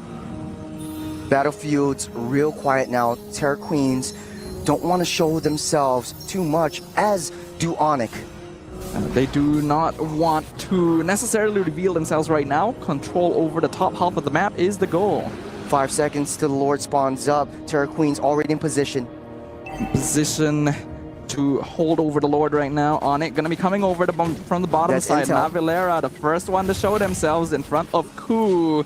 Oh, Zeph goes down. Arena gets caught out. Sakoshi taking a huge chunk of damage. Arena with the Rinse of Crown will save her just in the nick of time for the fair strike. She's got to flicker out of the way. AOG too late. As Terror Queens, they take down Navilera once again, and Terror Queens have that advantage over the Lord. that was a beautiful control. Excellently played, actually, from by the Terror Queens. Again, facing themselves out. Yes, a little bit more aggressive than necessary, but now Onyx is at a man disadvantage, and Terror Queens can make use of that. Ooh, Rui trying to go for Zev. That's a it's bit personal dangerous. vendetta, Sadapa, but what's not a personal vendetta is Livin already using a crucial resource. No more feather airstrike. Terror Queens will get started on this Lord. They might be able to blitz this down, but Rui doesn't have attribution. Zap does though. Yeah, Zev going to have the slight advantage here. So even though Terror Queens have the numerical lead, they do not have the most important tool for actually taking the Lord down. Luckily for them, the macro on the map is actually favoring them. They've been able to get the lanes pushing up on their half. So that means Onyx is going to eventually have to split off some of that. We've come to a point where the game feels fairly even. Terror Queen's just a little bit up on top in terms of economy. You're starting to pull onto that Lord as Onyx get into position. They need more information. As Sakoshi taking a huge bunch of damage. Is right on. Koshi turn off the long route on the back line, trying to get onto Livy, all down low, but they still lost 3 members. Terror Queens, they're losing it. Ku trying to run away. I think she can. She'll be fine and dandy. She's eating all of that damage as Onyx trying to quickly blitz down this Lord. Terror Queens have been the one setting the tempo. The team was far finally found the they're looking for. Surgical precision in the heart of Terror Queens to find Sochi. And once that Beatrix was gone, there was no longer anything to worry about. I feel like Terror Queens needed to back it off the moment that the Beatrix was already vulnerable. They needed to make a call. It is very unlikely they're going to be able to win the fight afterwards. And because they still tried to commit to it, Rui went down as well. T2 mid already fell. Bottom side T2 will get dealt with by Zev as the Lord marching down the top side. Terror Queens doesn't really have that high ground advantage. The only one is Sakoshi, but Onyx has a very high committal, very high suicidal draft. If they go in, if they throw their bodies once again, this might be a turnaround for Terror Queens. Feathered airstrike does so much damage. Top inhibitor will fall. Onyx trying to muscle their way in. Bennett's Rage already committed. Rui on the back line. That's not a lot of damage, and Onyx will just eat everything up. Down goes Ku, down goes Arena, and they are targeting onto the throne. Down goes 4 as Onyx secures that throne over Terror Queens. Game number 1 goes over to the Indonesians. Eyes on the prize right there, baby. That's what Onyx was targeting the entire time. They knew that taking it slow, they knew that trying to play it safe in this situation may be risky considering the way Terror Queens have been playing throughout the entire game. So they're not going to give them that chance. This is the best opportunity they could have found with all 5 members still standing, multiple resources available. The crystal is the only target they need to target, and that's exactly what they did. If you had one opportunity, one shot, would you capture it? Would you let it slip? I think Onyx really clawed their way back up. I mean, playing on the back foot is not easy. Terror Queens had control of the entire game, but micro, technically, Onyx had such a great performance. We're gonna look at the replays again real quick, but man, that turnaround from Onyx was just chef's kiss. Yeah, I do feel like this is one of the examples of a team showing how to adapt in the middle of the game itself. It's something that has been lacking in a lot of the other teams that had to struggle their way up from the lower bracket. The ability to figure out what needs to change in the way we approach this lineup in the middle of the Land of Dawn, because Terra Queens were actually controlling most of the game and Onyx were just trying to adapt, but they were making sure they weren't losing too many every single time a loss happened, and slowly but surely built up the momentum they needed to eventually push their way into the base. I gotta ask, Leo, now that you're back on the desk, what did you think about Game 1? It was an impressive showing from Terra Queens, especially the first 3 quarters of this game. In control, yes. I think it was a very fragile control. They were constantly attacking and barraging Onyx Pertiwi where it mattered, but when the punches came, it felt like they had a glass jaw. What is a solid right hand or an uppercut when you can't protect yourself? And that's the problem here. Again, I alluded to this before the game even began. How is Sikoshi going to step up to Yippee? Yippee, yes, struggled a little bit. There was a kill or two onto Yippee, but it was so much easier for Onyx to find Sikoshi. And Sikoshi, she just... What was she on? She was on the Beatrix, right? Beatrix, yeah. The Beatrix has a dash, a roll, if you will. And then the Beatrix can actually rock Renner. She could have just stayed maybe in a bush away, a few units away from where the fight was actually happening. But especially when it mattered, when she did not have her flicker, she was still in the midst of fights. And I'm like, I saw the AOG, I'm like, oh, this is it. It's over. It's over. That's the second to the last fight. Yep. And they lost her. And now the game got flipped on its head. Again, I'd hate to point fingers here. I hate to put blame, but Sikoshi needs to protect herself even more because that is where a good chunk of their power lies, especially with this kind of draft. I have to add on to that point. Like, we see a lot of Beatrixes in the Women's League, especially in this MWI, that is only using Bennett or in the B route, but there's so many other weapons, so many other ways and layers to play this that we don't really see from Beatrix players, especially from Sikoshi, having a winning lane, having that gold advantage, and to a point, it was like 3,000 gold. That's an item and a half over this Granger. Yeah, the thing is, though, there's a reason why most players go Bennett and Nibiru. They're the most consistent. They're going to be the most effective once you get into the late game. That's and right. They both do AoE damage, so you can wave clear, you can team fight. It's very solid. I agree with Leo that Sikoshi needed to hide in bushes. That's the only thing that Terra Queen actually needed to change, because their way of playing, their controlled chaos, is actually very practiced. You can see they're very good at advancing the fight slowly while picking off members one by one by just diving in and causing Onyx to scatter. But Onyx did not bite onto that bait. The longer the game went, the more they realized if we just find the Beatrix, we win the fight automatically. And that happened very often. Ku dying should be a part of protecting Sikoshi. Her deaths and her life should be worth more than Sikoshi's when it comes down to it. Like, if I die, that means you live and you kill too. That is the exchange. But so far, it's been 1-for-1. And Onyx wins that trade out if this continues. And I'm looking at their KDAs, I'm looking at their stats. Zev is amazing, 10-3 and 10. She punished Rui's selfish plays where she tried to get the solo kill. Again, key there would be that winner crown. But I'm also looking at Yippee. Yippee with the recovery of a lifetime. Again, this all-star gold laner is really showing up. Even after this game, even after this hard-fought game, playing from back from of the, how long was it? 18 minutes, 17-minute game? 7 to 18 minutes, yeah. She still deserves to be on top of the food chain. She is currently #1 across all MWI competitors. She beat out Sikoshi. You're slicing threads here. It's a small difference.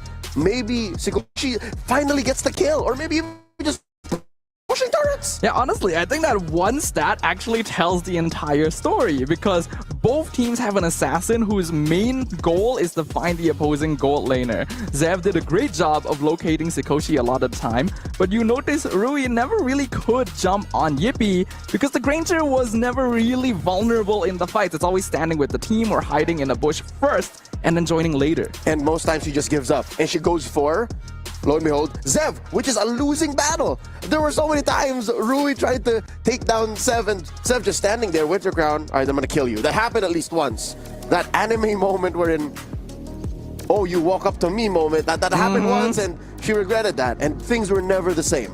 Honestly, though, to that point, I just want to give huge props to Navalera, because in the early game, I was questioning a lot of the Raging Sandstorms, and I know like Klee kind of falls off in the mid to late game, but she found that mark onto Sakoshi, just enabled Zev to get a free entry into that gold lane and into that back line so that you can take the damage dealer down and Yippee can just go ham and gung-ho down the line.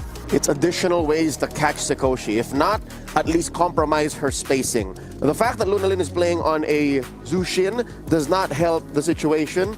She's much better on the offense, and when they were closing in on their base, when they were inside defending, you can see that Lunalyn was really struggling. Again, I do believe her build was the usual way to build a Zushin, and that's not very good on the back foot. Our match MVP brought to us by Sony is none other than Yippee. Look at that, fully built up all the way. She even sold her boots. Like, she just want to get this done. And we have to remember, right, that Yippee was losing in Gold Farm early on in the game by quite a wide margin. Actually, Sakoshi had already completed Malefic Gun and BOD by the time Yippee only had Hunter Strike and Sky Piercer. There's a very big difference in the price of those items overall. So she was able to make up that difference thanks to very smart positioning, very good adjustments from the entire squad of Onyx. And patience. I think a huge part of Onyx Pertiwi's comeback is patience. That is a trademark of any successful Southeast Asian MLBB team. I'm even looking at the men's division. They know how to play on the defense. They know how to sit back, relax, play underneath our turrets, and know when we're not the beatdown and when to clap back. That is exactly what Onyx did here to reclaim the game away from the Terror Queens. Yeah, I gotta say, a lot of gold laners actually don't shine in the lane. Yes, Yippee had a tough time against Sakoshi on a one-to-one kind of situation, but when it comes down to the mid to late game team fights, when Yippee was actually in the picture, she was actually outputting that damage that the Onyx actually needs.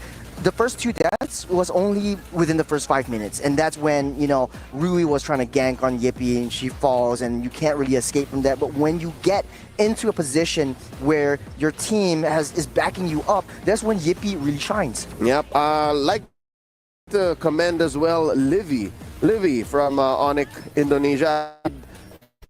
There's a term usually we don't hear when it comes to IB is suppressive fire. This Farsa played so well to pop suppressive for the forward momentum of the Terror Queens that they eventually got to a position of victory like this. We would not be able to get out of the base if Livy was not playing it to a T to protect that top lane tier 3 and then just finding a way back into the map. I think you can actually see from the movements of most of Onyx that it was a complete shift in approach, the way that they were team fighting, right? Initially, it was kind of chaotic. We saw Navilera miss a lot of Raging Sandstorms in the earth. Onyx was the one who wanted the starts. But as time went on, they start realizing, oh, Terror Queen is going to run at everyone or not. We are going to use our resources in a utilitarian way, use our HP bars as defensive measures, and constantly shift our positioning to make sure that Yippee is always standing as far back as possible. Until they were on the offensive, until they got back into the driver's seat. This is contradictory to the well-known mantra of fake it till you make it. What Onyx Indonesia did was take it till you make it, and they were just taking it to the chin. They were taking their losses, rolling with the punches, and eventually a gold advantage and a map advantage made itself apparent, and they went for the juggler. Ladies and gentlemen, first to the board and at match point currently in this quarterfinals bout is Onyx Pertiwi of Indonesia. This contest could not be more tight, given that Terror Queens was in control of a majority of game number 1. Besides protecting Sakoshi, besides keeping herself scarce and hiding and waiting till that power spike is just almost unstoppable, anything else that Terror Queens could do to maybe take us to game number 3? The shift forward is in one of two directions. You either change up your gameplay style so that you are able to adapt if necessary, or you draft heroes that are meant for chaos. I think a lot of the draft was pretty suited, but the Zusin is better for slower engagements. We'll see if that is the same approach. Terror Queens on the play. Onyx Pertiwi answering back. Coach MSK, Coach Siku at the helm. This chess battle, this contest of minds setting up the draft for game number 2. Gentlemen, it's all you. All right. Thank you, Leo. Let us go ahead and take it away, Churros. How about you? What do you think needs to change for game number 2? The fights. The way that Terra Queens take the fights is where Ku likes to set things up. When she goes as a loose member to try to chase Livy down when the Fair Airstrike was on, I think that was where, there's no one at the back line protecting Sakoshi, and Sakoshi falls together with Luna Lin because they're always together. The roam should be still kind of held back and trying to setting things up and try to play a classic front to back, but it wasn't really a front to back. We see during the last couple of Lord fights that the fight was split up into 10 different directions. Everyone's just chasing who they want to chase. The thing is, Terra Queens, I believe they want the fight to be split up in 10 different directions. So if they intend to stick to the same gameplay style, I think a change in draft is probably what we're going to be looking at, because Ku actually needed to be jumping in front as well. Hilda's not really going to do much in the case of defense, so running down the opponent is the best way Ku can contribute, and Hlengrina on the CC is not going to be able to really defend as well. Terra Queens are really depending on their players, holding their own positions in a lot of the fights, and that worked initially, but then got adjusted too.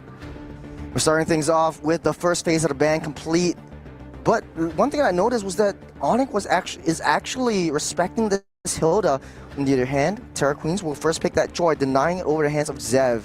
Everything looks pretty much even Stevens for Terra Queens, but that is typically the Gata Kacha spot, so they want to pick that up alongside the Farsa, which is highly valuable, so we go back into Terra Queens. Still very safe, very universal opening, good damage, good bulkiness, get out of jail free card, and these two heroes generally clear mid lane very fast as well. So there's no argument for me to open up in this way, and Onyx will be able to use that to hide the strategy going into this game too. What about the Uranus? I mean, Hlengrina also played a heck of a Uranus. Now that the Hilda's gone, you want to play aggressive. You could play a loose member with the Uranus instead, but they want to go with the CC, so Uranus not in question again. CC is fine for getting EXP lane dominance, and is actually quite suited to the style that Terra Queens wants to play in the first place, of diving into the backline. Since they do go for a Granger this time as well, I do hope they put Ku on a slightly more defensive optimized roamer, so that you don't have both of your frontliners running all the way into the enemy and leaving you vulnerable.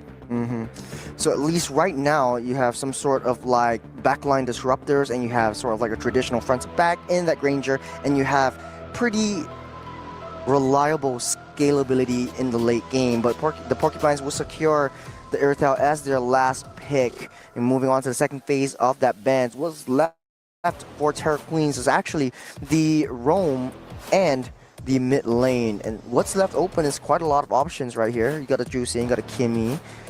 If you want to play a little bit more sneaky, you could always go for... Oh no, like... Was it? No, the Loyi was in the second game, but yeah, I don't think Loyi would come out. Yeah, I don't think so. We did already see some surprising mid lane debuts like just Novaria. Earlier. We saw the Novaria, from Foot, I believe it was. As a counter towards the Farsa. So it could be an option. Zusin, I already pointed out earlier, is a bit of a slow mate for what Terra Queens is trying to do. But a lot of the faster mages are not really in the meta right now as well. That's why Farsa has such a high priority overall.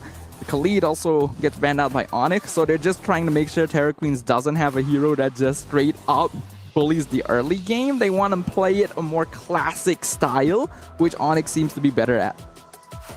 Last ban over from Onyx. Could also try to ban out a particular mage. It will be the Juicin ban. So what's left open is basically a Kimmy. And I don't think Onyx will be able to pick that up as well since the Farsa is open. I think they're trying to suss out the Kimmy though. It might be a bait for them, and then they have an answer because you could get a dive composition into the back line. I think a Ling would be a good viable option, but it will be the Isun Shin. So they ban Yi Sun Shin, focus on two assassins on the side of Terra Queens. They want Joy to be the one controlling the tempo of the backline dives. Zusin also banned out. I don't think Kimmy is very suited for the way Terra Queens want to play. Kimmy Granger is actually a great combination, but it's better for teams that want to scale into the late game, which Terra Queens has not really shown themselves to prefer. An interesting option might be the Valentina for them to steal away the Feather Airstrike and AOG. Sort of like a matchup and fight fire with fire kind of situation. For the Porcupines, I am really hinting on either Hanzo or even a Ling. Hanzo or Ling is not bad. Fredrin might actually be interesting. Already is pretty good into the Joy. They go for the EXP lane first. A little bit more stable pick with the Phoveus. The Carmilla comes out for Terra Queens. Are they doing Carmilla Sicilian? Might be, but then they're pretty glass cannon. But you have a lot of once you have the Blood Pact, it just splits up that damage like nobody's business. You can actually still go Kimmy here. It actually matches up quite well with the Carmilla. Yeah. Without relying on late game scaling like the Sicilian. But again, not very suited for the way Terra Queens wants to play specifically. So we will have to see here. Man, I'm thinking Kimmy would be a good option. The Zask. The Zask and Camilla.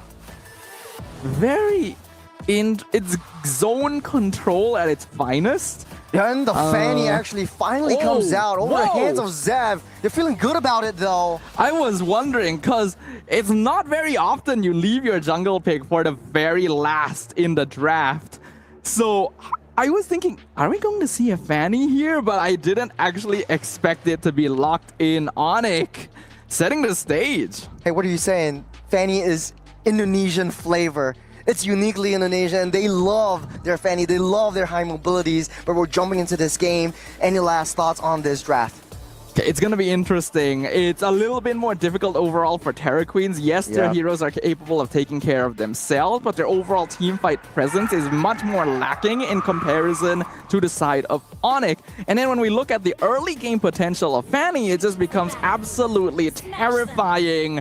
Game 2 shall open wide the gates towards the land of dawn, as Onyx currently threatening to end the journey of our MWI Dark Horses. Can Terra Queens reverse their fate? Question on everybody's head who's watching right now is the Zask and the Camilla. Zask taking a lot of damage early on, and Onyx already getting that zone potential and that winning lane right off the bat. But the interaction between this really comes to light in the mid to late stages of the game, where the Dominator's Descent starts to deal a lot more damage, and you have that Curse of Blood really locking everyone in place. But it's a lot harder now that you're facing up against a Fanny, a wild card, and instant pick coming out. They're already trying to cause some damage in the mid lane. Spin the win, and the cables will not land. Luna Lin gets out safe. Doesn't have the flicker, but Livy will take her out. First blood over to Onyx. I think we knew coming into this game, early game is going to be Onyx playground. They're going to focus on getting a snowball. The only losing lane is EXP, and that's why Livy is ganking it so much. And Rena taking a lot of damage, getting knocked back, pushed up, knocked forward, pulled apart. Livy again, all the way from the mid lane. On the top side though, Pooh taking a lot of damage. You know where Rui is, getting taunted up. Zev on the wall spam, and taking Rui down. Can't ask for a better start for Onyx. That is the blender defined right there. The Unbreakable into the cable spam. Onyx is playing this early game perfectly. They know that Terra Queens wants to be the one setting the momentum, so they've drafted in a way that doesn't give it to them. And again, it's so smart to keep sending Livy to the EXP lane, because that is the only part of the map where they don't have priority. It's a 1v2 down the mid side. Ku and Luna Lin against Pooh, but will be able to walk out safe. Doesn't have the AOG as of now, but the Curse of Blood will take a little bit more time, as Livy already on level 4, and the Turtle will be the next major objective. Next major objective should be pretty easy for Onyx to contest. I really don't think Terra Queens have the team fight necessary, even at level 4, to actually try and fight it. Start to zone everyone out. A lot of damage. Helena will start to get work onto Nevalerina. A little bit of suppressive fire to keep everyone at bay. Helena goes into the back line. Here comes Zed with that damage. And 2 members taking down Ku on the back line again with a little bit of a cable play down on mid lane. It is beautiful. It's perfect. It's exactly what Onyx needs to be doing. Navilera 1v2 and winning. Who's next on the chopping block? Huge red cross right on her back. Won't be enough as Livy proves me wrong and takes her down with a killing spree. Onyx is showing the world how it's done right now. Every angle meticulously calculated in that turtle fight. We saw Poe jump into that funnel with the Unbreakable, setting it up perfectly for the iron sights of Zev. And then even following up afterwards, Navilera surviving for so long, knowing that Terror Queens just doesn't have enough early game burst damage. They're all about zone control, but it doesn't matter if you just run right into the back. They start to get work done. Let's give Zev off the screen, takes down Rui and his solo kill. Livy pops the flicker out, save Luna Lin, pops it in. The Fair Airstrike will deal 2 chunk of damage, but will get knocked back by Navilera. A little bit more damage, and here comes Zev. Will not be enough to take Luna Lin down. Onyx staying disciplined will hold back and take down the first, still the first turtle. Onyx and hiding this secret weapon. They've been waiting for the opportunity to bring it out. And it is terrifying. The Terror Queens have not been prepared for this. It is exactly how the game is meant to be played. It's exactly how the composition is meant to be executed. And unfortunately, the unusual draft coming out of Terror Queens this game is not doing them any favors. Already a 2,000 gold lead in favor of Onyx. The only lane that is keeping up in gold is going to be Sikoshi. So Terror Queens might want to put more attention over there. Zev, cable a little bit too far and out of the way. Swing, and Zev will get taken down. Shut down by Rui on the top side. Luna Lin takes down Livy with the Dominator's Descent. That's a lot of damage coming in from that Zaz. As Fu gets taken down as well with the double kill. But here comes Navilera. She will make it count underneath the turret. Yippee, one more hit onto Sikoshi. She will get out safe as both gold laners are holding a personal vendetta against each other. That was actually massive. Oh, that was close. Just a little bit sooner, we would have found them there. But Terror Queens actually got a really good trade. All of a sudden, the 2k gold lead is reduced to only about 600. Sikoshi was the only survivor of the skirmish, and we already pointed out that she is going to be the most important member for Terror Queens to keep alive. I do think Onyx dived a little bit too deep there, and Zev, trying to go for the solo kill when she was that low on energy, gave away that shutdown gold as well. Luna Lin starting to come online as well with the damage in with the Dominator's Descent, but we've yet to see the Curse of Blood actually make a huge impact in any of these team fights. And not yet, because unfortunately Curse of Blood is very conditional in the way that it is used. It's a big AoE, but it doesn't nearly provide as much impact as something like Implosion, for example. Oh, Luna Lin! One more frame and she might have been safe as Livy takes her down. Ku a little bit too late for the backup as well. Pretty sure Luna Lin actually ended up dying to the lethal ignition burn right before entering her ultimate. That's very unfortunate, because if she was able to jump in, it would have bought a lot more time. Onyx can now use that numbers advantage to secure a very easy turtle. Nice little trade. Rui knows that they can't contest for this turtle, so they'll push down, slow push down that top side instead. But they're pushing that situation, though, waiting for the right time. Zed trying to find a right angle onto Ku. It's hard to break down. There's a Curse of Blood onto 2. As Onyx will back off as Helen Rena on the back line. Navilera trying to taking a lot of burst damage, tickling. And the Dominance Descent will get held on a little bit too deep, forced to use that flicker out of the way, but here comes Yippee with a huge burst of damage. One more hit and Ku might be able to fall as Helen Rena on the back line, dealing on to 3. Now, Onyx is staying a surprisingly long time here, but they do end up in control in the end. I'm kind of surprised they didn't go for that orange buff, but Sev is not around, so it's a bit difficult to do so anyway. And Navilera, we can see how difficult it is to remove the Phobius at this point. Went for the Radiant into the Dreadnought, so covering all the bases, and a lot of Terror Queen's damage is very slow, so because of that, they're not able to quickly burst a target down. We're slowing things down. First Lord spawning up in a minute as Terror Queens are still struggling, but it's still kind of even. 1,300 gold lead, not a lot, as Onyx still has to maintain that wave pressure on the long lane, the short lane. Side waves are still pushing in favor of Onyx. It really isn't as bad as it seemed like after the first couple minutes. That big trade in the gold lane made a huge difference in reducing the gold that Onyx was able to hold on to and getting multiple shutdowns at the same time. Sakoshi is still going to be the main target. Oh, the wall span, Dominus Descent just to save Luna Lin in time, but a huge resource already used up. Zev still has the cables, will be getting out saved. That's the beauty of that Fanny. You can be at the bottom side, pushed in that wave, and can be in the midst of battle, forcing crucial resources. And this is one of the risks of picking your EXP laner so early as well. That's one of the roles that would have the crowd control to try and stop Sev, but playing Rina locked in the CC very quickly. So Onyx knew they wouldn't have to worry about more than one potential source of CC. Lord spawned up, Terror Queens in position, as is Onyx. He's with the Fanny. You can afford to slow push down. If you have vision of Fanny, it doesn't really matter. For Terror Queens, they need to be able to identify where Yippee is. It's still 0-0-3 at this point, and Sakoshi is finding it hard to deal that brunt of damage, especially with a composition like Onyx that's so mobile. Looks like Terror Queens are trying to force this while Sev is still in the bot lane. Curse of Blood already utilized. Expressive Fire from Livy, trying to push everyone back out of the way. Ku is next on a chopping block down low, as Ku down in the backline as well, facing up against the rest of Terror Queens, but they are a little bit more disciplined. But here comes Rui down to Kamikaze, deal a little bit of damage, getting out of the way. A lot of ultimates already spent by the side of Terror Queens. Onyx will try to rush and blitz this out, but Rui actually takes down Navilera from off the map. Terror Queens are still slowly clawing their way back up. After an extended interaction, Terror Queens actually comes out on top. Rui picks up Obvious, so Onyx has one less front line. They are in control of the Lord Pit. Zev getting stopped in his tracks. The Lord getting reset. Ku taking a lot of damage from him. Ku getting pulled back. Livy down low with the Wings by Wings, able to get out safe. But from Yippee from the back, gunning everyone down. A huge fight, a huge flank, a huge wraparound that the Porcupines are raising their spikes onto the Terror Queens. But they still managed to get that Lord. Onyx might have taken down two, but Terror Queens, they stole the main objective.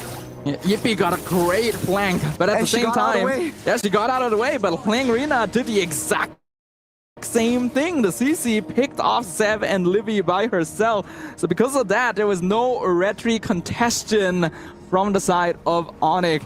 It still ends up being a pretty solid trade overall. As you can see, the CC in the backline causing a lot of havoc. I was busy looking at the Earthel because that was a nice flank, but the Harina was keeping the backline busy. That could have gone way differently if Zev was able to survive against the wrath of Ku. But that's why you gotta mind your positioning. Fanny definitely not as strong as she used to be, but still a very annoying hero to deal with if done correctly. Thanks to that, we actually see the gold is completely even. We are 11 minutes into the game at this stage. It is still anyone's a game, but the Lord is pushing up in favor of the Terror Queens. And a lot of Onyx resources have to be spent to make sure their other towers do not fall. The airstrike keeping everyone else at Bay. Luna Lin already popped the Dominance Descent, but they can get the reposition, doing a little bit of a tickle onto Navilera. Sakoshi coming online as well with the damage coming through. You want to take down that T1 desperately as Terror Queens having the Lord push up that situation on the top side. Zev gets out safe. Both these two teams, they're just touching, they're just teasing each other now. I do think that Onyx needs to tone it down once again. They need to adapt, play more towards the team, because Terror Queens, again, really don't have that good of a team fight combination, and yet it's still working. Fair airstrike to kick things off on the back line. Rui just gunning everyone down with the Rhythm of Joy, but on the backside as well, you got Zev just making things work. 4 members still alive on the side of Terror Queens. Onyx, 2 members fell. And as much as Onyx had the upper hand the entirety of this game, Terror Queens, they're coming back. That was a mistake by Onyx. Again, like I said, you do not need to force things. Play it as calculated. Zev is just clearing the wave here, so it's fine. But they're trying to force it though. Zev with the cable, she misses it, and she goes down. Why?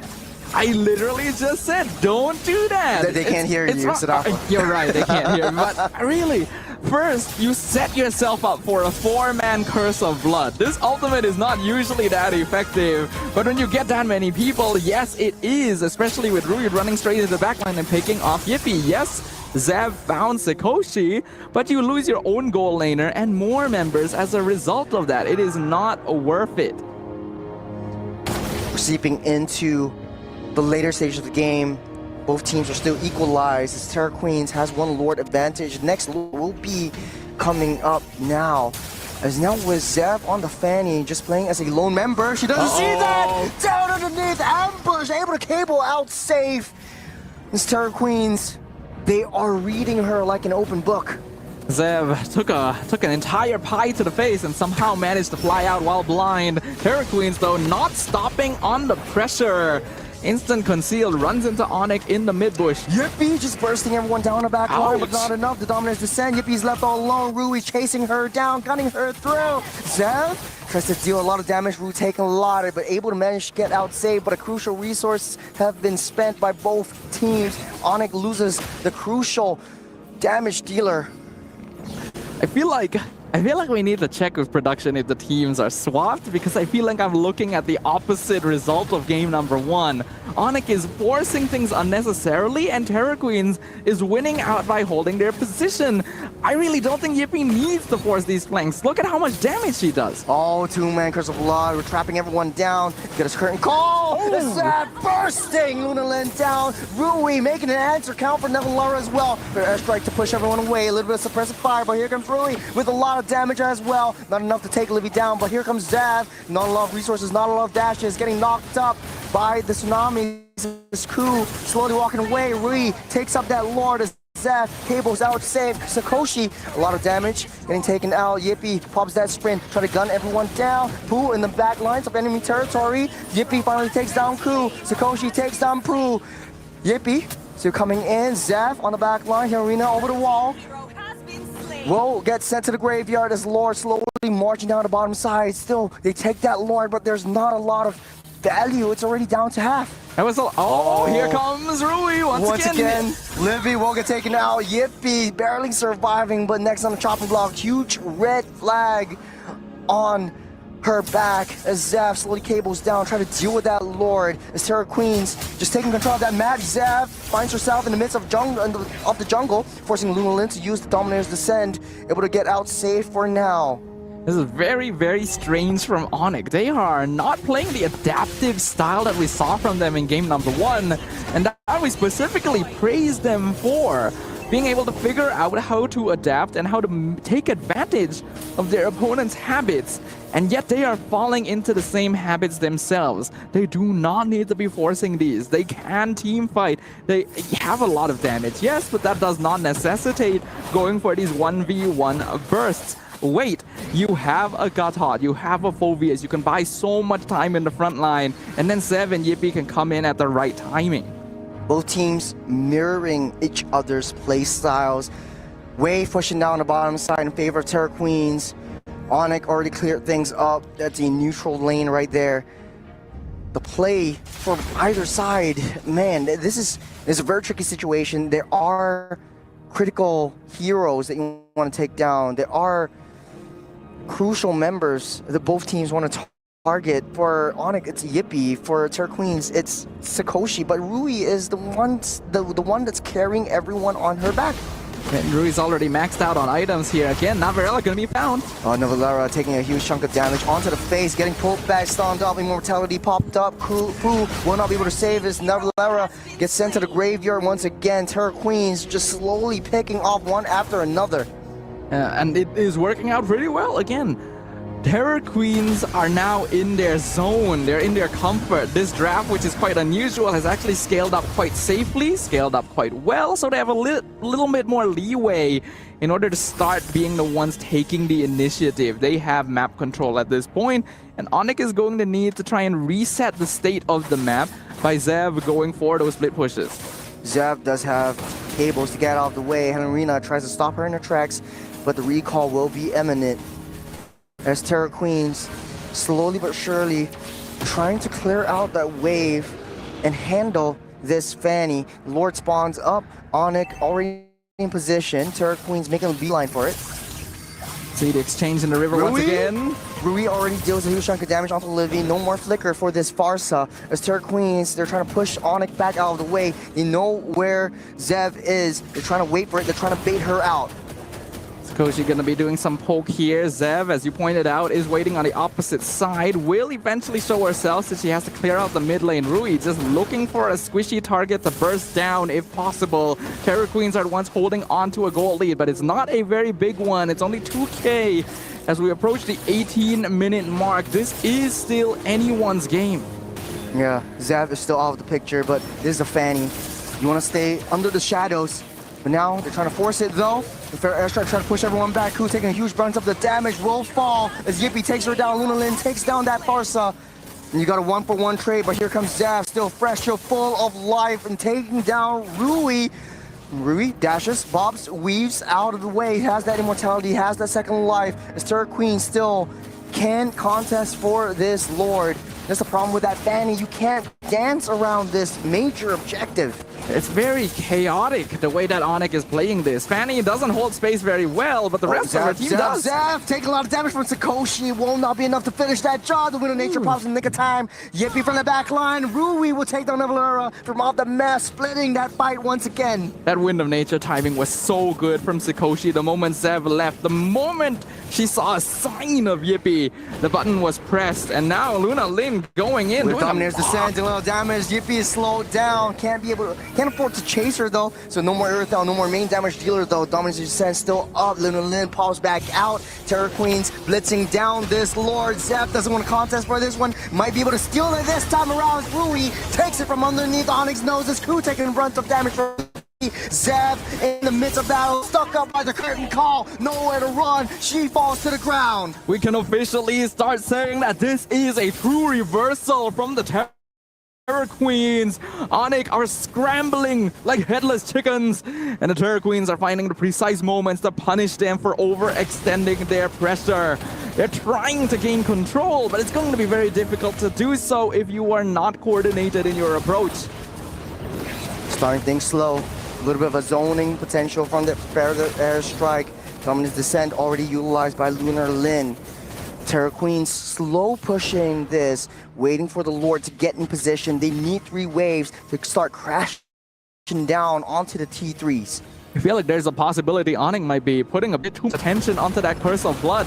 Maybe they're trying not to stand together so that the damage doesn't spread. Oh, that's cool. That's cool. Taking a lot of damage, but here comes Rui! Taking down Yippee! Got an immortality all popped up over the wall. Zev can't chase that one. Down goes Nevalera, a little bit too close to the sun. Sakoshi takes up that one. Zev with a cable ends up safe, but goes out of the way for some reason. As Onyx still desperately trying to defend. You got a T3 down the top side and bottom, already cracked wide open. A good choice by the Terror Queens to decide to slow this down a bit. Sakoshi will stay long enough just to get that mid inhibitor and walk away to a naked base. Onyx no longer holding on to any structures on the map. They are starting to reach their final items, but Terror Queens are the ones in full control. Again, the team of the game right now needs to be to slow it down. Onyx is well aware that Terror is very good at forcing Onyx skirmishes. They're going very vulnerable if Terror Queens tries to force individual 1v1s, and yet they keep falling into that trap. We're just trying to slow things down, but it does look like the Terror Queens are trying to steal away this purple buff. But here comes Rui. Does have the retribution though. Takes it away from Zev and locked it down. The AOG a little bit too close though. The Winter Crown keeping it for now. There's a one-man Curse of Blood will take Ku down. Nevalera will be the next to fall. Nowhere to run, nowhere to hide. As Terror Queens take down 2 from Onyx. This is a numbers game, and they might be able to push this wave. Zev tries her desperate best to clean up these minions and go back to base. It's another crucial defense from Onyx. This might be it though. On the back line, you've been taking a little bit too much damage. Get a fair airstrike already popped up. Curse of Blood down to 2. Ku takes down 1. Rui another. No more Farsa. It's just Fanny against the world as the Terror Queens continue their terror. The Dark Forces continue their reign, Churros.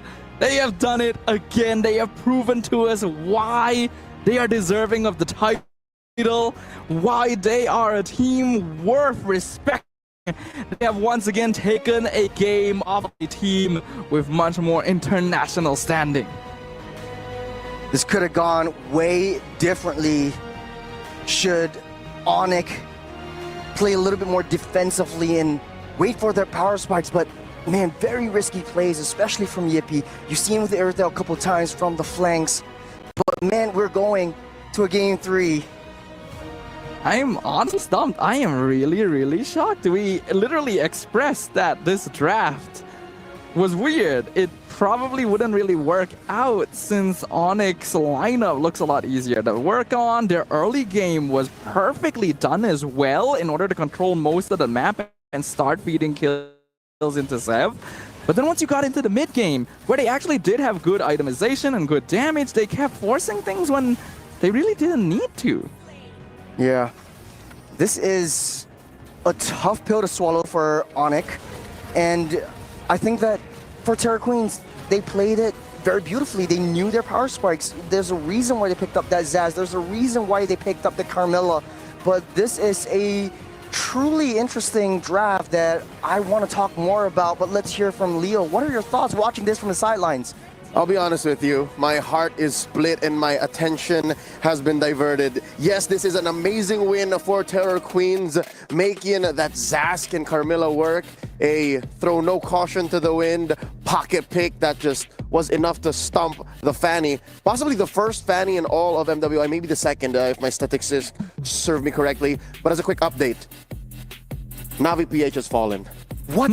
Gaiman Gladiators have swept the defending champions from the knockouts.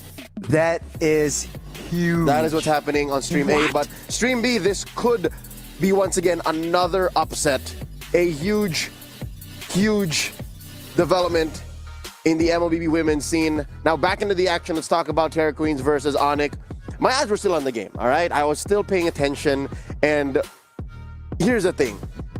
That Fanny, there's a reason why, despite it being still, mechanically, and beyond all logic being a broken hero in MLBB, has a specific window. And those windows were not opened up by Terror Queens. Rui did not back down. Rui did not allow for Onyx to spread them wide. And if anything, it's Terror Queens who stood their ground and said, you know what? If you're picking this fight here, I'm dropping the Festival of Blood, or rather the Feast of Blood. Festival of Blood is an emblem, which is the one you see on multiple heroes here. But I'm dropping the Feast of Blood, and if we're fighting here, we're fighting here. You're gonna regret it. And that's where I think the usually power pick in the Phoveus in Navillera's hands kind of backfired. The thing is, the Phoveus was actually fine. Navillera was buying a lot of time in the early game, and it worked super well when Terra Queens was lacking items because their damage is just so slow. They basically have no burst at all. But what did it do in the late game? Yes, that's the issue. That's the problem. As soon as Terra Queens clawed back and closed that gap and then built 1,000 gold lead, 2,000 gold lead, 3,000. What's the Fanny to do there? Sure, you can split the map, but the question is, what else does this lineup do besides let the Phoveus die? How else could Onyx have better played this around Terra Queens? I mean, they did all the right things. I think one key that kind of stopped, or a huge speed bump to Onyx sweep, would be the Zask. Yes. All right, say what you will about the Zask being this weird pig, but around this time last year, the real battle in mid was Zask and Zushin. And what does the Zask bring to the table? It's a hard stop. It's literally, all right, you found me, Fanny, psych. I'm just gonna go into my big Johnny here, the Dominator's Descent, and then how about you try again? And that definitely slows down Onyx momentum and denies them that easy win. That's why at some point, Onyx just stopped finding kills. Onyx just stopped finding movements on the map, and this does not take away Yippie's stellar performance. Again, even when they lose, even when they go all the distance, such as now, she still is miles ahead, stats-wise. I mean, Yippie was farming so effectively that she was basically one-shotting the backline into the mid-game. The first time that we actually saw Yippie participate in a team fight, she picked up a double kill all by herself by flanking in the Lord Pit. The problem is, she kept trying to do that afterwards, and the circumstances are no longer quite as applied. Yes, it would be great if you can just blow up the squishy targets. But what if that doesn't happen? Then all of a sudden you are super out of position and your team cannot get to you. This is the reality situation, ladies and gentlemen. Watching from at home, all around the world, nothing is Granted, everything is earned. So goes the Esports World Cup mantra. But as well, anything is possible. Onyx, Indonesia, could fall here right now in the hands of Terra Queens because they are at match point. One more game away. Looking at the damage dealt. Sikoshi again, respectable 93k. Second only to Rui, but she did take 60 on the clapback, which is again for a winning team that went all the way like this. Still quite a bit. I keep watching Sikoshi. I keep looking at her and saying, what else do you need to do to protect yourself? How else can your team cover that up? There were a lot of enabling factors for Rui to deal with that much damage, and it's got to deal with the Carmilla. We haven't talked about the Carmilla quite a bit, but you know, this is the beautiful faces around the highest stats on the board. Rui with the highest DPM, Pooh with the highest DTPM, and Rui again. Rui, we've seen Rui a lot of times. Rui is a force of nature. She decides to do things, and there's very little that can stop her. I love that you mentioned the Carmilla. The Carmilla is kind of a force multiplier for Rui because as soon as y'all enter the Feast of Blood, Rui's modus just becomes activated. Like she's basically a warm bowl of spaghetti, and Kui is the sauce. Are you just talking about Jollibee? Basically. Hey. I mean, the Carmilla is what basically turns Rui into the ruin of the opposite side here. Sikoshi still ends up being our match MVP from Sony right here on that Granger because, yeah, the Granger is supposed to be a squishy hero. Isn't usually supposed to eat a lot of damage, and yet she survived 60,000 damage. A lot of times, Sev was specifically waiting to find her, and yet she was the one reversing that fight. And mind you, she is not rocking a Wind of Nature, so she did not fear the Fanny diving her. She just really played with the space, and she, I guess, did it the old-fashioned way. She brute forced her way into a strong position and said to Sev, hey, if you can't kill me, we're winning these fights and we're taking objectives, we're turning this game around, and now we find ourselves at match point. The ladies are actually finding themselves now on their way to their battle stations, getting comfy for game number 3. We'll see the game highlights once more and see exactly where Onyx may have dropped the ball, where Onyx may have slipped up. Do you guys have an exact time stamp as to where this may have happened? The mid lane fight around the, I can't really remember which minute, but we will probably see it somewhere in the highlights. The mid lane fight where Ku got a 4-man curse of blood is where the game instantly turned around. Because up until that point, Onyx was controlling the entire map. They were winning the game. They were doing everything exactly correct.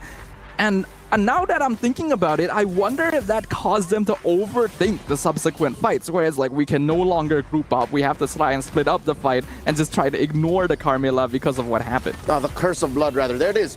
Even right outside the Lord pit, they caught him, and Sev got compromised. Sev got taken out, and that sends the rest of Onyx back. So I think that was past the turning point. That was worse. I feel like it was the area where Arena was actually on that back line, taking down Livy and then Pooh, if I'm not wrong. But this was, I mean, we're not giving enough props to Arena, especially on the CC.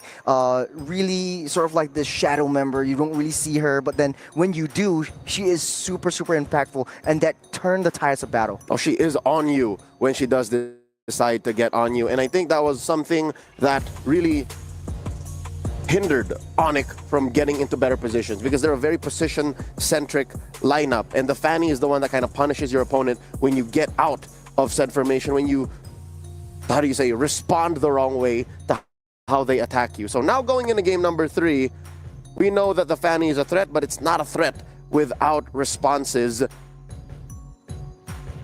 Terra Queens, the self-proclaimed dark horses of the tournament, are one game away from eliminating one of the powerhouses of the tournament. It's already happened. Now VPH has already fallen. What more? One elimination to turn the tides. Will we be witnessing the dethroning of the previous era here is a massive question to ask. And yet we have already received one of the answers, something that none of us would have ever predicted. Even hearing it from you now, I still can't believe that it happened. It's real. So that means that Onyx needs to watch their facts, they are the favorites going into this fight, but Terror Queens have already taken one game off of Navi in the past as well, so not a team to be underestimated. Mind you, the Burmese had to share the grand finals spot alongside the Philippines in the M Series. So now they stand at the precipice of greatness, ready to prove themselves limitless here in the first round, the quarterfinals of the knockout stage of MWI 2025. Onik Pertiwi on the play. Terror Queens answering back with a double. It's Churros and Sdafa taking care of business. One thing is for sure, sir. We are getting a massive start to the quarterfinals. I was not expecting the impact of the games to be so clear so quickly, but these teams have shown us they are here to fight. Yeah. Pretty much game number 3, very different start to the banning phase. Joy won't see the light of day. Baxia won't either. There's a 3-game ban for Baxia. Here, Onyx, though, what would they fear? Now they're in the first pick spot.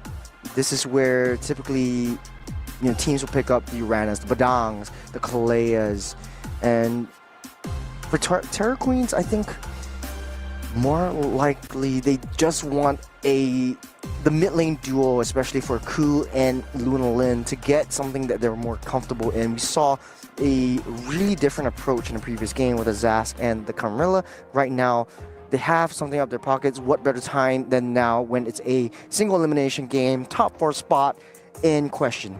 I mean, Zask is a surprisingly effective pick in the hands of Terror Queens because we already know this is a team that generally abandons their mid and goal to fend for themselves. So a hero that basically acts as a built-in Winter Crown is going to work out a lot of the time. And Luna Lin on that Zask bought a lot of space, exactly like Leo mentioned previously. I wouldn't be surprised if we got to see it again.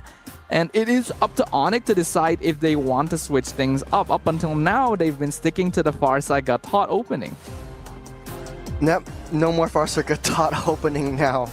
As Gatot gets banned out by the side of Onyx, Terror Queens will solidify that last phase of the first phase ban. Last ban of the first phase.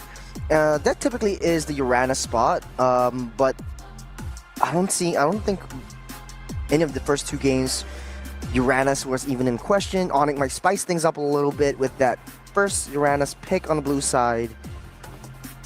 But there's a lot of options. Farsa definitely is one of the biggest value makers, but it will be the Badang wide and open, denying it from the hands of Ku. Keeping it a little bit more universal, I think we're not really going to get to see Uranus for this series. If Onyx were to first pick it here, they would already be picking it into a counter because up until now, Hlengrina has only been playing CC. Terror Queens have specifically been prioritizing winning out that EXP lane, and it's understandable why they would do so since they do want dive heroes that are able to affect them mid-game. But we see a big shift right here. The Hilda shows up with the Yi Sun Shin. Interesting priority. Vision play is just really what they want. It worked out well in the first game today against Virtus Pro, and now they're trying to go again. And Onyx will snap pick the Suyo up on the second phase pick. And I think this kind of works out well, especially Onyx, who likes to play a very aggressive early game. The only issue is they really fall off in the mid to late stage of the game. We've seen that in game number 2. And the CC actually goes in the hands finally of Onyx, which is now one of the more priority EXP laners. If you pick up the Uranus here, you pick up the Yuzhong, it doesn't really matter because CC would be able to match that tempo and speed. It's specifically to steal it away from Hlengrina as well, since that's just been a early pick fallback for the Terror Queens throughout games 1 and 2. Zusin going to be the final pick on the red side for Terror Queens in the first phase. This is a hero that we thought didn't work too well for them in game number 1. Looks like they want to give it another try, and it'll instantly ban out the Farsa as well. No more Farsa. Kimi's still viable. I think that both these 2 teams should try to contest for Sakoshi and Yippie's heroes. Moskov looked pretty good as well. We also could see something like the Granger but there's too much that, yeah, the Granger's already banned out from Onyx, so you don't want to deal with that anymore. I think the Irithel could still be a possible option for either of these two gold laners too. Iritel's pretty safe. We've seen the Harif before in the past. It was actually banned out in game number 1, so now that it's still open, could be a possibility. Do Terror Queens want to continue banning out mid laners? Under the current meta, the mid lane hero pool is actually among the smallest, and since they've already locked in their own pick, it's a possibility. There are a lot of options, and I think for Terror Queens, the only thing they lack in the first 2 games is late game insurance and late game cross-map plays where you want someone to deal with the side lanes. Typically with the Hilda, they kind of achieve that, but then you lose that form of like backline disruptor, and Terror Queens is a kind of team that likes to split up all of these team fights. Without the CC in their hands, this might be looking really tough for Terror Queens to try to disrupt. There are definitely still EXP lane possibilities. Terror Queens will ban the Irritel instead, which does make sense now that the Granger is already gone. Irritel is one of the better goal laners still open in the draft. I do agree with you that Moskov is probably the next best thing, depending on whether these teams would rather pull out a Carry or Beatrix instead. Yeah, is it worth banning Moskov? No. Okay, they banned the Harith.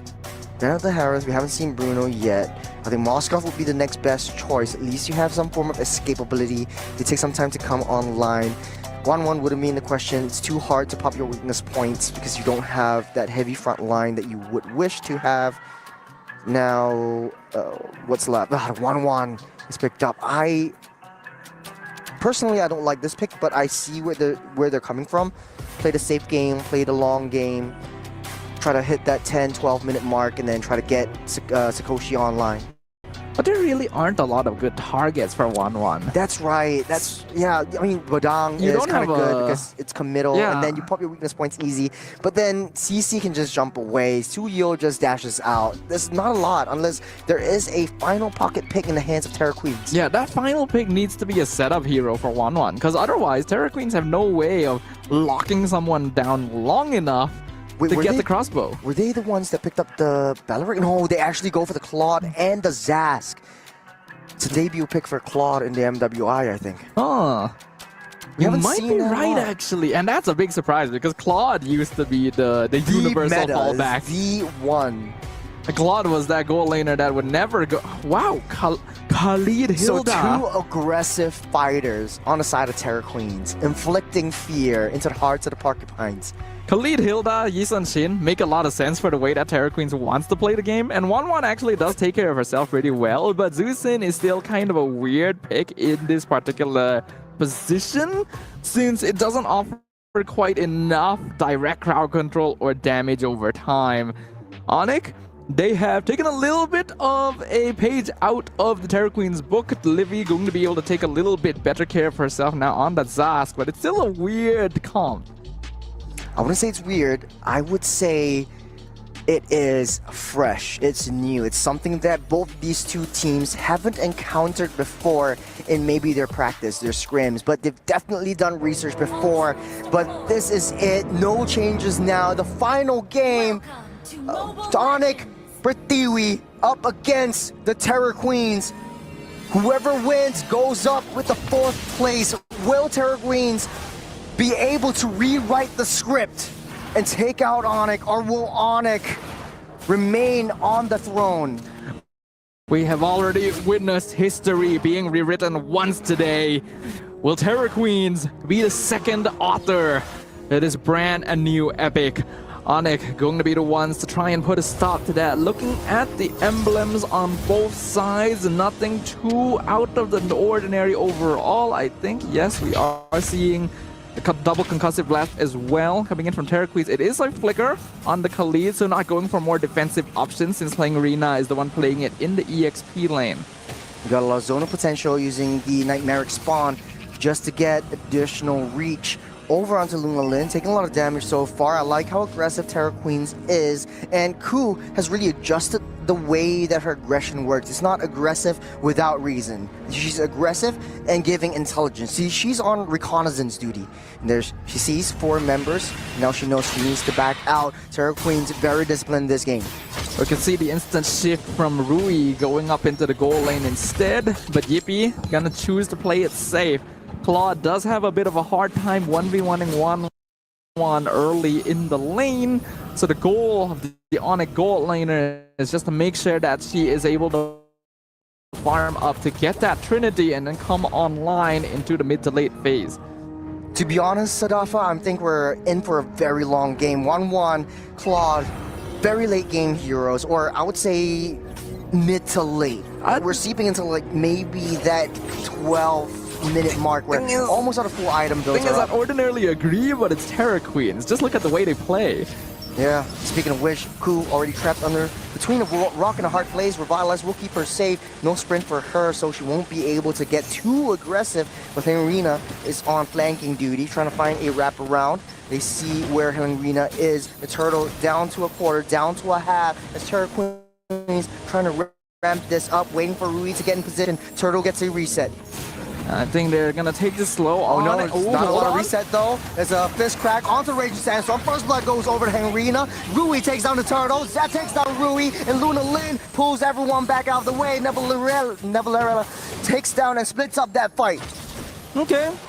Honestly, I gotta give props at this point. Rui's retry timing is actually ridiculous. It doesn't really matter the situation you're in. This girl finds the objectives.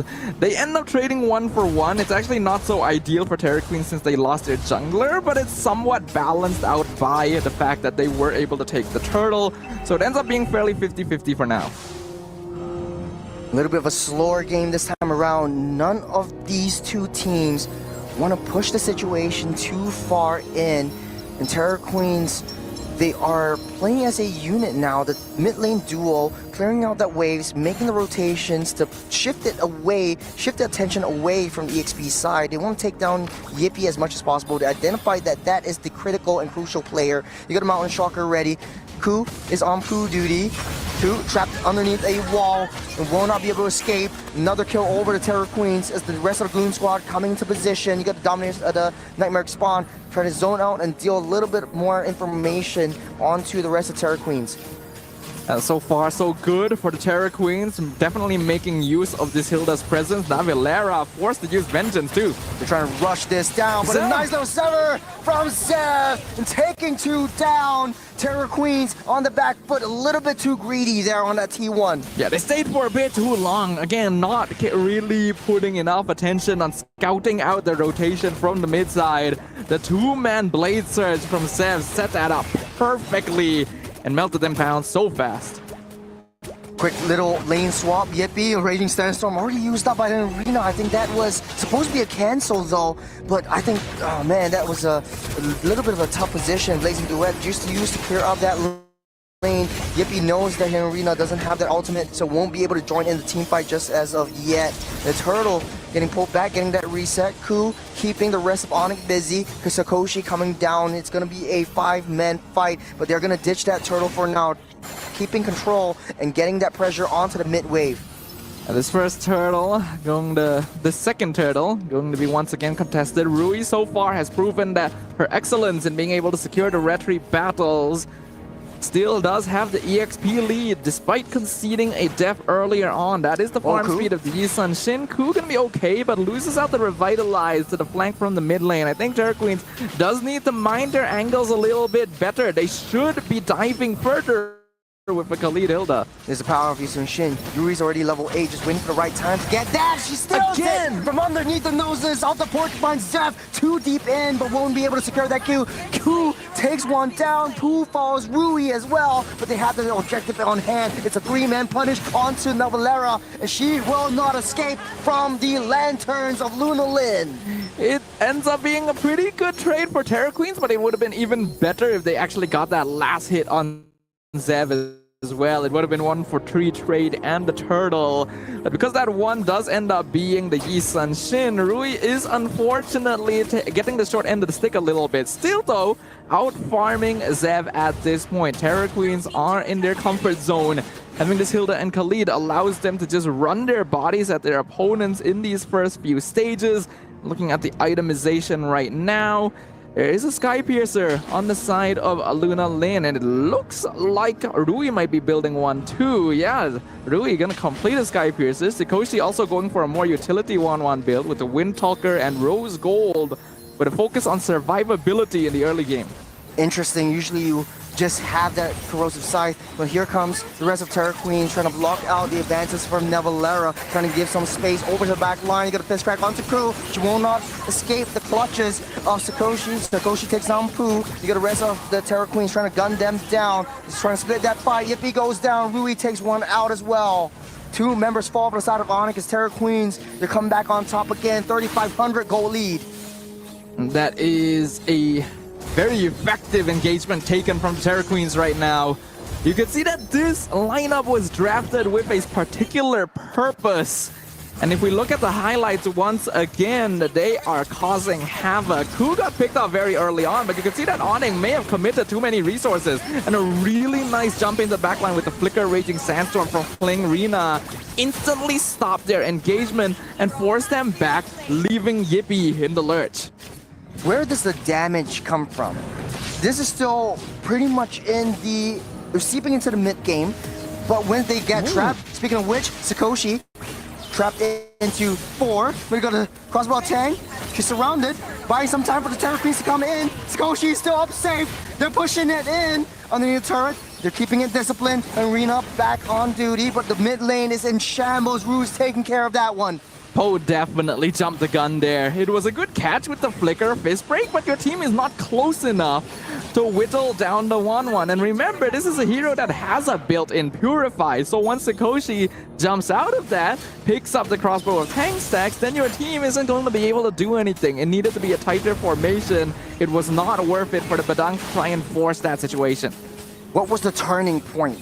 What was the turning point where Onyx was kind of head-to-head with Terra Queens, but right now Terra Queens are standing on top of a mountain with 5,400 gold. It was around the second turtle, maybe a little bit before the second turtle, because the first one was fairly 50-50. Rui has been very effective in stealing She's level objectives. 13. 3 level difference between the junglers. I mean, that's already a clear sign. And Rui was the first death. Arena with the Raging Sandstorm. Vengeance already popped. Crucial resources gone from Onyx. Terra Queens taking control of all of the jungles. No more T1s. You're dealing with that T2 down the bot side. Fistcrack trying to push everyone away. You get Mountain Shocker and a lot of damage from Rui.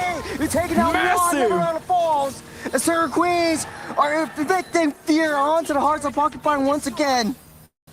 The beautiful mountain shocker from Rui. This Yishin, a pick Onyx just kind of forgot about here. Such a good way for them to engage, catching out 2 squishies, chasing Onyx back, cutting off their escape. Terra Queens are playing this perfectly. This is the definition of controlled chaos, and the goal lead is just slowly building up more and more. Onyx, their chance of jumping back into this game is slimming. There's one more hit. Oh! All the way in. The arrow strikes her heart and takes her down. Zap is nowhere to be found. The Lord comes up. Terra Queens making a beeline for it. They will blitz this down. The Sky Piercer first item. We thought it was going to be greedy coming in from Rui, but it is working out. There's a 2k difference between her and Zev. And that is from the first blood being given over. This Lord is now free. Terror Queens in full control of the map. And normally when you go Hilda Khalid, you are risking a potential outscaling in the mid game, but their success so far has bought them so much more time. It's going to take ages for Onyx to actually reach the point where they can actually outscale these very oppressive divers. In the early game, Yippee was playing aggressively against the 1-1. Always in her face, always using those shots and taking those damage down, but now Sakoshi's eating all of that up because she has the healing potential from the Has Claws, from the lifesteal effect. Look in the bot side, Zev taking a ton of damage, and Terra Queens are keeping them busy. You got a pepper spray from Luna Lin, trying to zone everyone out of the way. Sakoshi's damage is starting to show. Rui's damage is also starting to hurt. You get a lower margin down on the mid side. Ku taking a lot of damage. There's a fist crack onto one. Ku will fall. Yippee will take that down. Rui takes down another one. It's a double kill for Rui. The Yisun Shin is on a triple. They're looking for the drone. Rui gets out safe. It's not for yet. Onyx still has that defense, but it's a 2-on-4. They have another wave pushing in. Are they about to do it right now? The crystal is open. They have the numbers advantage. Again, Terra Queens rewrites the script. 4th place guaranteed for the Burmese Queens. If they weren't the dark horses before, they surely are now. Another Titan, another potential champion of the MWI has been eliminated in the first stage of the knockouts. The momentum that the Queens has brought on the table, the emotions, they have done it. They said during interviews in previous games that they said that they wanted that top 4 spot, and right now they are in that top 4 of the world, mind you. They have taken it. What is happening in this year of MWI? All expectations are now officially off the table. First, we lost Navi Philippines. Now we lose Onyx Indonesia. It is a brand new era for women's MLBB. Enough said. The momentum that they have built from the previous win, now onto Onyx Pertiwi. We see the girls just really happy, really elated. There's nothing that I could say that could push over this emotions. And taking a look at the highlights, it does look like Terra Queens have every single thing done. It was a really clean games for the Queens. I feel like the draft coming in from Onyx this game may have been picked up with a little bit too much respect in mind.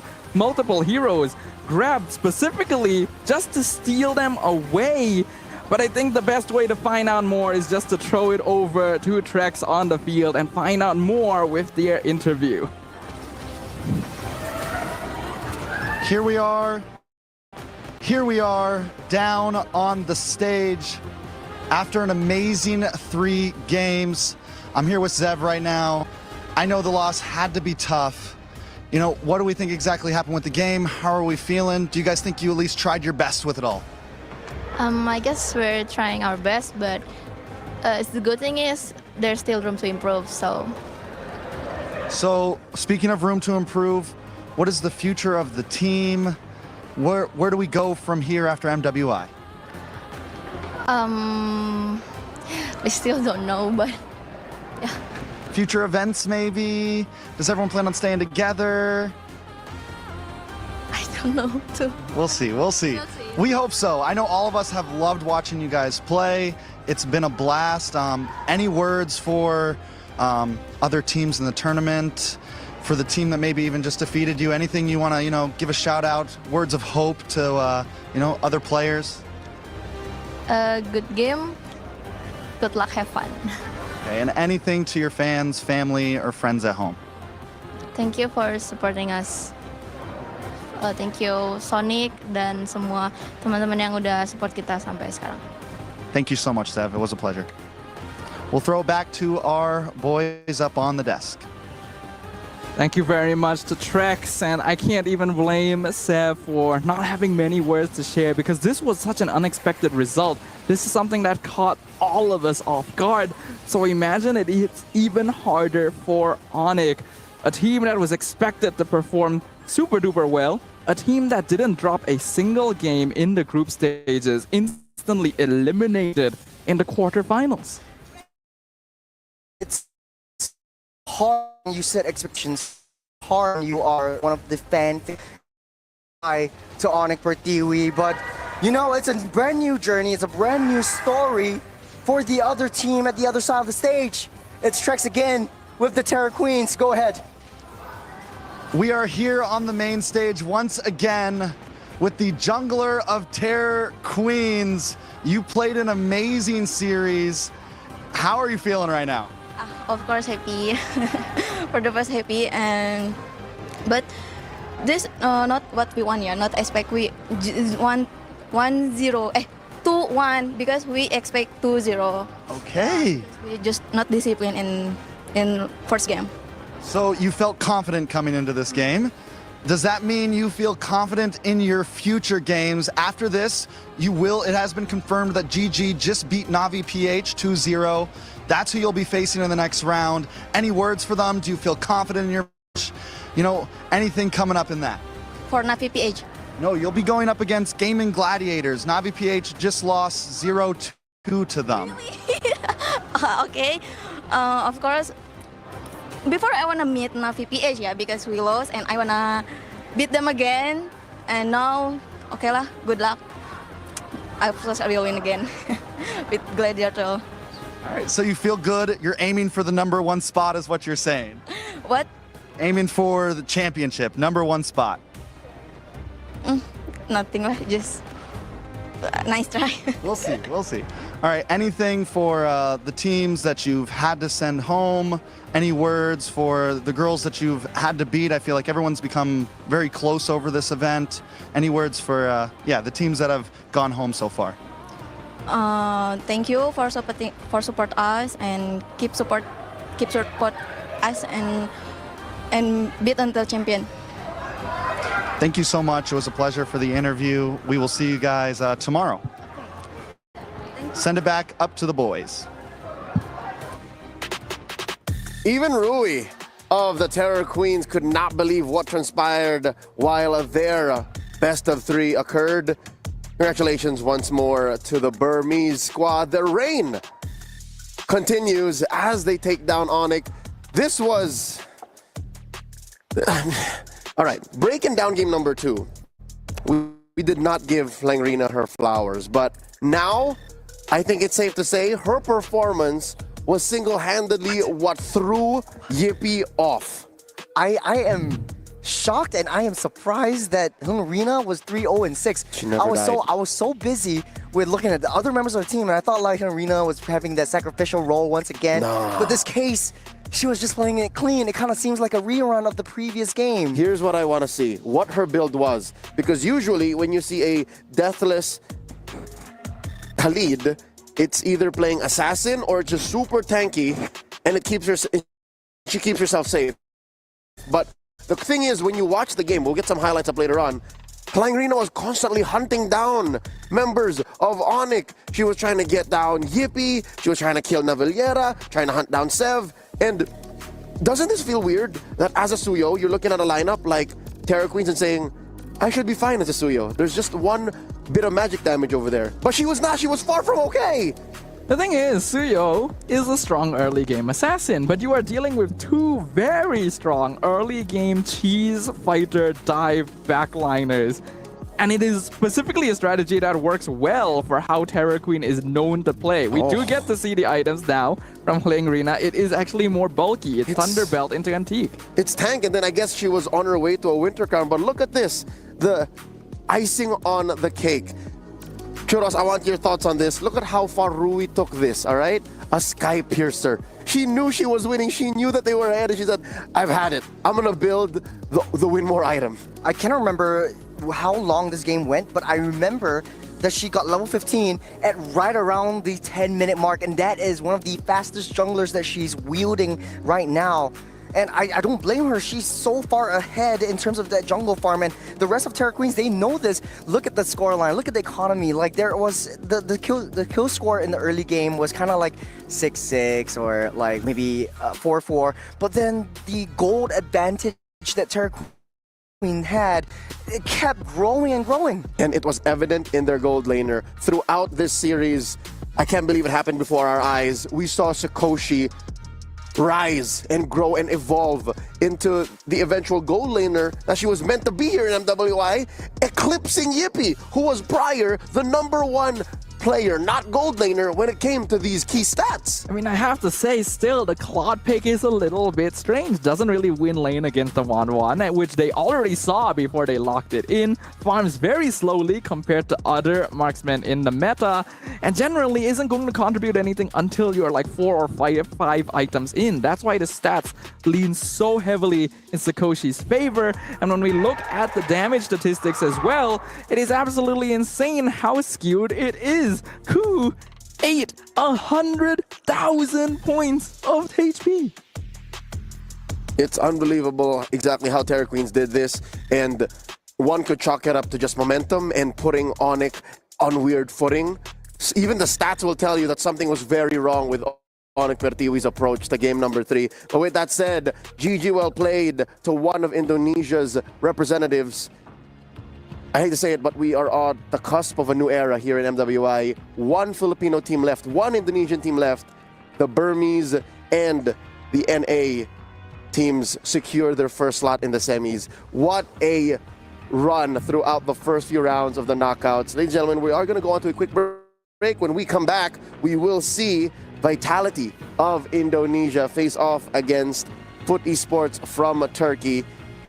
You're tuned in to MWI 2025. We'll be right back after these short messages.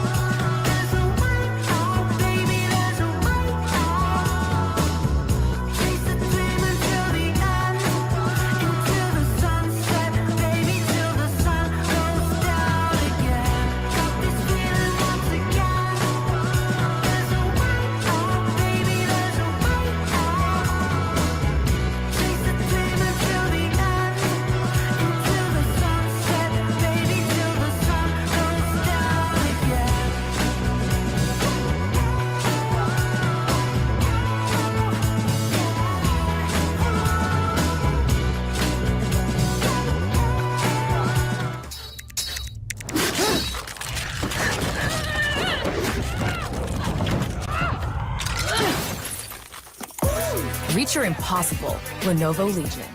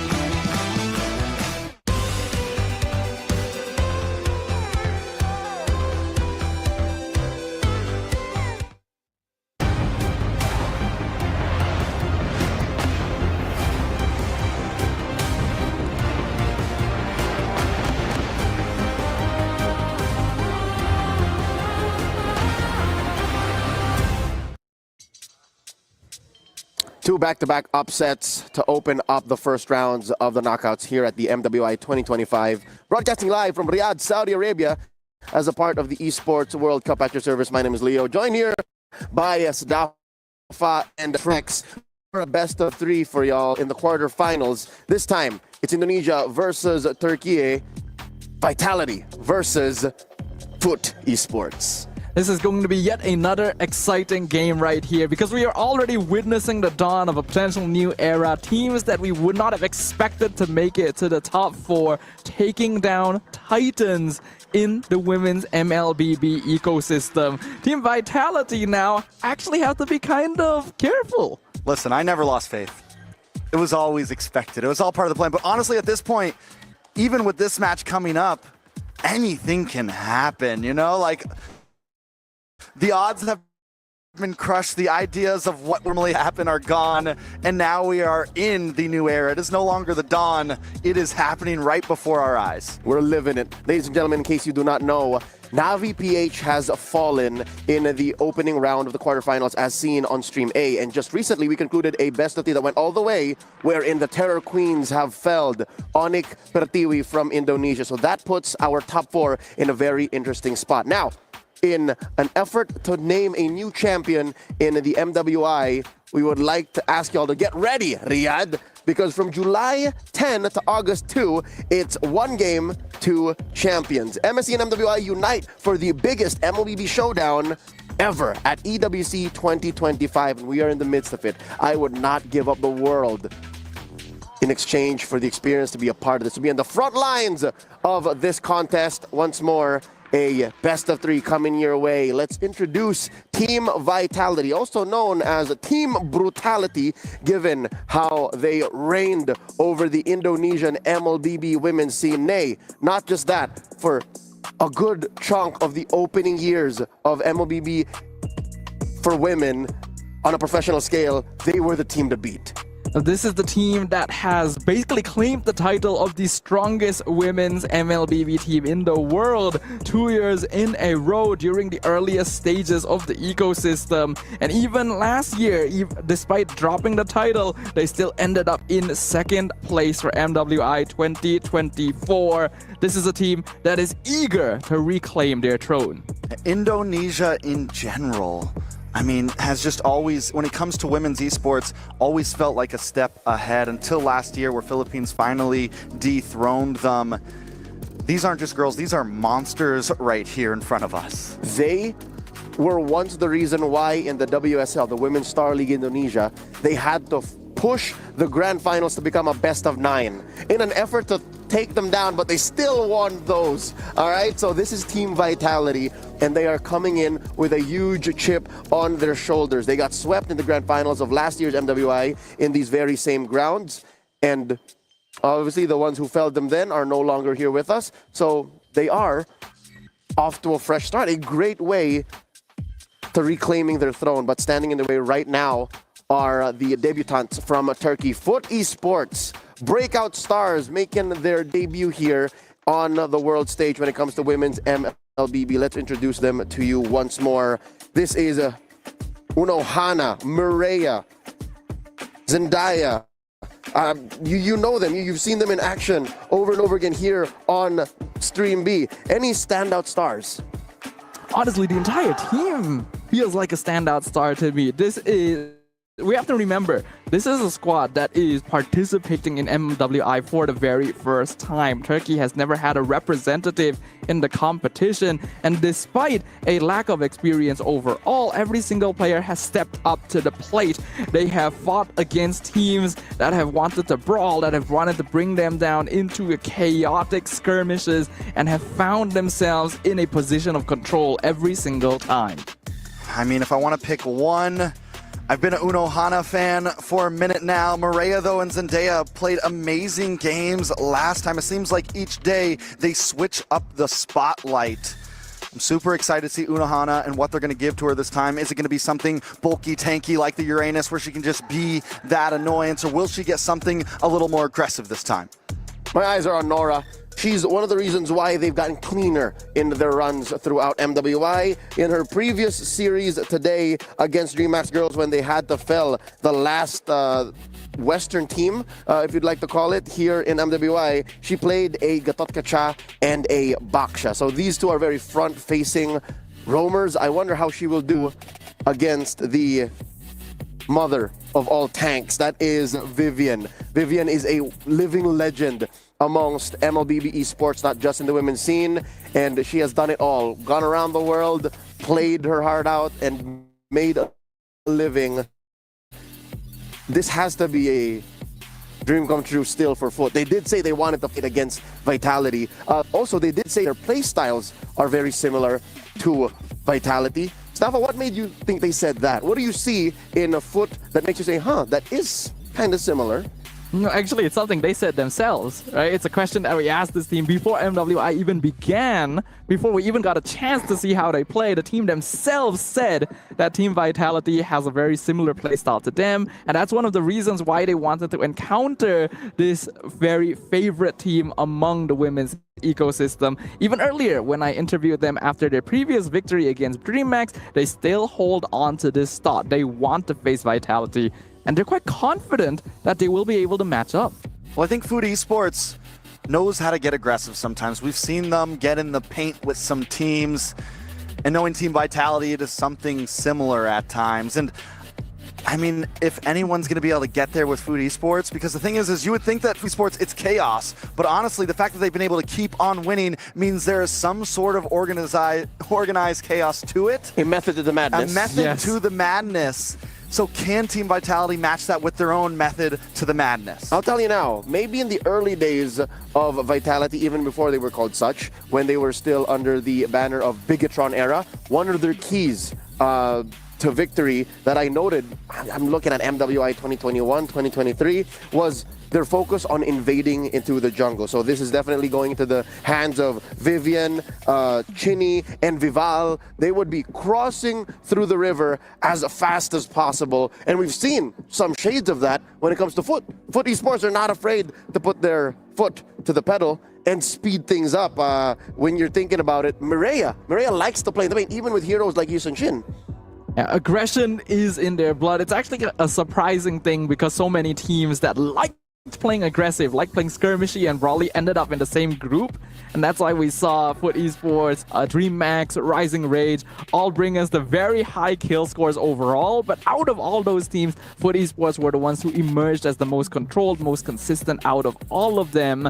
But now that they're up against a team with a lot more experience that has had their position cemented in this scene for such a long time, it is going to be their biggest challenge yet. If somehow Foot wins this, could we say that this is the biggest upset of all in MWI so far? Not for me. I think it's still GG Navi. I think it's still GG Navi. If they do it 2-0 like GG just did, then yeah, it's up there. Because I think, honestly, a lot of us had hopes for GG coming into this event. Food Esport was a bit more of a wild card for a lot of us. Especially with the way GG opened. Yeah. So it was weird for them. But so many teams now are catching the momentum. And I think that is a big threat here for Team Vitality. Food Esport is oiled up right now. They're ready to go. They just got done playing a whole series. You know, their thumbs are nice and stretched out. Vitality's been waiting. There is exactly waiting. There might be rest. Hopefully they've been at least scrimming today to keep themselves going. But there is something to say with momentum in days like these where every team is playing multiple games. Vitality has been breaking records here in their games in the MWI. It was previously broken by a team that has already fallen. Again, I think the fastest game yet in all of our games is 9:37, held by the fallen now Navi PH. Let's see if any of those records will be broken once more here. Game number 1, a best of 3. It's a knockout stage quarterfinals match. Vitality versus Foot. Vitality on the play, Foot answering back. It's Trex and Staffa taking care of business. Gentlemen, I think we can already say for certain that it is time to throw all preconceived notions out the window. There are no favorites. There are no more dark horses. Every team that has made it to the quarterfinals is now on a level playing field, and even the newer faces have demonstrated that that is the truth. And we're already seeing a bit of variety in the way that this draft is progressing. The Badang first pick is fairly normal, but the Kadita Lancelot by Vitality. Kadita, this could be honestly not a bad answer to the ZTN. It makes it feel like it's a sitting duck. Also, it just kind of preemptively works if Food Esports wants to go for something like the Fredrin, something a bit more immobile that wants to sit in the pit, because at any point a more utility jungle is going to be susceptible to something like the Kadita. Ooh, but then the instant response in the Akai there. Food Esports thought about it, figures they need a little bit of counter CC of their own.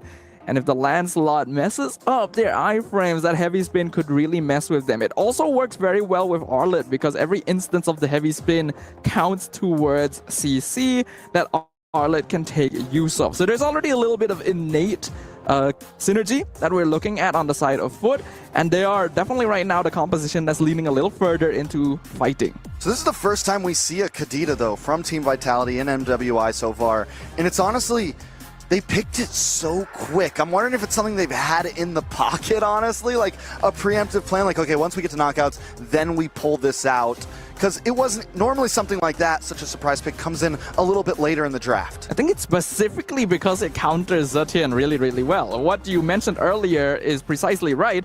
Zetian is one of the more immobile artillery mages, so Kadita jumps on top of you, bursts you down, and she will naturally cancel out Zetian's passive because she is untargetable during the Ocean Oddity. That becomes a problem, right? So it's a beautiful answer. I wonder how it's going to do exactly on wave clear. It does have decent rotations. It turns your composition a bit more into an ambush composition. It's been a while since I've seen mid Kadita. For a while, the roam Kadita was a popular thing with the Petrify. My guess is she still picks up the Petrify here. Into the second set of bans, though, it's all marksmen so far. Granger, Carey, Moskov. All that's left at this point is what? The Beatrix? Wan's gone. The Iritel, surprisingly. The Iritel's still open as well. The Iritel win rate is starting to drop a bit, though, right now, honestly. But she still hits like a truck. We already saw that from the previous series with Yippee, actually. The flank double kill in the Lord Pit. Still a very powerful goal laner. And with heroes like Granger, Carey, and Moskov all gone, Wan too, Iritel is now the best pick, unless Vitality decides, all right, let's play. So does Vitality ban out the Aerithel here to not give that over to Food Esports? They ban out the YSS instead, knowing that the Aerithel could easily get picked up here, and that leaves Vitality with not too many answers. Beatrix has done well in the hands of certain players. We saw it before with DreamMax Girls, not leaving too much up. The Harith comes down. I was wondering if this would end up being the choice here. It is a hero that Foot Esports likes to fall back to. But Iritel is still open. It's still actually pretty good into the Harith as well. So I get why they banned the carry, because they have Akai and Arlet. But maybe you could have banned Iritel instead of the Granger? Yeah, I mean, fun fact, the Harith was the first Maniac we saw in the hands of Miko in Food Esports over here on Stream B.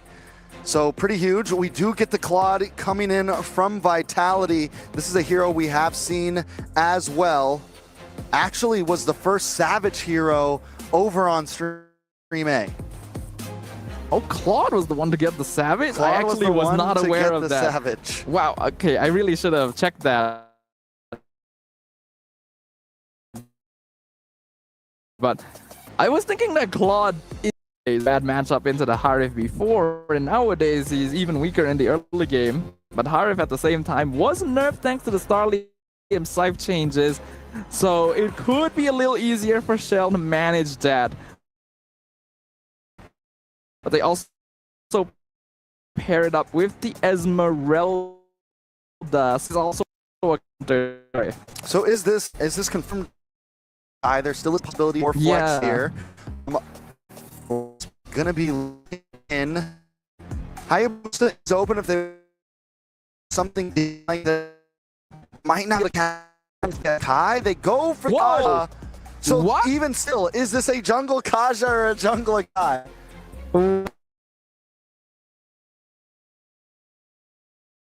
Whoa, Kaja? Suddenly struggling to logically explain why you would go for Kaja in this position. We saw the jungle Kaja.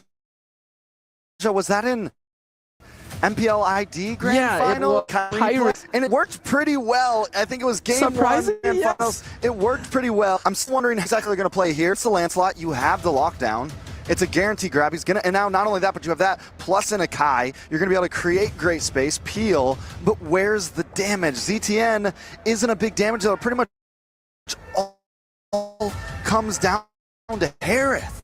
And usually it's good to put that many of your eggs in one basket, but I will have to say Foot Esports has been holding out on us, Trex. This is very different from any draft we've seen from them so far. Regardless, we are jumping into the land of Dawn for game number 1. Team Vitality versus Offense Foot Esports to see which team will be moving on from the quarterfinals. It has been a day of upsets at this point. Underdogs coming out on top. Team Vitality with a pretty straightforward draft. Look at the damage from Nora actually already. Winning out in the lane a bit there. Nobody's going to go back home though. So it is going to be a Kaja roam. That means Mireya is going to be playing the Akai in the jungle. Looking at the overall emblems, nothing too out of the ordinary. It is focusing Mark on the Kaja, so it looks like this is played more of a tradition style. I mean, it's big pick potential, right? Gives you something similar that you would get from the Franco, something that when you're in these big fights, especially Turtles and Lords, you can almost guarantee getting one member if you can pull off the play well enough. He does have the flicker, just like you said, very traditional. Very traditional. I'm honestly excited. It's been such a long time since I've seen a classic Kaja. There's also something like a Cho instead if you wanted to prioritize every single target pick-off. And I understand that suppression is generally going to be stronger and a little bit easier to work with when you have heroes like Claude and Lancelot around. But if you don't find the right target, it becomes kind of hard to work with. Well, I think the good thing about the Kaja, though, a little bit of damage. Petrify does land on a Mireya. Heavy spin does come out. Three-man spin in the perfect pin. Vivial forced away. Might not be able to escape the flicker in from Nora. It's a double kill over to Food Esports. What a way to debut your jungle Akai on the MWI stage. 3 members of Team Vitality. Oh, a nice response on Amiko there. But now Fumi Echo as well taking damage. Food Esports will be able to get the turtle, but by losing their goal, small advantage over to Shen on the top lane. And it's not good because Hardif should be able to win lane in a 1v1 situation, but I'm still shell-shocked by that first play. A 3-man heavy 2-minute mark is unheard of. Means that Team Vitality does have to give a little bit of respect over. Foot Esports has already shown that they know how to respond to highly aggressive early game teams. All right, so you were mentioning the Kaja earlier, how we haven't seen in a while. Why not go for something like the Cho? I think one thing you do get from the Kaja is you don't only get off pressure, but you get great peel with the Kaja. You keep that defense because he doesn't have to go in. Whereas really going to sit and hang around with your team, you know? You can't really protect back line, but if Nora needs to switch gears and just sit around Miko and wait for Vival to come in, she has that option. So you get kind of this double face from the side of Nora. It's not maybe as good at getting the pickoffs, but at least it supplies 2 options. Ooh, but there is actually a niche interaction. Kadita was recently changed so that she's CC immune during a lot of her animations. Suppression bypasses that. So it's one of the few heroes that cancels the combo coming out of Cine. So you just yank her out of the water is what you're saying. Yeah, basically. You literally grab the fishing pole it's a fishing and line. yoink her. I like that. That was a very good change for Mooten. Definitely a vibe. Back onto the map though, 30 seconds till the turtle comes in. Foot Esports right now playing it a little slower. Unohana in 1v2. The Phoenix instantly comes out in response. The Arlet, you can see how strong the hero is. Unohana, ever so aggressive. The rest of Food Esports coming down. They're going to turn around back up to that turtle. 10 seconds on the clock till it's up. Vival down on the boss side, back at the orange buff. As Food Esports try to rush this. For esports are the ones in control of the map right now, and Team Vitality definitely needs to respect their CC potential. Akai and Kaja are difficult to handle. A lot of damage on Nora. Nora maybe goes too deep, able to get some health back with that skill too. Nice final slash does lock on. Turtle falls over the side of Maria. Big pin, heavy spin. Echo brought back along with Vivian. A lot of damage coming down. Vivian drops Miko, able to get the kill. Cine in a little bit of trouble as well with the rough waves, able to get back, but look at the damage! A double kill for Shell. Drop down another one. It's a 4-man wipe. Team Vitality, it just took one play. A massive reversal coming in from the Indonesia team, right? It looked like it was going the way of Foot Esports. The heavy spin pushed them back into the tower. But then Foot stayed for just a little bit too long, and this is where the damage questions came out. Once Zaman Force expired, it was free going. And unfortunately, Foot Esports stacked up too much. A 3-man Petrify after the rough waves. Cine used it at an off timing, and Foot Esports were not ready. So much damage from that combo. We now see the lethality of what Team Vitality can bring here with just one big combo, instantly turning the 2K gold lead for themselves. For a second, it felt like they were behind, but now they are back. I actually specifically love the usage of the Petrify after the ultimate, because everyone is hardwired to only think about the Petrify after seeing the Kadita flying towards you. You're no longer considering it if she's trying to escape with rough waves. So Cine made use of that. Once they all stacked up, they all got caught in the blazing duet. Shell, who is supposed to be losing gold lane to Mieko, is now 3-0 on the clock. Yeah, not only 3-0, but 1,000 gold ahead of Miko there. A little over 1/3 of Team Vitality's gold lead is in the hands of Shell right now. It's incredible what they've been able to do just from that one singular play, and that's why you cannot afford to let your guard down. Oh, nice grab. Vivian shouldn't be able to get away with this. Fist crack almost to defend, but it's not enough. Miko drops him on Force and gets the kill. And that is 2 big ultimates used on the Roamer right there. So Team Vitality may actually still have a better positioning on the next turtle. Taking a Thorn Rose to the face there. Maria forced to back off. Retri does come down. Bible tries to lock on. Miko on the backside with his Mons Force, able to keep Cine at bay. Unohana misses the final slash. Turtle still low. Bible to lock on, but the blazing duet into the backside, finding multiple members. Unohana drops as the rest of the team is forced to disperse. Feeble trying to clean things up. Cine finds Miko. Thorns Rose unable to connect. Feeble's going to move on to the orange, to the purple buff now as Nora tries to back with Feeble. Still, nope, does not get it. Marek get the smoke. And that's a consolation for Foot Esports. If they lost that as well, they would have been a massive deficit, because Vival is already 2 levels up on Mireia.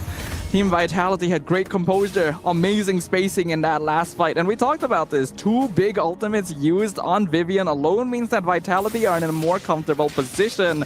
The rough waves drop Mireia low to the point. Oh, they're still fighting. Well, should be okay. Continue the thought. Yeah, they dropped Mireia low. The Akai could no longer go for the retribution. They were all scattered basically on retreat. And with no Zaman Force, they have no damage once again. So Team Vitality can just wait for that opportunity to re-enter with the Blazing Duet. Team Vitality, even the way they're approaching the map right now, very aggressive, always on the opposite side of the map. Miko, Zaman's Force does come down. 18 around, sense the attack. Down comes the falling Star Moon from Fumi Echo. But Food Esports handling it well, handling this aggression by kind of rolling with the punches, trying to kind of keep up with their pace and the rotations. Food Esports now definitely playing on the back foot. This is a team that has been able to recover from... Oh, Cine! Petrify! Take out rough waves. Nora Damareo with the spin, trying to form Rose, does get the iframe, but it's still not enough. Miko able to get the kill. Jungler for Nora. A good trade for Foot Esports. I think at this point they probably whack it up. Team Vitality gonna lead. Goes down, they get a jungler for themselves. Team Vitality seem to come up on the range. Yeah, once they were able to trade for Vival, Foot Esports should have just backed it off. They overcommitted, and what would have been a good trade ends up in a losing side for them once again. Team Vitality is well aware that their opponents are very cooldown based. If you enter after the ultimates are gone, when Summon Force is no longer available, there is basically no threat to them on the field. All right, taking a look at the items. Anything pop out to you? Everything looks pretty standard. We do have a Dominance Ice Burst item for Nora, so focusing a little bit on that anti-heal against Fumi Echo.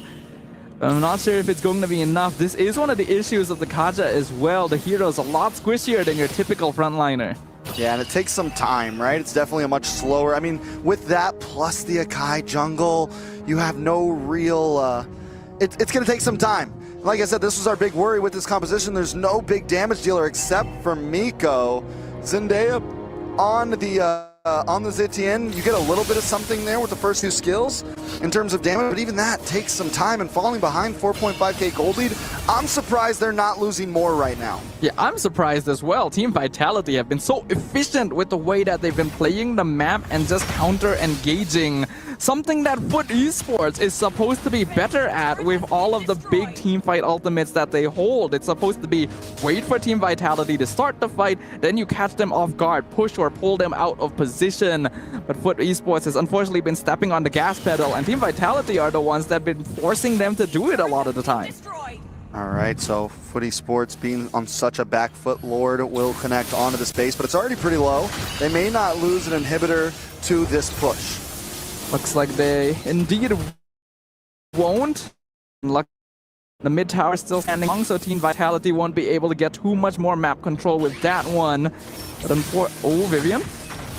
Ooh, Nora gonna get the pull back. A lot of damage on Vivian, but look at the blazing duet once again.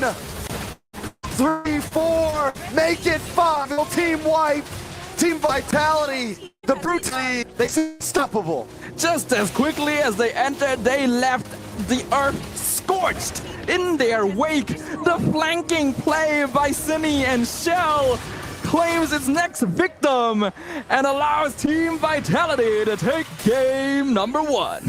Team Vitality continues to make this look easy. It's not a problem. An 11.5-minute game there in dominating fashion. Where does Foot Esports even go from here? I think you can no longer afford to commit your draft so heavily into full pick-off crowd control.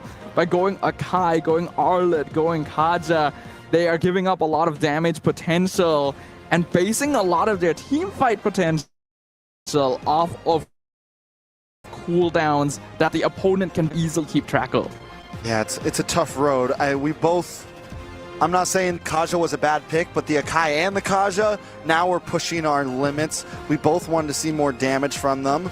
I get the idea, but there's other things that weren't going to push it through. It would have been way too slow of a game, and Team Vitality was never going to let it go that far. At Team Vitality, I'm really amazed at the Bloodthirst, actually. The moments of opportunity that we're taking advantage of. My MVP definitely going of Kadita. And mind you, this is how the game started. I mean, honestly, yeah, they had that great 3-man pin. For a second, we were both hype about this, like, whoa, this new comp's gonna work. And then once we saw that big play, the big knock-up plus the blazing duet in the mid-top bush. I think it was right here. It already happened, I'm pretty sure, a bit before this. But I mean, yeah, it was rough. And we continue to see that petrify. Now we're wondering, is this Kadita going to be a solid pick for the future? I do think it is a pocket pick. I recall Cine having played Kadita a good amount in the past before, so they probably fell back to that, and they already knew it would be a great counter to the Zetian as well. I don't think even they expected it to work just as well against the rest of the team. How about you, Leo? Were you surprised? If anything, I think it's the Claude that they got away with. The Claude is the one bit of greediness in that draft, and the Kadita was just what they needed to be able to shock Foot Esports into submission. We'll be looking more at the post-game statistics to be able to understand exactly what made Team Vitality's approach to this victory so brutal. 15-5. I guess Foot Esports really only had, control of the first 3 minutes? The first 2 turtles, give or take. And I'm looking at Onohana, and I'm thinking, hey, maybe they can make this work. She can win this deadlift, can hold it down, but look at our team vitality. They also have an Esmeralda. So even that Arlop isn't safe. Even the Harriet, I think the Harriet also is a weak point for these sports' draft. Yeah, if you're going to build something like this that is just all control up front, I think you need something a little more meta, a little more damaging, a little bit more menacing than a Harith in your gold lane. Unfortunately, after banning out all of the different gold laners we saw, we were expecting something like an Irritate. And we know, but you are once again locking in a hero that's very based on cooldowns, right? It means that you can only fight at very specific points and as a full team. Something interesting. So she's investing Whoa. a little bit in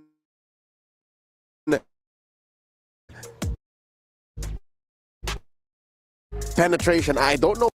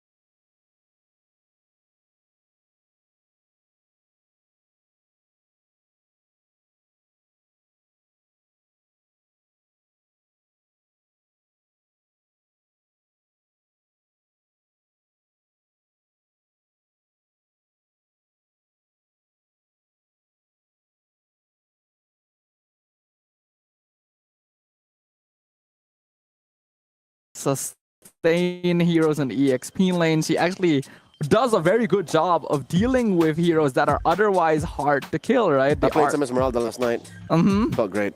It does. I play a lot of Esmeralda too, and it's actually pretty annoying how well she deals with some of these heroes. Even heroes like Lapu. Lapu would typically be quite universal, actually, and lose. And I think that's exactly right. They picked her, gave her the rupture, right? They wanted EXP lane pride. It takes a very specific kind of killer instinct for this lethal and so quick lineup that has a Khadira, a Claude, and of course that Lancelot. The Lancelot just helped close up the gaps in that lineup, and yep, there it is. It's a tag team between Vival and Shell, just cleaning house. They were stealing each other's gear. Who would walk away with the Maniac? And after that second turtle, I think that was it. The map was cracked away. were left gassed. I mean, even here at 7 minutes, a Claude doesn't have that much business doing what that Claude is doing. Oh, look at this. Oh, Pincer. Lord, every time. And this is what I meant. It's the synergy, man. That's able to push these heroes right here. Certainly, as powerful as Divine Judgment could be with that suppression, it's still very difficult to actually get someone a sizable enough distance for it to matter, right? So because of that, they have to commit not just the Divine Judgment, but also usually like the Final Slash or the Heavy Spin on top of it. Yeah, the question is, what do you do if best case scenario, you do find someone, a key target with the Divine Judgment? That's why you usually see combos like Kadira, or rather, Kaja, Beatrix, Kaja, Carry. Like, these are your creme de la creme combos for this pickoff hero. Here, it was paired with an Arlott, paired with a Zetian, paired with a Harriet. Like, maybe have been a better composition that Coach Asmo employed to give his girls a better shot at upsetting Team Vitality. Now we're prepping up for game number 2. What exactly will Foot Esports do? Because it's all on them, honestly. Like, 99% of this, the question falls on them, because Vitality can just continue doing the same thing. They can just keep playing the way they do, and knowing how deep their hero pool goes. Again, you mentioned they've been doing this for close to forever. They can dig back as deep as meta games from 2021, 2022. And they've already shown it, right? They brought your heroes out, builds out that haven't been seen in a little bit. Another very successful debut as well. A lot of these girls are bringing in heroes that you typically wouldn't consider and making them work in the precise moments. I think that while Foot Esports did try to do the same thing, there are certain limits to how much you can experiment. I would say it's limitless. They are limitless. They're all limitless, and that's what it seems like it's been. Every time we think that, okay, that's enough. Okay, no more new heroes. Okay, this isn't gonna work. Somehow another team makes some new hero work, like the Kadita here. Yes, the Kaja and the Akai maybe didn't work well, but still something on the other side was able to prove the point that the meta is wide and the girls are taking full advantage of it. Gentlemen, because of that best of 3 that went all the way between Onyx, Partiwi, and Terror Queens, we now know that Zask is a known element. Zask is real. What he brings to the table is legit. And with Zushin still being a big priority, and of course these assassins just popping up, even the Lancelot in the hands of Ival, should that maybe be a check for Foot Esports? Should we ask Zendaya, do you have a Zask? Because that could be a good stopper. That's how Terror Queens upset Onyx earlier today. It is a good stopper, but it's also a hero that's meant for a slightly more scattered gameplay, because you get good zone control, but the hero itself doesn't really do a lot of damage until you have some items later on, and then it's slow, right? And very weak against high mobility compositions. You only really pick it up if you're for sure knowing you need a hero that can protect itself in the mid lane. With that said, we no longer have to speculate. We'll just watch the draft unfold. Foot Esports on the play. Team Vitality answering back. Snafa and Trex. Let's put this thing on lock. Let's put it on lock indeed. Because right now, Team Vitality is holding the lock and key to this series. Foot Esports and needs a win here if they want to bring number 3 and keep themselves in the competition. Taking a look at the bans, Uranus, Farza, Wanwan, nothing too different. This time Foot Esports will take the blue side, first pick up front. And something is definitely going to have to shake. Something is definitely going to have to change. Badang first pick ended up working pretty well for Vitality previously. They're going to be on red side now, but before this, I don't feel like Foot Esports really had the habit of picking Badang particularly early either. So that could be a possible pickup. Yeah, but I mean, the Badang has been a popular first blue side pick for a whole lot of teams, especially with the Gatagon. That normally has been the secondary roam for a lot of teams. And it's been winning out, and I think for a good reason. It's just right now the Badang is so capable, and even early on, because even without the fist crack, you get the wall up and everything, and you're able to still trap heroes up. You're able to win out of that mid lane, maybe even secure some early game kills for your team. It's just an aggressive roamer from level 1 forward. But it does also still lose the more aggressive divers, right? That's what we saw in the previous game from Terror Queens. The Hilda Khalid combo completely messed with Badang's ability to create any sort of space early on. So there is still risk that you have to play. It's just unfortunate that in game number 1, Foot Esports didn't really give themselves heroes that would be able to punish Badang's slightly weaker early game. All right, so first pick for Foot Esports on the gun. Does the Badang come in here? Do we maybe see something else? Uranus not open. Wanwan's gone. Farza's gone. They go for the Basha. Yeah, Baxia has been almost 100% banned throughout today, actually. This is the first time that he's been led through the draft, and Foot Esports are, of course, going to lock it in straight away. Now, ordinarily, this is a hero that would serve as a very good counter to the Kimmy, but it looks like that's not a problem for Team Vitality, because that's actually their response. I mean, that was the thing that kind of brought Basha back into the meta with Kimmy becoming so popular. So many teams were picking it, but Team Vitality's not worried about it. They're going to pick up a Badang and the Kimmy. And I guess with the I feel like when Basha first came back, he was much more in the roam position. Right now, with him being much more in the jungle position, it's a slightly different story, but we've also been seeing tons of teams flex him over to the roam last minute. Yeah, that's why a first pick Baxia is just so effective in the first place, right? That flexibility is why teams prioritize him. Now, the Kimmy is actually a fairly safe pick still, because with Farsa already banned out, there's actually very few mages that can match that level 1 wave clear. So in this way, Team Vitality makes up a little bit for Badang's weaker level 1. They say we don't care about the mage. We're going straight for Lancelot and the Aerithil, taking a much more aggressive approach to this draft. They do slot the Badang into the roam position, so it is something that can help deal with the Kimmy now. It can stay around that Kimmy now all throughout the early game. Yeah, definitely. Lancelot Iritel going to pop up for Foot. Iritel was surprisingly ignored throughout the entirety of last game, so it's nice to see her getting prioritized this time, but every other gold laner is also going to be open. The only ban on it currently is that Wanwan. So it's up to Team Vitality to decide, do we want to lock in our gold laner now or risk having multiple marksmen banned out in the second phase? And it looks like the former is going to be their choice. The Moskov going to make his appearance. Moskov coming out. Bans, both teams looking for an EXP laner at this point, and both teams looking for mage for the side of Foot, and Vitality still need their jungler.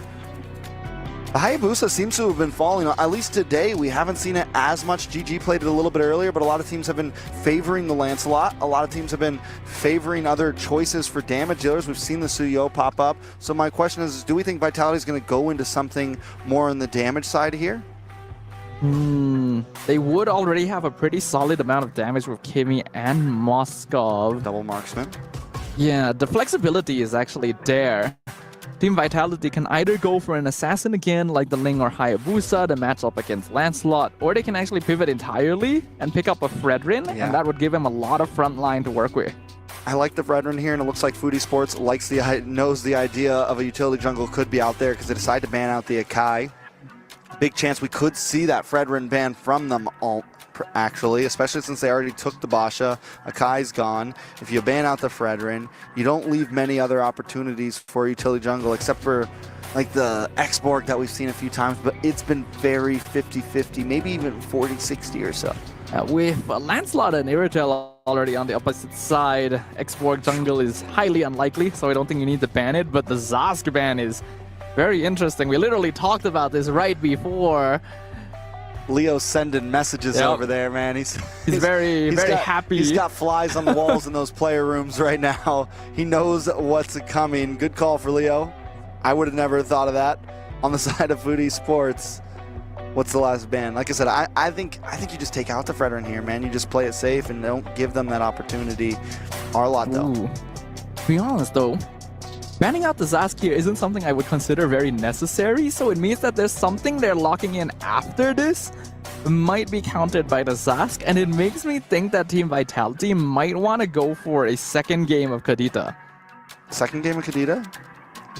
It's not as good. I mean, no, it can still work. It can at least, it's definitely much harder to catch the Lancelot, but it can catch the Aerithil still. Could catch things like that. I think the Joy's also still open. If they want to go full damage here on the side of Vitality. If they want to go for something of that nature, we'll see. Or you mean, wait, do you mean Kadita on the side of Foot? No, Kadita on Vitality. No, where are they going to put the Gimme? Oh, right. Yeah, you're gonna, they It's do the pick end up of the the day. At this point, though, Foot could pick up the Kadita, would be a decent answer against the Fredrin. Even be able to kind of outrange the Kimmy. Could be something that they steal out of the notebook of Vitality right here and now. It's possible. And with 2 marks, if Zendaya's gonna have the hero in her pool in the first place, but multiple artillery mages have already been taken out of the field. Zetian is still open, but going to be particularly vulnerable to double marksmen, especially Moskov. Yeah, they go for the glue in the EXP lane, and they go for the Lilia. This is another hero that has been 50-50. We've seen it lose a few times. Was another hero that was picked up by GG early today, able to get the win. So it has been hit or miss, but against the Fredrin, against short-range marksmen, against something like the Badong, it does kind of work a little. What she suffers against is the long-range heroes, and everything that Vitality's bringing where they want to be grouped up like this, Lilia could take advantage of. Yeah, and Lilia is a traditional counter to the Fredrin. Does love playing against those slower frontline heroes, but it's going to become very easy one-shot material once Moskov has some items. So this means Foot needs to be in control of the game towards the early to mid phases, because they definitely lose out on late game scaling. Okay, and they pick up the CC though, something that can at least rotate and catch up with the glue. How you feeling about the drafts? I think Vitality's draft is very honest. It's very straightforward, front to back, with a little bit of dive potential on the CC. Foot has bigger conditions to meet, which is, once again, you gotta win out early to mid game, or at the very least make sure you're not behind in farm. Otherwise, you will just straight up lose late game to Moskov Kimmy. All right, well, we will see.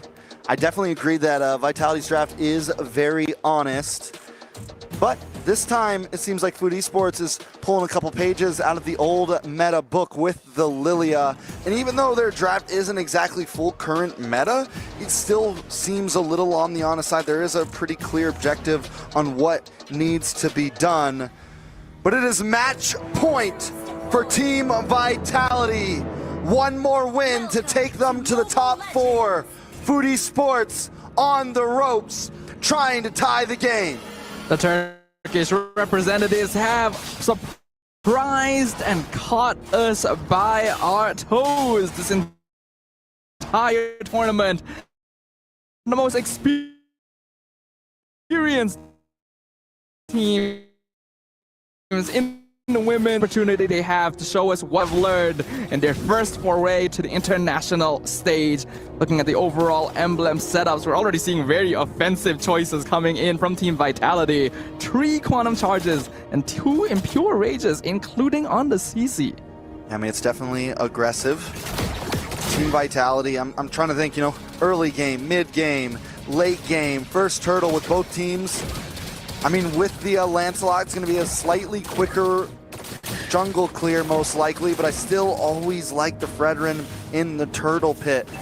But also the Lancelot, once you get that level 4, Phantom Execution is a great way to steal away turtles, a great way to steal away lords. You don't have to hang in the pit to be able to get a neutral objective. But it's also going to be difficult to try and contest those against a well-placed Appraiser's Wrath.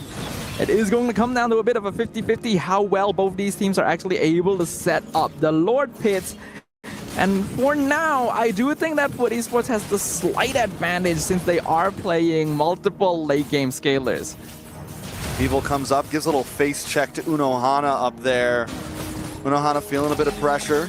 Turtle will pop up on the top side, and you can tell that both teams are ready for it. Nora gonna be the person to start bringing it over to their side. Vival gonna show herself as well. Neither jungler is level 5 yet, still waiting for their buffs to spawn. Nora taking a little bit of damage there. Gonna get knocked up. Appraiser's Wrath comes down. First blood over to the side of Team Vitality At this point, Food Esports might not even want to go for this, but watch Maria looking for an angle, maybe looking for a way in, but Vivian's got her number and is going to send Maria away. Losing your roamer, especially a Baxia this early in the game, is basically a guaranteed lost hurdle. Now we can see Nora just trying to provide assistance elsewhere on the map. The fact that she died there as well means that she does not have access to level 4. So Team Vitality already holding on to a bit of that early lead that Foot Esports needed to avoid at all costs. Look at Vivian, man, just being the nuisance right now. Face-checking Maria non-stop. It's going to be a problem if Team Vitality keeps up this type of pressure. Even Cine rotating up, getting involved in these fight. Maria now trying to dash through, gets hit by the first crack and taken out. Cine able to get the kill. It's a rough start for Food Esports. That felt a little bit unnecessary. Mireia knew there were multiple people there, saw Vivian right in front of her, and still decided to try and challenge it. If she did iframe the fist break correctly, then sure, it would have been fine. But what would you get in return, right? It is a high-risk, no real reward situation. Uh-oh, next target locked on Nora. Getting taunted, getting taken out. Vival with another hit with that Appraiser's Wrath. That's 2 kills in the book onto Nora. Team Vitality really does like bringing up past victories because that was a very much deja vu kind of situation. The Appraiser's Wrath smooshing Nora into the ground, and that means 2 deaths on the Baxia in the first 4 minutes. This is one of the tankiest early game heroes in the game. And it shows how well Team Vitality have been rotating, despite the fact that they really shouldn't have this much map control yet. Yeah, it feels like Team Vitality, the blood's in the water, man. They smell it. They know that, I think they're playing like they just know they're better. You know, this is when you start to see teams come in and they're just playing aggressive. They feel like no mistakes can be made, or at least Food Esports is going to continue to make mistakes, and Team Vitality is playing it well. And Team Vitality is already invading jungle, stealing buffs away. Foot Esports are not able to respond in kind. I think after witnessing their past rivals being dispatched so unceremoniously, Team Vitality is not pulling any punches. They're not taking any chances against Foot Esports. So Foot Esports needs to rewire very quickly. Pop the reset. Uh-oh, over in the bot side. Thorn Rose does come out. Maria almost caught off. No, the flicker through! Definitely worth it. Definitely value. Vivian's going to be very happy with that one. Foot Esports going to try and trade for a bottom tier 1 instead, but Mieko takes it pretty slowly, and the curtain call locks them both down. Man, Shell, maybe in a bad spot. Nora, Miko trying to pick up where Food Esports has lost. Down to the boss side, even more action as well, though. Vival, 1v2, gonna get caught up. Grab, slam. Vival might finally goes down. Maria able to get the kill. Team Vitality gonna be forced to maybe slow down a bit here. Finally overstepping. Shell 1 shot away from death. Lucky that there were no more minions. The Team Vitality is not letting up the pressure. Another fist crack onto Maria. When will Vivian stop the heavy crossbow? Oh! Down comes the SOD long range. 100-yard field goal for Shell. Unohana might just be the next to drop. Team Vitality knocking them down 1 by 1. All the way from the other side of the land of Dawn, Shell finds the snipe right through the heart of Foot Esports. And we just see multiple skirmishes happening all across the map. Even though we've all got punished for diving behind the top tier 2, it did not matter to the rest of our team. They are still finding opportunities to create as much space as possible. You can see in the itemization, first items already completed across the board for Team Vitality. Fumi Echo and Shell and Cine both at their second, actually. Almost everyone on the side of Team Vitality has a minimum of a 500 gold lead over their opposing laner. Team Vitality just feels good right now, and we're only just getting a 3rd turtle, and the lead is getting already out of control. Out of control is honestly an understatement. We already set this up in the draft. If Foot Esports falls behind in the early to mid game, they are not keeping up with the scaling of Team Vitality. and the gap is already so massive that you're not able to get anywhere close to the turtle pit. Not to mention, the best thing they can trade for it is that bottom tier 1. Yeah, that's first tower of the game for Foodie Sports. And at this point, the trade, yeah, it's helpful. It's something. They have at least put a standstill to the gold lead. It's stopped. It's been at around this 4.3 to 4.5 mark for the past 2 minutes or so, which is good. They're, you know, they got the tourniquet on right now. They're trying to stop the bleeding as much as possible. But how do you stop the bleeding when even more wounds keep showing up? Foodie Sports just has to try and slow it down. We see a flank attempt. Nora from around the back, the slam as well, on to Echo. Fist crack does luck on his A, but the black shoes pop. Down comes the SOD. Does not commit through though. Maria there as well, trying to get to the back line. No members of Team Vitality will go down, but a nice stun is not connected by Uno Hana, but at least the disengage happens. But all this while, it is a 5v4 situation. Shell is actually pushing the bot lane, nearly taking out the tier 2 tower. That is the situation that Foot Esports finds themselves in. They are able to so comfortably just walk into Foot Esports as half of the map because they have so much to work around. You can see the difference in gold. You can see the difference in EXP. Man, at this... Oh, no! Once again, the fist crack connects. Uno Hana shredded down. No orange buff for Foodie Sports. I mean, they're not even fighting for turtles or lords right now. They're just trying to get their own jungle. Even their own jungle is difficult. It's like having to walk a mile to the nearest store. And Team Vitality purposefully extending the road. Black shoes from Zendaya. Bible tries to come around the back. Maria there as well with the punctures through. Knows that they can't take the fight. I will say Foodie Sports is at least doing that well. They're using all these fights just to disengage, try to control waves, try to protect towers. They were able to get the first kill on Fumi Echo the entire game there. Team Vitality actually got a little bit too ahead of themselves and left the CC behind. But looking at the item, Shell already completed with the Trinity. Echo actually not too far behind. This Irritel could still be a saving grace for Foot. But that means that they need to protect their marksman. And Team Vitality is gonna generally be looking for her in every fight. Yeah, the way that this first Lord goes is gonna be huge. Even a Team Vitality most... Oh, Miko in a bad spot, pops a heavy crossbow. Ouch. Still goes down. Shell might get targeted down by Nora. Can Nora and Uno Hana maybe get something here? Shell looking for the outplay. It's 2v1, bashes them against the wall, in comes Zendaya. Shell still hanging on, but finally gets shut down by Zendaya. Maybe a little bit greedy there, but Shell actually got the solo kill on Mirko even after missing the Spear of Misery. And all of that is space created for Team Vitality to also get the Lord. It's not really worth it to lose your goal laner for that, but Vitality is so far ahead that those are acceptable losses. It barely makes a dent in their overall economy. And Lord does go over to the side of Team Vitality, and it's going to be coming down right about now with this wave coming out of their base. I think if Food Esports cannot lose an inhibitor here, like a major base tower, then it increases their chances a little bit. That's a tall order though, Trex. I'm not sure if they're going to be able to do that. They're not particularly well suited for base defense in the first place. With the, you'd be surprised, the Lilia, you set down, I mean, if she plays it right, the goal with the Lilia is you set down multiple glooms. She's kind of doing that now, maybe a little bit too early. You're supposed to do it before the Lord comes. You set them all down. You got about 5 sitting there, and the moment Lord walks over, you pop them. And it does an amazing amount of damage. It's not too bad for a siege defense if they can pull something off here. But Zendaya is already so behind on gold. I'm not too sure if it's enough, and Vivian's already here to stop her. And she misses all the glooms right there.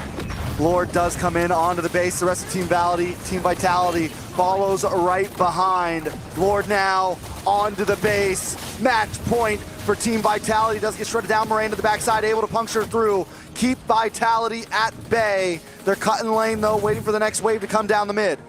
Vitality keeping it standard. There definitely could have been an argument to just shove their way in and try to muscle to the finish, but they know what is at stake. A victory here would be a clean path into the semifinals. They don't want to lose that. Maria with the puncture once again, but a fist crack connects. Immortality does pop onto Vivian. Damage onto Nora. Nora drops. Miko will be the next to fall. Stunned, taunted. Appraises Rat down. Immobilize on Uno Hana. It's nothing but Zendaya left. No black shoes, no more lives. Team Vitality will take the game and go to the top 4. The series is claimed by the favorites. The underdogs, unfortunately, take a loss in the final match of the day. But Foot Esports have put up a viable effort. Team Vitality just came into the match not pulling any punches. Yeah, I mean, Team Vitality looked clean in that series. We were worried that maybe Foot Esports would be a little more prepared after winning their series earlier, and that Team Vitality might have to play catch up. But no, Team Vitality seems like a team that is always ready to play the game. Fortunately, it's hard to find a substitute for the kind of experience that Team Vitality have. Even if they aren't the defending champions of last year's MWI, they are still one of the strongest teams in the entire ecosystem. And although Foot Esports specifically dedicated resources to try and prepare against them, it seems like it was still not enough. I gotta give it up to Vivian, man. She played such an amazing game there. At least 9 out of 10 of those fist cracks connected. Whether it was one or multiple members, it was a thing that set up so many great fights for them. Man, so many things could have been different, but Team Vitality are just so clean overall. Well, we have an interview set up once again. So, oh, hold on, not yet. Okay, we are jumping into the graphics first. Leo, let's bring you back in. Let's talk about the underdog run that Foot Esports have gone through. Despite any and all that stand against them, they made it top 8. A successful debut regardless. Team Vitality still moving forward. Now, we have word that Foot Esports is ready for their interview. They are joined by Churros right at courtside. Let's go on over and hear from them. Coming at you on the stage, it's Churros, and with me here today is Uno Hana. Unfortunately, though, Foot Esports were unable to make it any more further, but still, congratulations on finishing at a top 8 seed. Now, what we want to know is, how was your journey so far? Tell us about your story coming in and your journey in MWI. MWI'daki yolculuğumuz hakkında ne düşünüyorsun? Nasıl geçti senin için bütün bu turnuva? Açıkçası turnuva süreci benim için çok eğlenceliydi. Burada olduğum için çok mutluyum. Türkiye gibi bir bölgeden bunları yaptığımız için çok mutluyum ve sonuç olarak şampiyona elendik. Bunun için de hani üzgün değilim desem yalan olur ama seneye çok daha iyi bir şekilde geri döneceğiz. Bu sefer tekrardan bu arada Vitality ile karşılaşmak istiyorum. Bu sefer onları yeneceğimizden eminim. Sadece seneye bizi beklesinler demek istiyorum onlara. Teşekkür ederim. I'm so happy that we came from Turkey and we compete here with the most possible champion, the Vitality. And we're gonna improve our gameplay. And next year we're gonna be here once again, and we still want to compete with Vitality. I'm super proud of Foot Esports because coming from Turkey, you brought in your own flavors. We saw during the first game and even until the second game, you guys brought your own style. I want to look forward. What's next? What can we as the viewers expect from Foot Esports? Şu andan sonra için Foot Esports'tan ne göreceğiz? Ne var sırada? Bundan sonrası için çok daha fazla çalışmaya devam edeceğiz. Çok daha iyi bir şekilde karşınıza tekrardan geleceğiz. Ve hani bu bizim için aslında bir başlangıçtı. Çok daha ilerilerde size şampiyonluğu tattırmak istiyoruz. It was the very beginning of our journey. So we'll keep moving, we'll keep improving ourselves, and we're gonna be the champion. Hopefully we'll see you guys again next year and definitely coming back stronger. Any last words to the Foot fans out there? Peki son olarak Foot fanlara için ne söylemek istersin? Sadece bize güvenmelerini ve Foot'la kalmalarını söylemek istiyorum. Çok daha iyi bir şekilde geri geleceğiz. Bu kadar. Stay with the fun. Stay with the foot. I'm sorry. And we'll come back stronger and stronger once again. Thanks for all. Thank you for all your time here, and thank you for giving us amazing games. Now, over on to the desk. Casters, back over to you. Y'all don't have to tell me twice. Unohana, the rest of the girls from Foot Esports, we will follow your adventures and follow you wherever you go. We hope to see you better and stronger come next year or wherever else we might bump into you in the MLBB esports space. Let's look at the match once again. Despite the adjustments and the interesting turns that the draft took, I think Vitality just played better. Like, this was their lineup to just run through Foot. And it's a very honest composition. It's one where you know exactly what needs to be done, and there isn't really any specific conditions that would ensure that you would have a difficult time. It's just all about farming, creating that space. Ordinarily, we would have expected them to maybe not be quite as oppressive in the first few minutes, but Team Vitality just blew that expectation out. Not even 13 minutes into the game they ended. Let's hear from Vitality this time around, securing top 4, their courtside with Churros. Coming at you from the other side of the stage, it's your boy Churros, and with me here is the lovely Vivian. First off, congratulations on your win. You have a lot of fans out there, especially in Indonesia, that's been supporting you. How do you feel like this is top 4 for you guys? Gimana perasaannya udah lolos? Senang, lega, dan tapi ini bukan final, jadi kita masih harus pertahankan, jangan jumawa gitu. Jadi nanti di final baru aku senang banget, parah kalau juara 1. A huge sigh of relief, but it's not over yet. I will only be fully. And was there any strategies that you guys prepared as a team going up against Foot Esports? Hari ini ada persiapan strategi khusus nggak buat Foot Esports? Strateginya seperti biasa, komunikasinya jalan terus. Room, I was backstage, and it's still pretty far from the main stage, but I can still hear your screams. I can still hear your excitement. Now, moving forward, Team Liquid PH and Twisted Minds, they're still playing. Which team are you more excited to face? Pengennya ketemu TLPH atau Twisted Mind? Kenapa? Pengen ketemu dua-duanya karena ini pertama kalinya ketemu dengan orang yang tim yang di luar ekspektasi kita lah. No specific opponent. We just want to face anyone because both of them did well to come this far, and yeah, hopefully it will be a great game. That's awesome. So everyone is still a threat. You still there.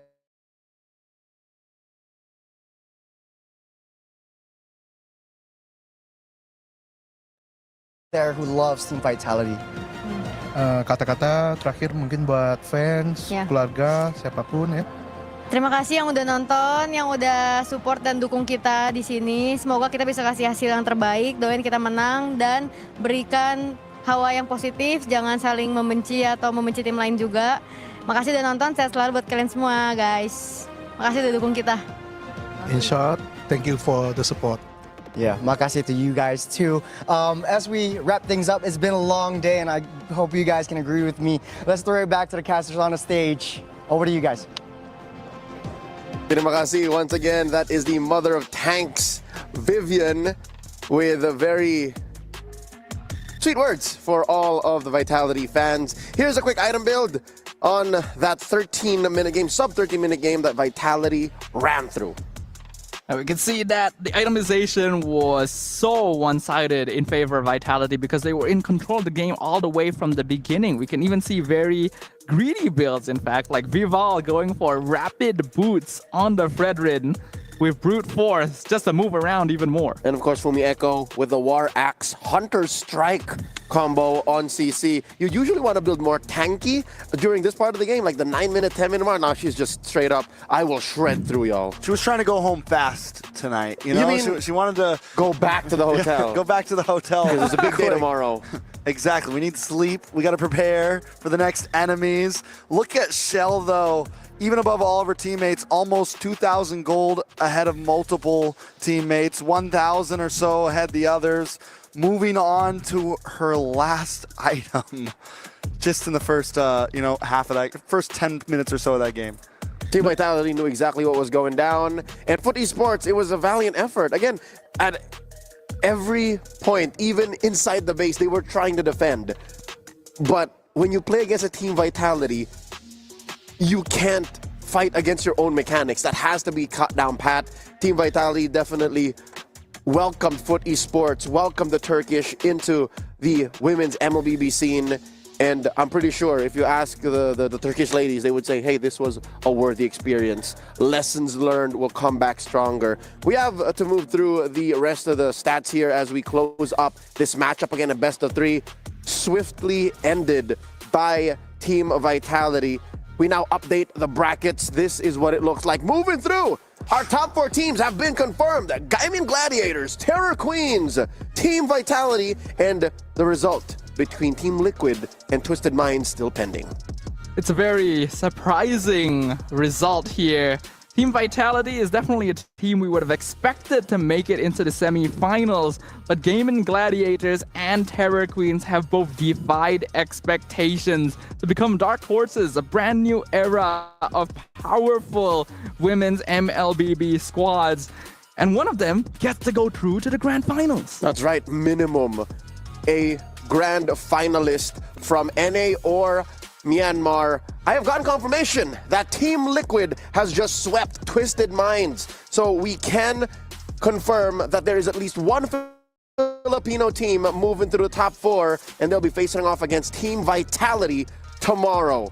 What a time and era to be a fan of MLBB Esports. Something about the air here in Riyadh. Grand finals do not disappoint. From last year to now, from MSC last year, it seemed things always seem to get a little shaken up. And taking a look at this bracket, we're in a place that is unprecedented. It is the age of dark horses in MWI 2025. Whoever comes through in that PH versus Indonesia Grand Finals will be up against quite the contender. And speaking of contenders, speaking of dark horses, how's about one of the queens out of the self-proclaimed dark horses get crowned our Sony daily MVP? That's right, Langrina of the Terror Queens have performed excellently. She's usually a sleeper pick. She's usually one of those players that go under the radar, but today she introduced herself and she's now on her way to a semifinals bout.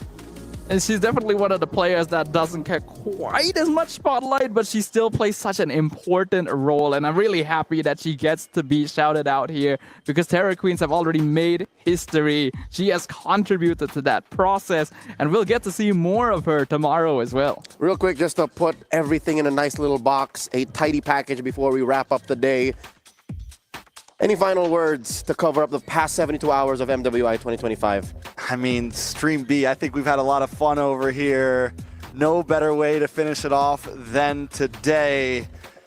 MWI never seems to not surprise me, and I'm excited to see how things move forward from here this year and the next.